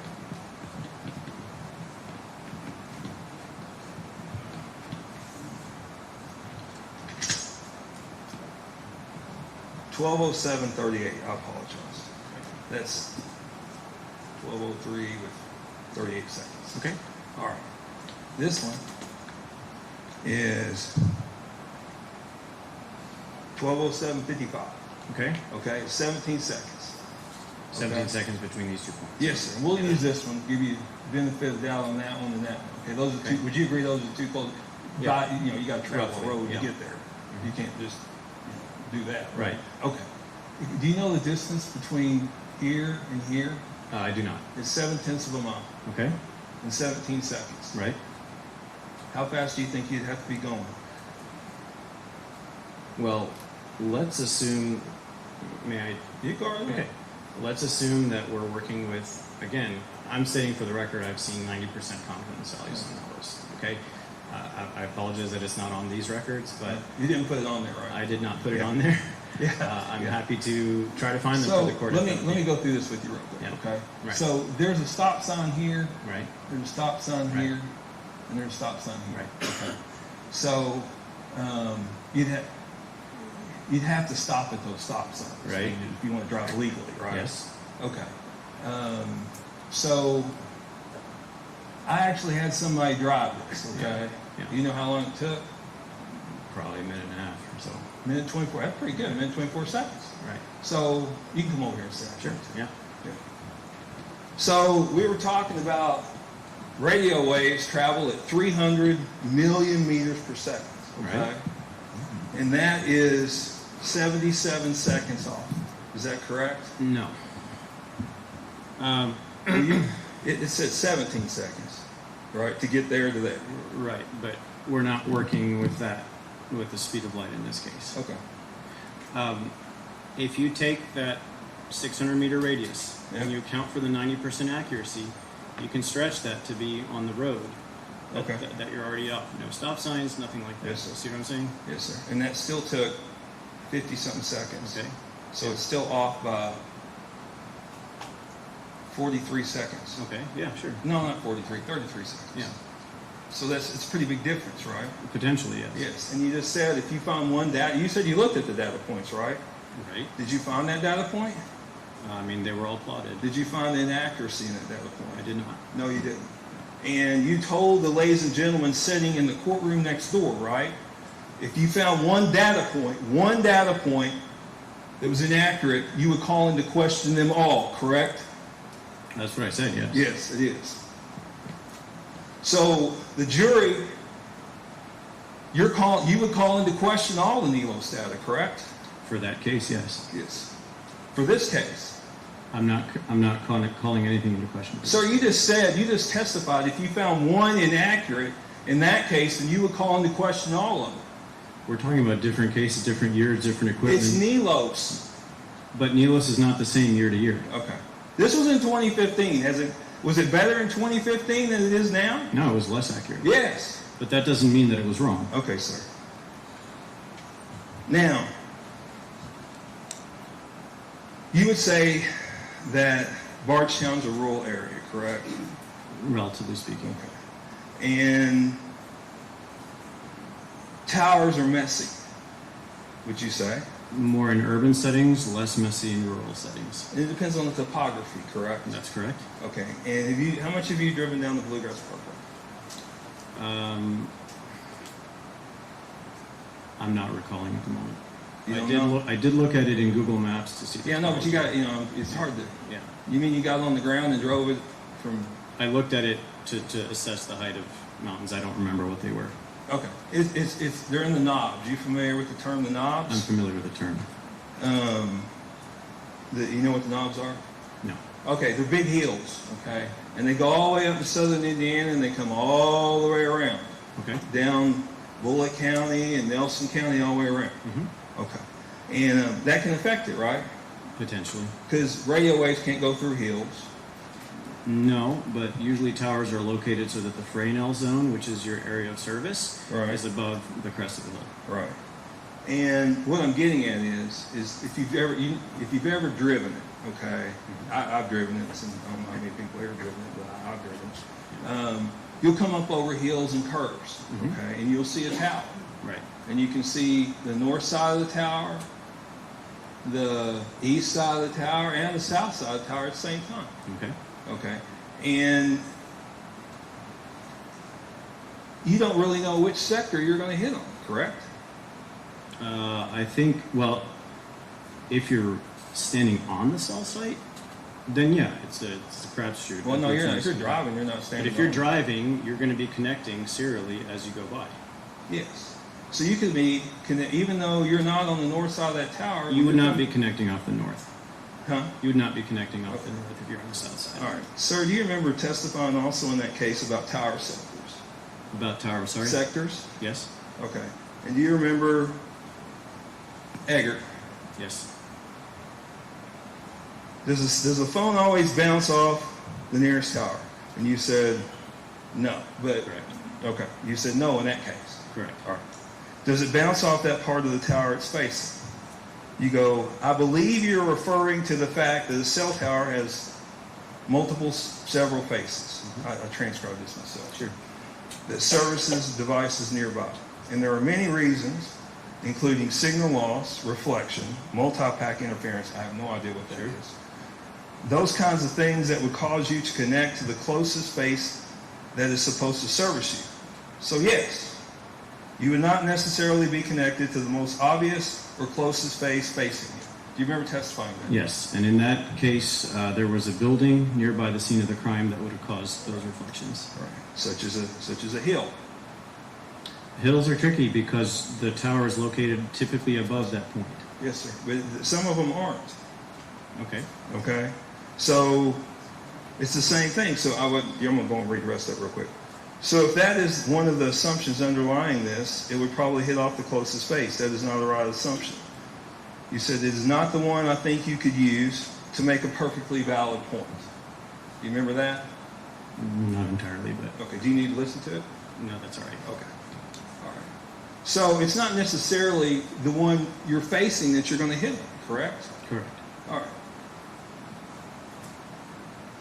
Now, you went through the cell phones. You got Steve Lawson's cell right down there? I believe so, yes. Were you aware that he deleted his Google data? No, the return that came from his Google location history indicated there were no records. Okay. That is different than deletion. Well, did you see if he had his Google location services turned on? I did not. Okay. Were you also aware that he deleted all the phone calls between him and Brooks Houck and him and Joey Lawson? I was aware of deleted calls. I'm trying to keep the phone straight in my mind. I apologize. And this wasn't one of those rollover things where, if you get 500 calls. Correct. Yes. Because he had calls still left on before. Yeah, I do not recall at this time. Okay. Do you question that? I have no basis to question it. Okay. Oh, by the way, I did figure out how fast it took you. You know how fast you'd have to drive to get from one place to the other? How fast? 154 miles an hour.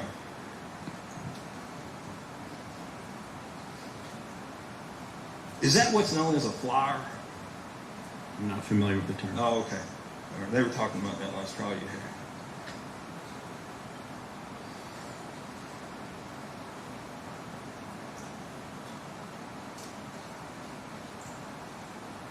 Have you ever, in your review of NELOS records, have you ever seen a NELOS data point indicating the device is in one location and within seconds jumps to an impossibly distant locations?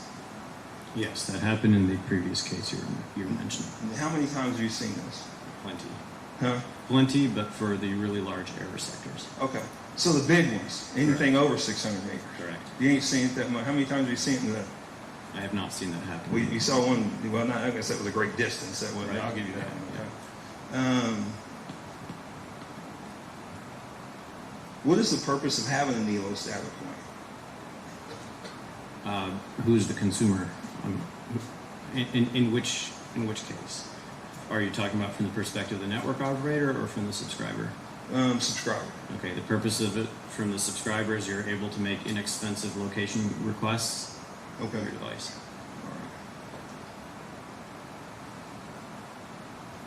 Is it possible the device on the NELOS hit is somewhere other than within the radius depicted?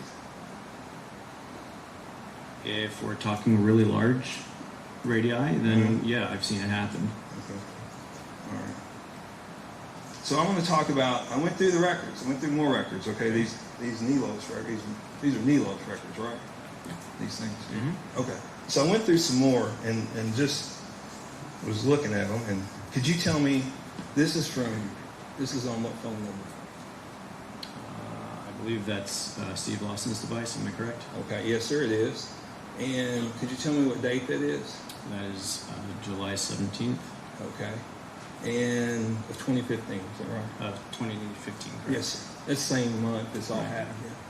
And the connection time was at 22:07:40 and 22:07:46. Correct. Okay. And the meters, it's right there, isn't it? In the sweet spot. Yep. Yep, 400 and 600. Yep. Treese, could you put up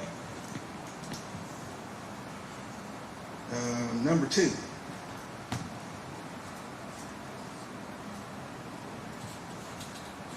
Can you come down here real quick? That was NELOS data, right? Yes. Okay. I'll have to ask you to get over there because it doesn't like my equipment. Sure. So this was a data point, exact on 62 actually, right? Mm-hmm. All right. Well, let's do this first. This one down here was the first one, right? Correct, yes. Okay, and that's at what time?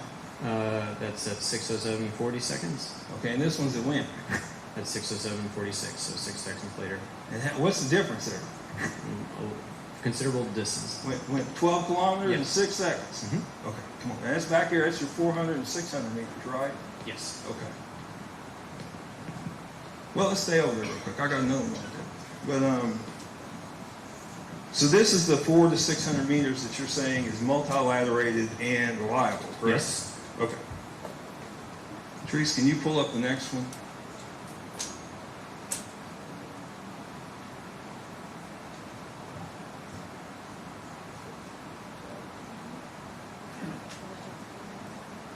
Okay. I got the record here for you if you want to look at it real quick. I highlighted the relevant part. Could you tell me the date and time for that? So these are occurring at 5:33, 5 seconds, 10 seconds, and 45 seconds. Okay. And is that for Steve Lawson's phone? It appears to be. On July 29th, is that Yes. correct? Yep. Okay. And the first one's at 5 seconds. I'm sorry, I'm getting too close to you. The first one's over there at 5 seconds, Yes. right? Okay, and that's on the bluegrass, right? Yes. And then the next one, it looks like it's up here north of 62, right? Yes. And then the next one is down south, well, just a little bit north of bluegrass. Is that right? Right. Okay. So it went from here to here in 5 seconds. It covered 5 kilometers. And from here to here in another 35 seconds. Is that right? Mm-hmm. Okay. And these are all 600 meters or less, right? Mm-hmm. 600, 400, 400. Is that correct? Yes. Okay. And you've never seen that before, right? I have not seen that kind of a variation. Right. It's surprising, isn't it? Shocking. So,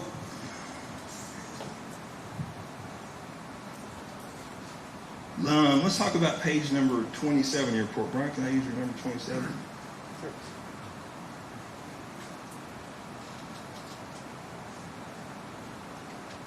All right, this one here. Yeah. We don't have to go down there. We'll Okay. just stay here. Okay. So, is there a reason?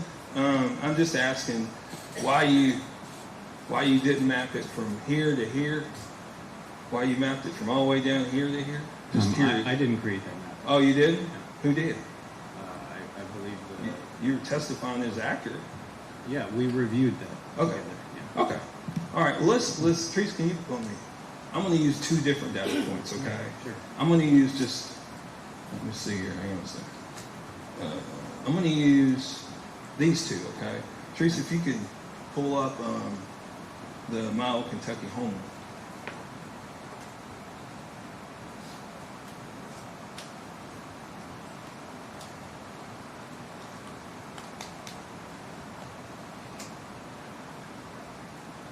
Do you know how? What was that? What kind of service was that? That's using Wi-Fi based location. No. I'm talking about map. Do you know what kind of mapping system it was? The mapping, that's Google Maps. That was Google Maps. Yes. Okay. You think they're reliable? I mean, it's an estimate for the length of the road. Do you know if anybody drove it to see if it took 3 minutes? Not that I know of. Okay. Is it not coming up, Teresa?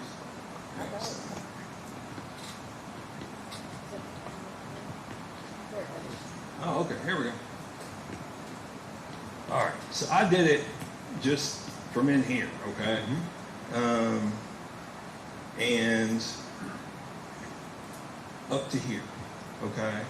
And I think it was about a little over a minute, right? Okay. Okay.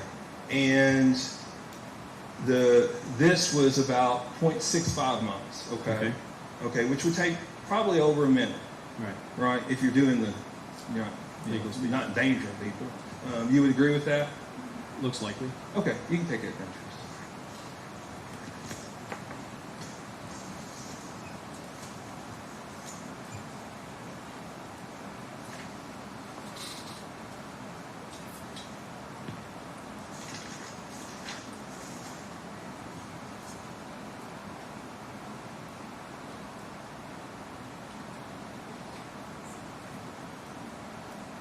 Now, did you review the tower? Did they give you the tower dumps? They did. They did? Yes. Okay. They gave me one. I was given one. Yes, it's one. It's By the Bluegrass River. Yeah, it is. It's one tower, but it's 2 different set. Like we went 10 to 11, 11 to 1. Right. Yeah. And Steve Lawson's phone don't appear on that tower dump, correct? That's what appeared in the data. And then neither does Joey Lawson, right? Right. But they do appear on hitting on the towers. For calls or data. Or data, yeah. They do, right? Mm-hmm. And it's not unusual for data on your data dumps, tower dumps, for data to fall off, right? It kind of overwrites itself after time. Right. So if you don't ask for it within like a pretty quick period of time, you're going to start losing stuff. Potentially. And I think these were asked for 8 years later. Right. So you'd probably lose a lot over 8 years later. Very right? likely. Okay, so there's nothing unusual about them not appearing, Joey Lawson or Steve Lawson not appearing on tower dumps, correct? Potentially. Okay. Well, not potentially, but yeah, I guess potentially is a good word for it. They could have fell off, right? Yeah. Okay.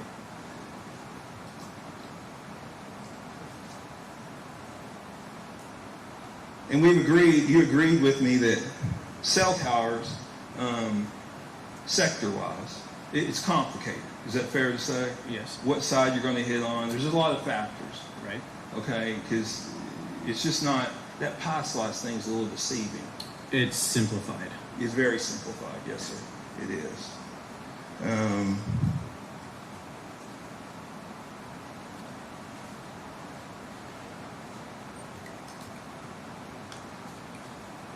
And Brian, can I look at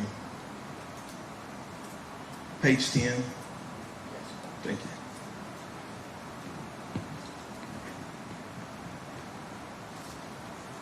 Okay. So, and it would be, because you're saying Steve's up here, right? Potentially. Okay. Because this is not rigid. We agree with that. He could be up here. He could be down here, right? Potentially. Okay. Because it just really depends. There's a lot of factors. Yes. Okay. If you were to look at data models that have been made of the actual cell towers, they have a slightly different shape. They kind of, I saw one. You ever know some group named Invista? Yeah, I know the name. Okay. You ever seen their drawing of it? Yeah. Is it like that? That is a single model, right? So it doesn't apply from site to site. That's the problem. Is in order to do that in any kind of accurate way, you'd literally have to ward drive each and every tower. You'd have to do a drive test, correct? Yeah. Okay, to make sure, and you'd have to do a drive test at the time. You'd have to do it basically at every square foot. and at the time close to it because Correct. the equipment changes and stuff like that. But this is not, this thing here is deceiving. Would you agree? It can be, yes. Yeah, it can be. Look at, and I think O'Daniel described it kind of like a flashlight, and that you have a main beam. Just tell me if this is not right. Yeah. You have a main beam that shoots down the way, right? Right. And then you're in a dark room, and then you have some that can come over. Does that make Right. sense? And actually, some even come behind you. I guess It's very light strict. reflects, right? Yeah. Okay.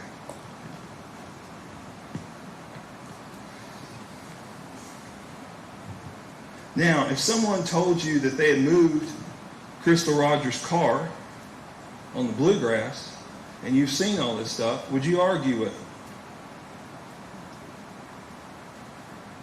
Can you clarify a little bit? All right. So, say for instance, this data applies to me, okay? Mhm. It's my data, Yeah. what you've seen. And I tell you, no, I moved your car down the bluegrass and put it there. Would you call me a liar? Based on everything we just talked about. Based on everything that we've talked about, I don't like the discrepancies still with the tower sectors Right. and with the NOAA's data. I still think that they. So you just told me that those are inaccurate. I did not say I those object words. to that. That's a discrepancy. Well, that record will speak for itself, what we just went through. Now, sir, how much were you paid to be here today? I haven't today. No, the whole. I haven't added it all up, but I would assume somewhere around 10,000.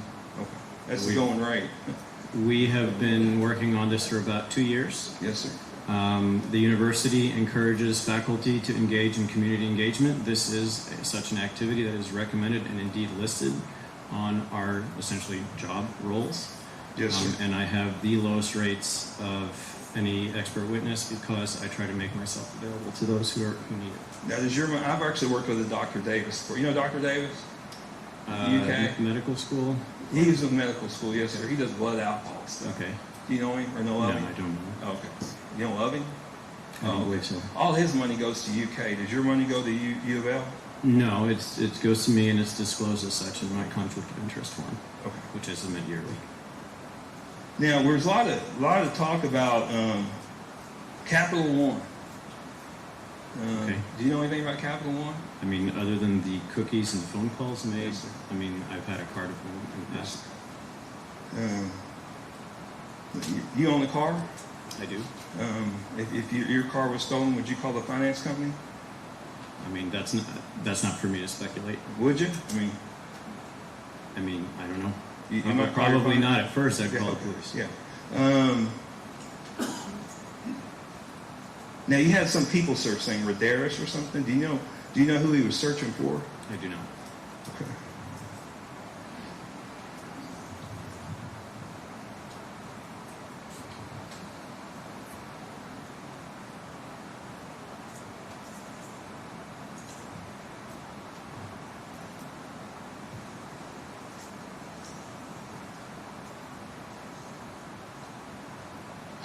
And I'm just asking that because I really don't know the answer to this. Does AT&T still use Nevos? Yes. Okay. Give me 1 second, doctor. I may be done. Okay. Sure.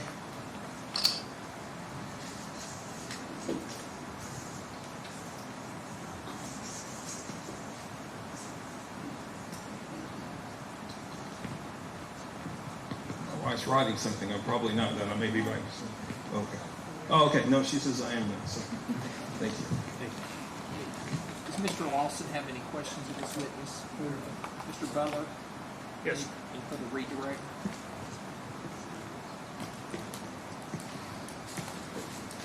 So if you can put the presentation back up for us.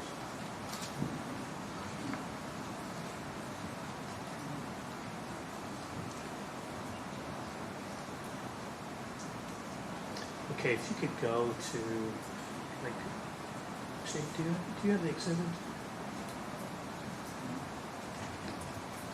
Sorry.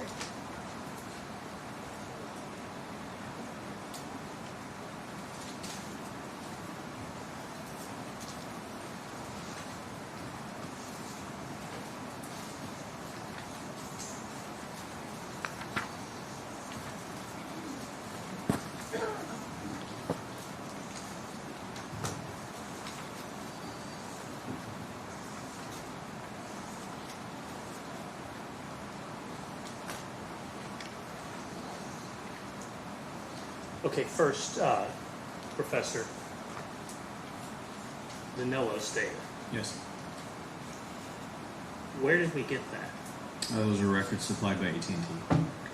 And who requested it? The law enforcement officials did. Law enforcement requested it. Testified about accuracy. Then we're going to come back to some of these things. Does 90% accuracy mean it's perfect? No. Now, let's talk about sectors first. Okay, we're going to go back to kind of summarize. The sectors are from the call detail records, correct? And the call detail records have nothing to do with NELOS, correct? Correct. Those are completely separate records that are supplied, right? That are both requested by law enforcement. Correct. Okay. Now, if we could go to 120803.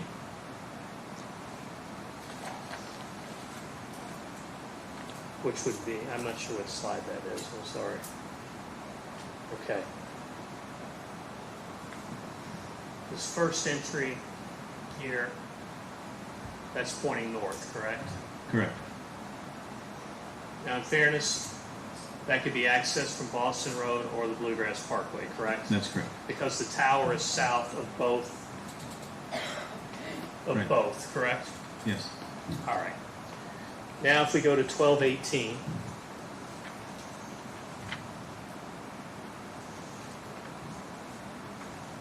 this is the beginning of the data call.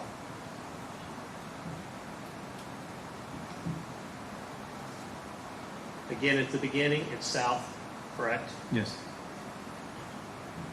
In your opinion, does this tower connect to the Bluegrass Parkway? It's too far, in my opinion. Okay. All right. Now, we have talked about, if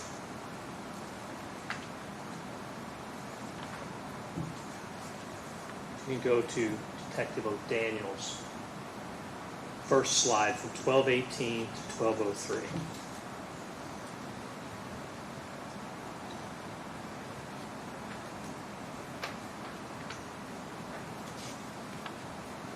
And as we talked about, the 1218 data call is 6 minutes and 38 seconds, correct?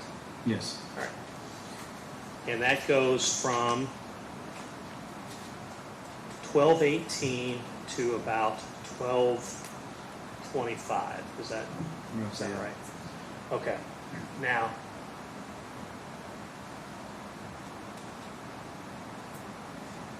these towers, part of this data call, where are they directing you to? It's connected to a northward facing azimuth. Data call. Now, during that time it's connecting, the Detective O'Daniel prepared this report. We're going to stop right there. Mr. Young asked you some questions about, I may get it wrong, we do things a little different. He said something about, could it go around the side? Do you recall that? Yes. Okay. And the point of that, I assume, was could it possibly hit the side sector or whatever? Potentially, yeah. Yeah. On this data call, 1218 to 1225, as we're going from east to west, according to their expert, does any one of these little data call towers sneak around the side? Does not appear to be.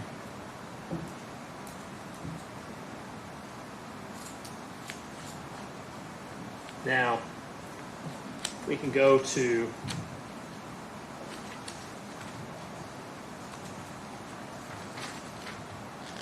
(1225) to 1231, and Detective O'Daniel's report.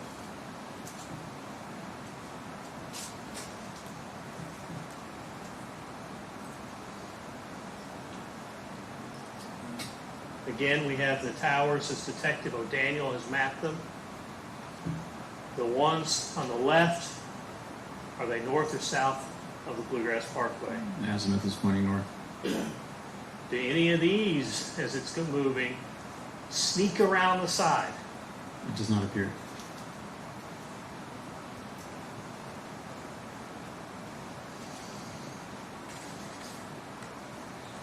Now you heard the, we heard the geography lesson.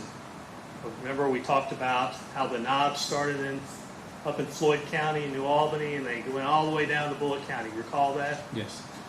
And we were talking about radio waves bouncing off hills and so on and so forth. You recall that? Yes. Can you put up the picture of Miss Rogers' car? Huh. Do you see a knob right there by that cell tower? Not in this picture.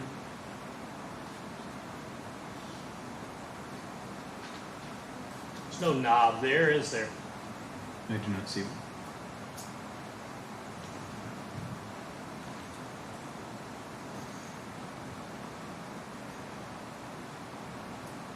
Now, Mr. Young asked you about, you can take that now. Mr. Young asked you about a drive test. Do you recall that testimony? Yes. Can you tell ladies and gentlemen of the jury what a drive test is? That is where you essentially go to as many points as possible in an area and you map signal strength, or you map whatever you're trying to find relative to a cell tower or a Wi-Fi network. It's an exhaustive search. Oftentimes it's done on every street in a city or block in a way to try to get a picture of what you might be connected to and when. And law enforcement never did that in 2015, correct? I did not see one. Now,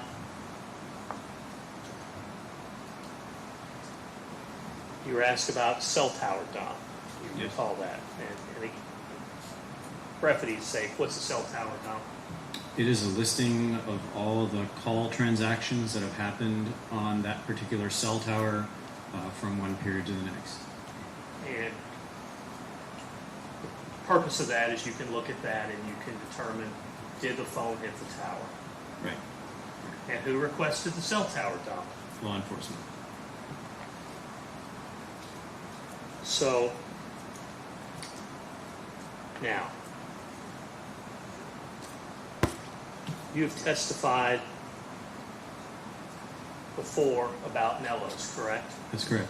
In fact, I think you've testified before that Nellos can be unreliable, correct? Yes. Can you explain that for the jury? So typically I look at a number of factors. I don't just look at Nellos. I'd like to state for the record that I review everything on a case-by-case basis, so I don't translate findings from one case to another where they've occurred at different times with different equipment, different phones. You can't really compare them like that. What I have said in past cases is that where you have a Nellos record that is based on a single tower, which are these 1,500 meter and up, I tend to find that there have been counterexamples to that, which show that the phone probably may not have been in that area. So when I am assessing something, I'm given location records, I tend not to focus on those points. They give me a general understanding, but they don't tell me where something is. It's much like I know I'm in courtroom C, so therefore I know I'm in the Justice Building. But I can't say, well, you're in the Justice Building, therefore you must be in courtroom C. So those are the kind of records I stay away from. When I'm further comparing Nellos records, and I'm working with the smaller radiuses, the 600 meter and less, I usually link that up with other information, and we're looking at some of the call detail records, which are separate, as well as any location data that the phone itself may have. And I want to break this down, and I'm almost done. We'll get you out of here, okay? No problem.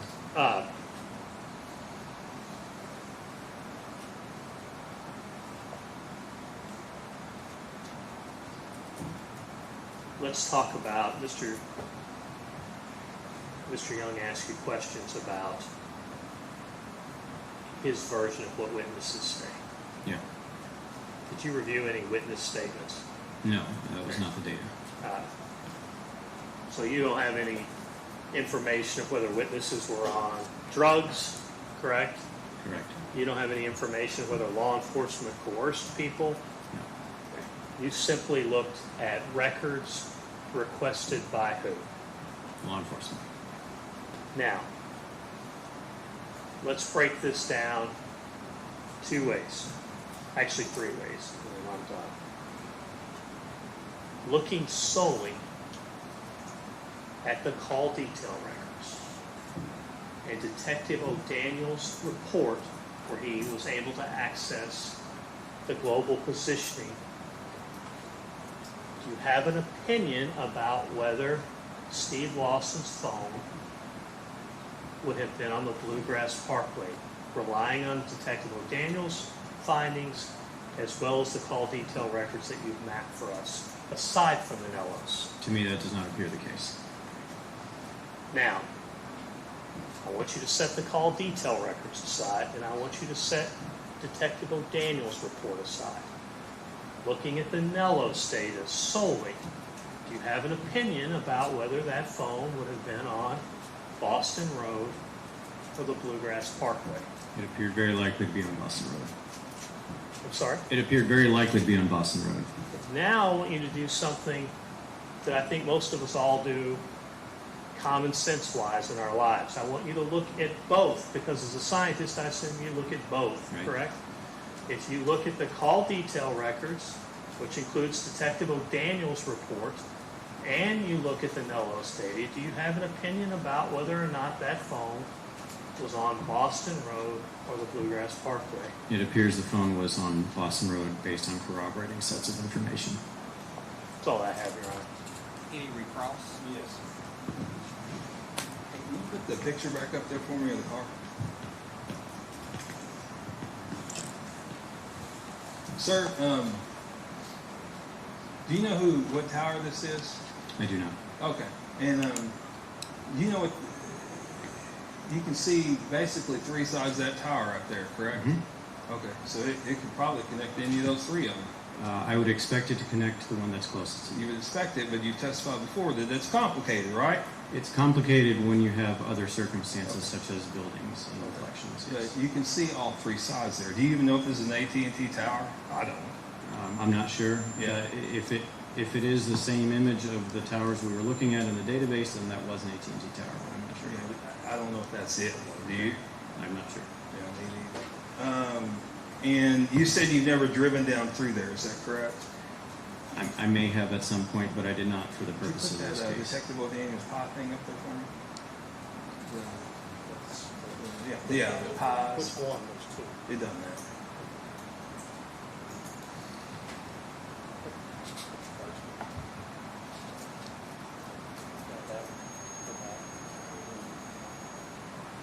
There you go. That one. Yeah, it doesn't matter.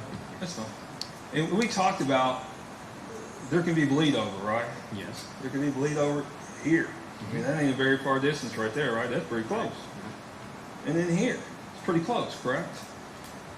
If you were driving across the bluegrass, Yes, I would sir. expect faces to have switched, and they did not. To what now? I would have expect faces to have switched. What I'm saying is, They did not. it could bleed over, correct? A bit, yeah. Yeah, a bit. Okay. Thank you. Now, Joey Lawson had service through Q-Link. Are you so familiar with that? Not directly, but I know of it. Okay, and do you know who the provider was back in 2015? You may.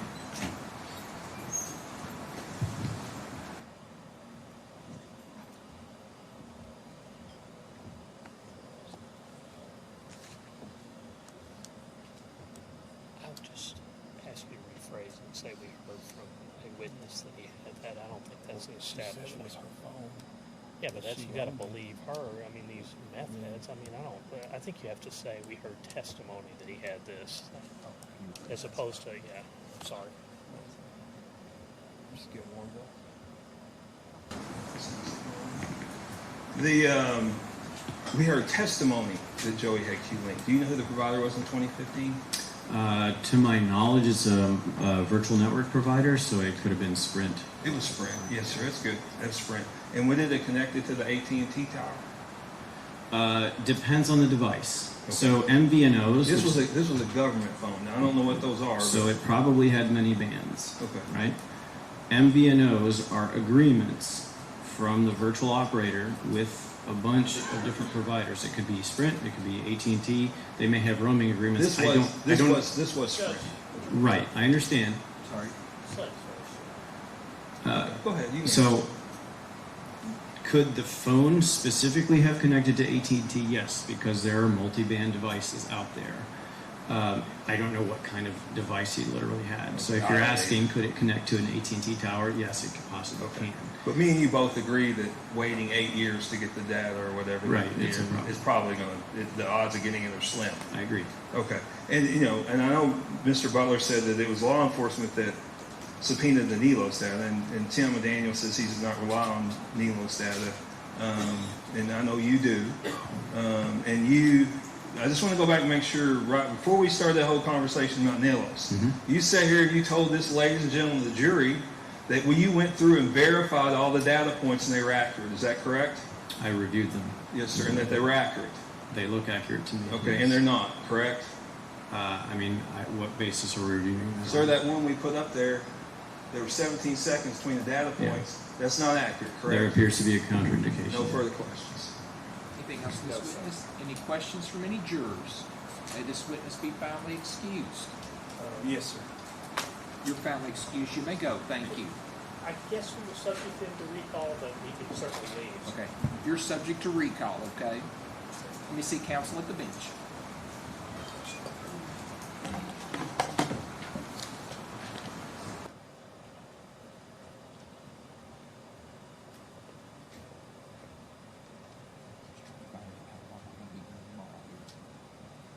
Well, Brian thinks he's going to go to noon. Sorry.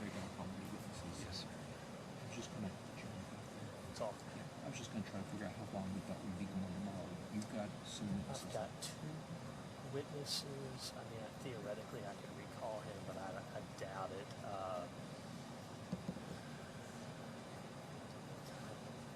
What time do we start? 8:30. No, what time do we start in? 12:30? 12:30. I mean, do you have as long as crosses on there? I'm guessing we're done by 12:30. Are you all calling any witnesses? No plans to. Okay. You've got some rebuttal proof, you think? 2 or 3. So you think we can wrap up tomorrow about the same time as We're going to today? wrap up to about the same time, maybe a half hour later. Do you all mind if I go ahead and tell the jury we're in agreement that this is all for today? Yes, sir. That I tell them we'll be back tomorrow at 8:30, that we'll probably go, we think sometime, that we finish before 4 is our guess. And that they'll be back on Monday, and we'll have closings on Monday, and then Tuesday will be deliberation. Yes, So sir. we can make plans. And I think we told them Tuesday was our day.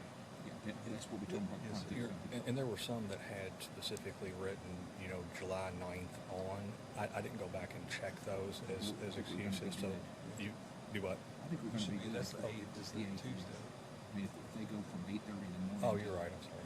2 in the morning, I think it'd give it a good effort.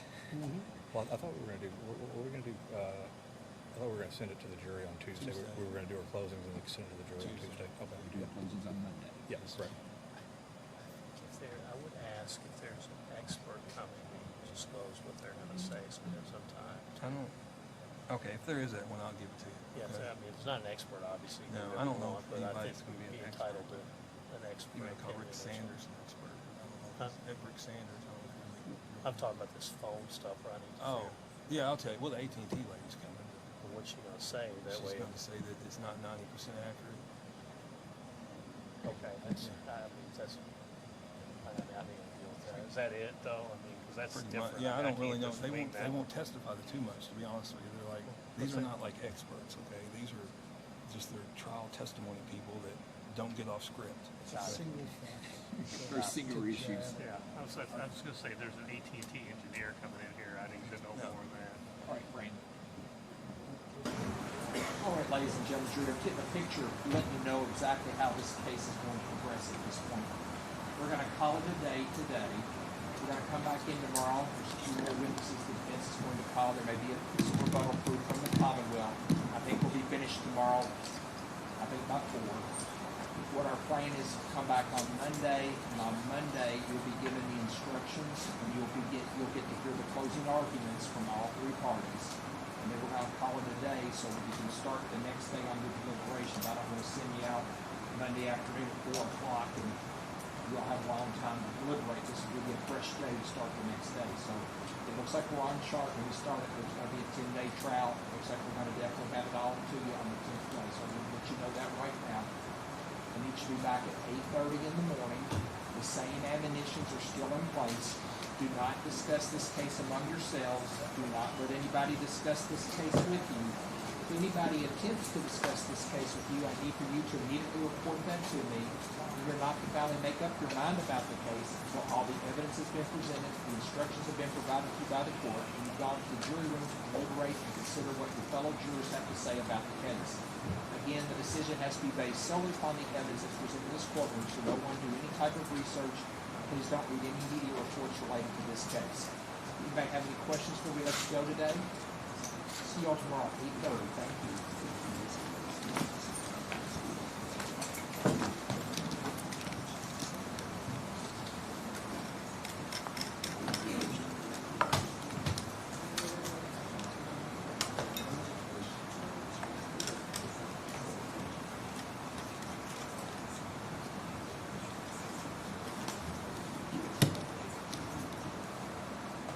Court's in recess until 8:30 in the morning. Thank you all.